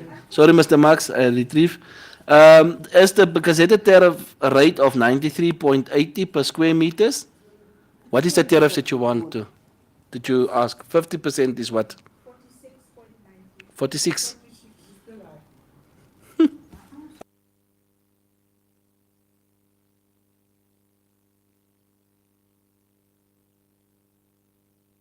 Worship, these technocrats that are moving in and out, what is the problem? What problem, Councillor Jackie? These managers that are moving in and out, they must be more sitting there. They are supposed to advise us in taking informed decisions. Now they are moving in and out, and they are not consistent in sitting here. Okay. Cassandra, please call the CEO. The 46. But is this now for these? For the whole. Plus the double allocation, as Cassandra mentioned? No, it's for all. Councillors, exactly my proven point here. You see why I made this is exactly to prove that from 93 we said $46 per square meter. Ne? $46 per square meter was the price for burgers who can volstruisvlakte. We reduced that to 12,900 per person. No, this is also on service. Most of these are also on service. There's no municipal services. Read. No municipal services on the earth. No, this is standing here. No, so look, number one. No municipal services on the earth. That's what I'm asking. What is the what is there? What is there? Because what is no municipal services on the earth? No municipal service on the earth. No municipal service on the earth. Okay, so they must still pay the connection fee. Yes. And they must still pay the connection fee of the electricity Yes. out of themselves. Yeah. On this rate. His Worship, the houses, some of them are already occupied with full municipal services of water and electricity. Which, no, some of them are already having these services. I can talk about some of them, the beneficiaries here. It's just that these houses doesn't belong to them. Some of them doesn't have municipal services. So that ones they need to make connection. It was a normal thing. Councillor Jackie? No. It's next to my earth. If I buy the earth in the middle of us, and there is electricity and water there, and electricity and Councillor water Jackie, there. just remember again what I'm asking here. Ne? Look at these people. Look at the recommendation. Applicant has a salary of $4,010 and no municipal account. Look at that. Look at the person. Is it service or unserviced? That's what I'm asking. Some of them are saying no municipal services on the earth, meaning there's no water on the earth, meaning there's no electricity on the earth. They must know. So they must go and connect it. Yes. Okay, they must pay. This person must go and pay. This person must pay 34,000. Plus, then this person must go and pay for the services to be born. What is that amount? On connecting electricity. But now we have it. Okay. Mr. Say no. Just be consistent. That's what that's what you mentioned previous. Just this one before on the urban things. His Worship, what do you want? What are your proposals? Even if you don't propose, what is your concern? Councillor Jackie, this is my concern. If it comes to a certain area, let us all keep it together when it comes to what are we actually giving. Because we don't have a criteria to say, ultra low, this is what we are giving. Low, this is what we are giving. Middle, this is what we are giving. We are deciding every time something different when it comes to a decision and a request on the people.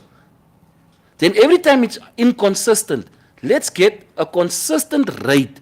If it comes to ultra low people, if it comes to low cost people, low income cost, ultra low cost, middle class, high class. But this is a very good, prestigious area.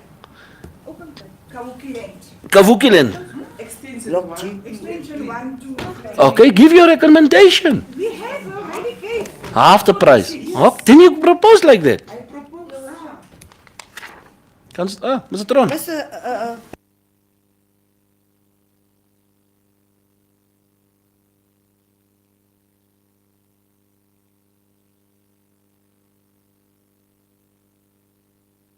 MC Chair, sorry, I gave the floor to Mr. Tron to speak. Yeah, thank you, His Worship. I'm listening to all the comments, but we just need to be very clear on what we are referring to. When it comes to services, it means those lines in front of your house. No? When it comes to connections, it means if the person has connected to the services, and if the person has, it might also be disconnected, like Councillor Mara mentioned. So in extension 1, 2, and 3, most of the areas are fully serviced. Like extension 1 is receiving the final phase of the sewer, which means they'll be fully serviced, extension 1 and 2. Only extension 3, there are certain portions that still doesn't have sewer. That's all. So it is 90%, those areas, Block G Extension 1, 2, and 3 is 90% serviced. However, it does not mean that all of the residents have connected to the municipal service. So there might not be water inside the house, but it's running in the street. So, councillors? Mr. Tron,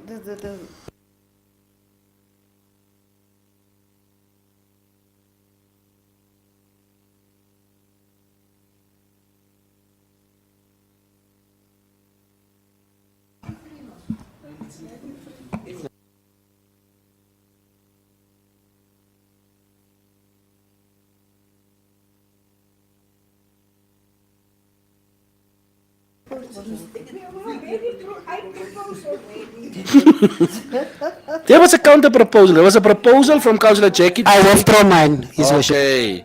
So then the proposal, the standing proposal is on the 46 Namibian dollar per square meter for these people, for all. For all. For all. Don't start the thing again.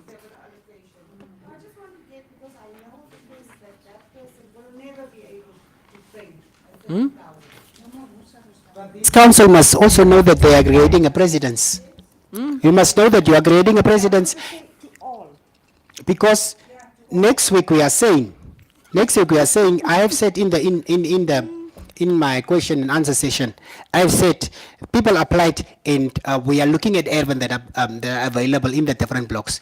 And when they come with the nameless in the urban, then you must know that you must lower it again. No, there will be urban that the council own in Block G also. There will be urban in D and E and whatever. But you must know. Who's your ultra low, who's your low, who's your medium, and who's your high class? Yeah, you can see, His Worship. And everything. Yeah, you can see some of the people can pay. Because they have income, combined income in whatever. They stated. But that's why I'm saying, I understand the fact that Councillor Lalani is saying they've been waiting for a long time. But I do not want to take a rash decision whereby we create a scenario where we halve the price and then next month we are receiving this one and the people of this town is receiving or wanting the same treatment. That is the problem that I'm sitting with. Because then we should go back to our tariffs and lower them in general to say this is now the gazetted prices after the budget has been approved. So that is my problem. If you say this was finally we must have, then we must have everything else. So that's why I want the indulgence of the administration to do whatever they need to check. I think with these people need to, each must pay off thing, they must already on the urban. Each must pay off thing. That is my, and look at, some of the urban are 596 square meters. And it's only 49,000. So we can actually say 300 divided, basic normal low income urban is 300. Standard earth. So that person can divide it into two and sell it for 300 and get. So that is my problem. If we say something now, these people are already there. They just seek ownership, and some of them say, "I am willing to." Not that I want to take away the what you are proposing, but we are creating a scenario that we cannot maintain.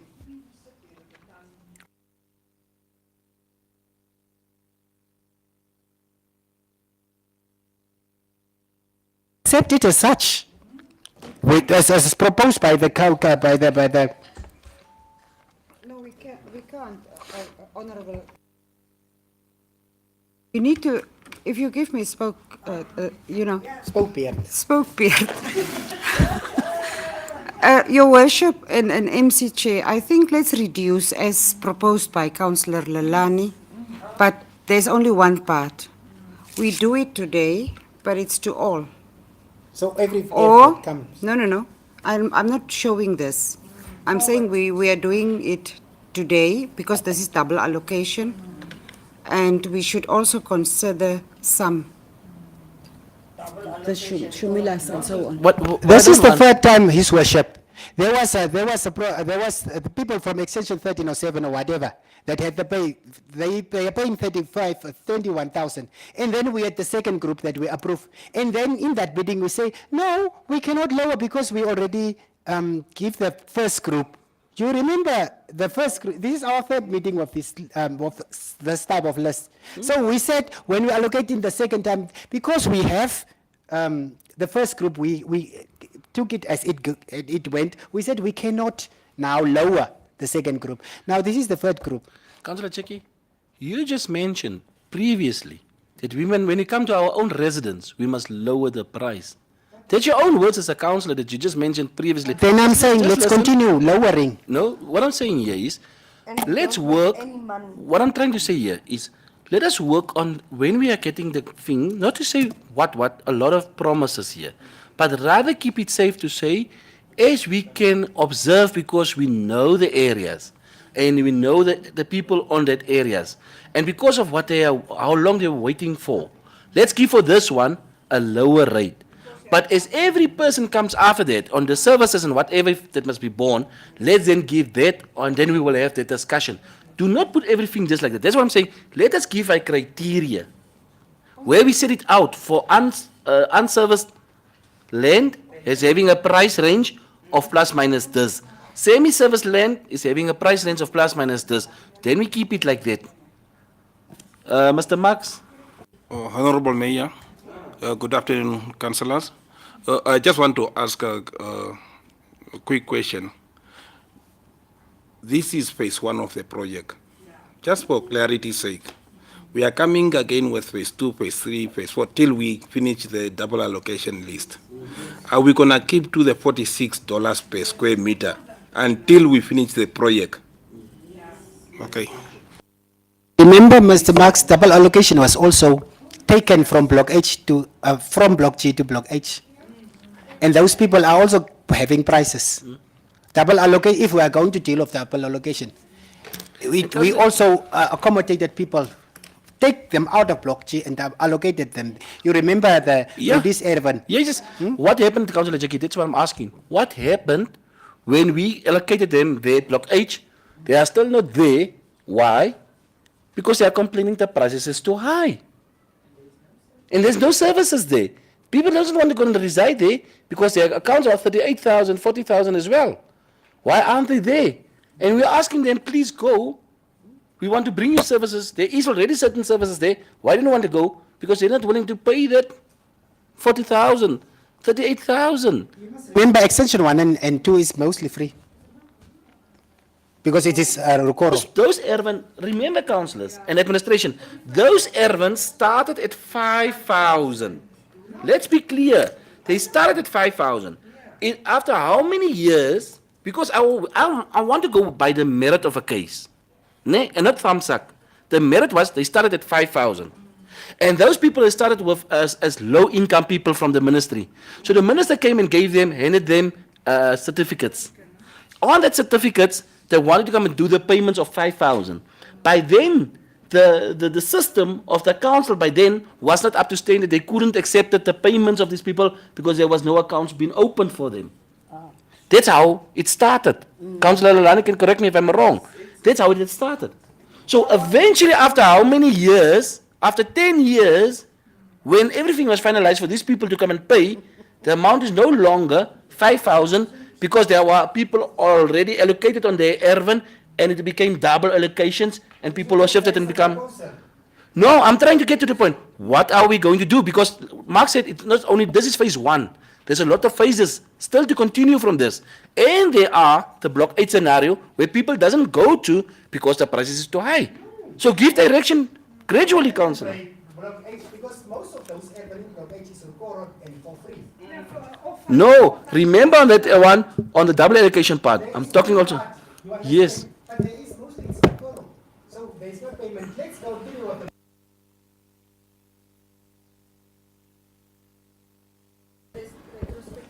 For this project, Only for the double allocations. Allocation projects, we're getting 65. 65, 46. 46. Until we finish with all the double allocations. Okay, proposed and seconded by Councillor Amanda and Councillor Lalani. Thank you.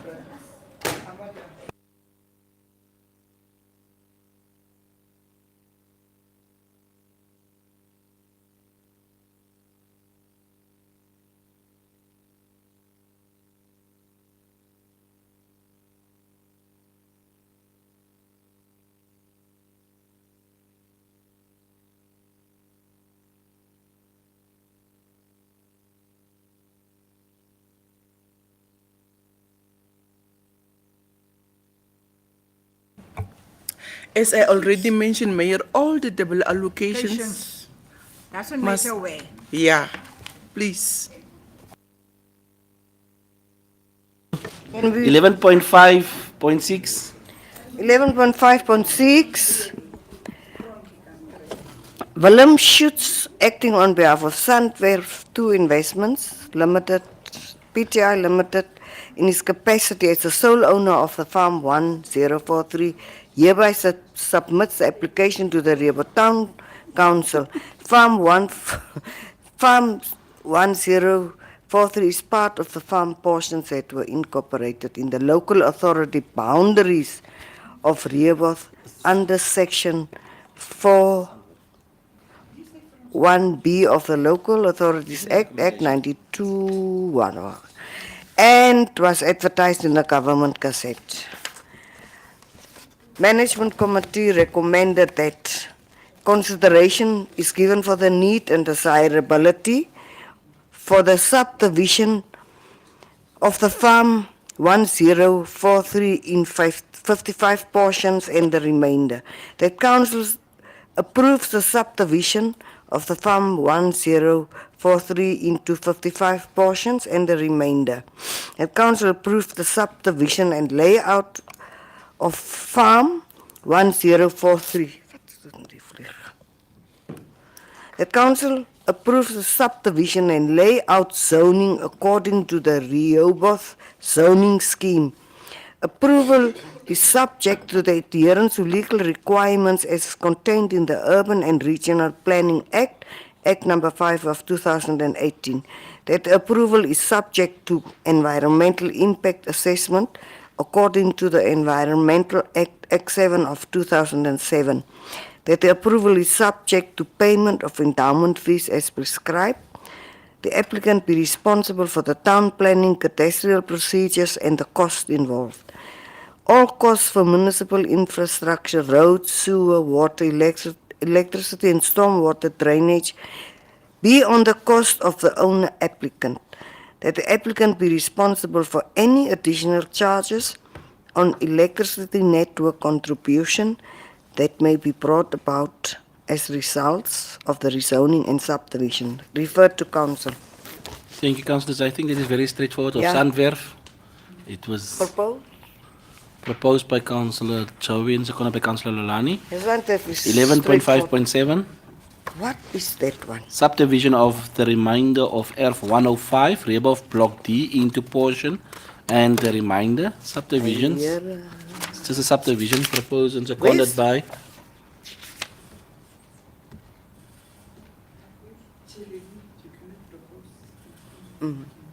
proposed, seconded by Amanda.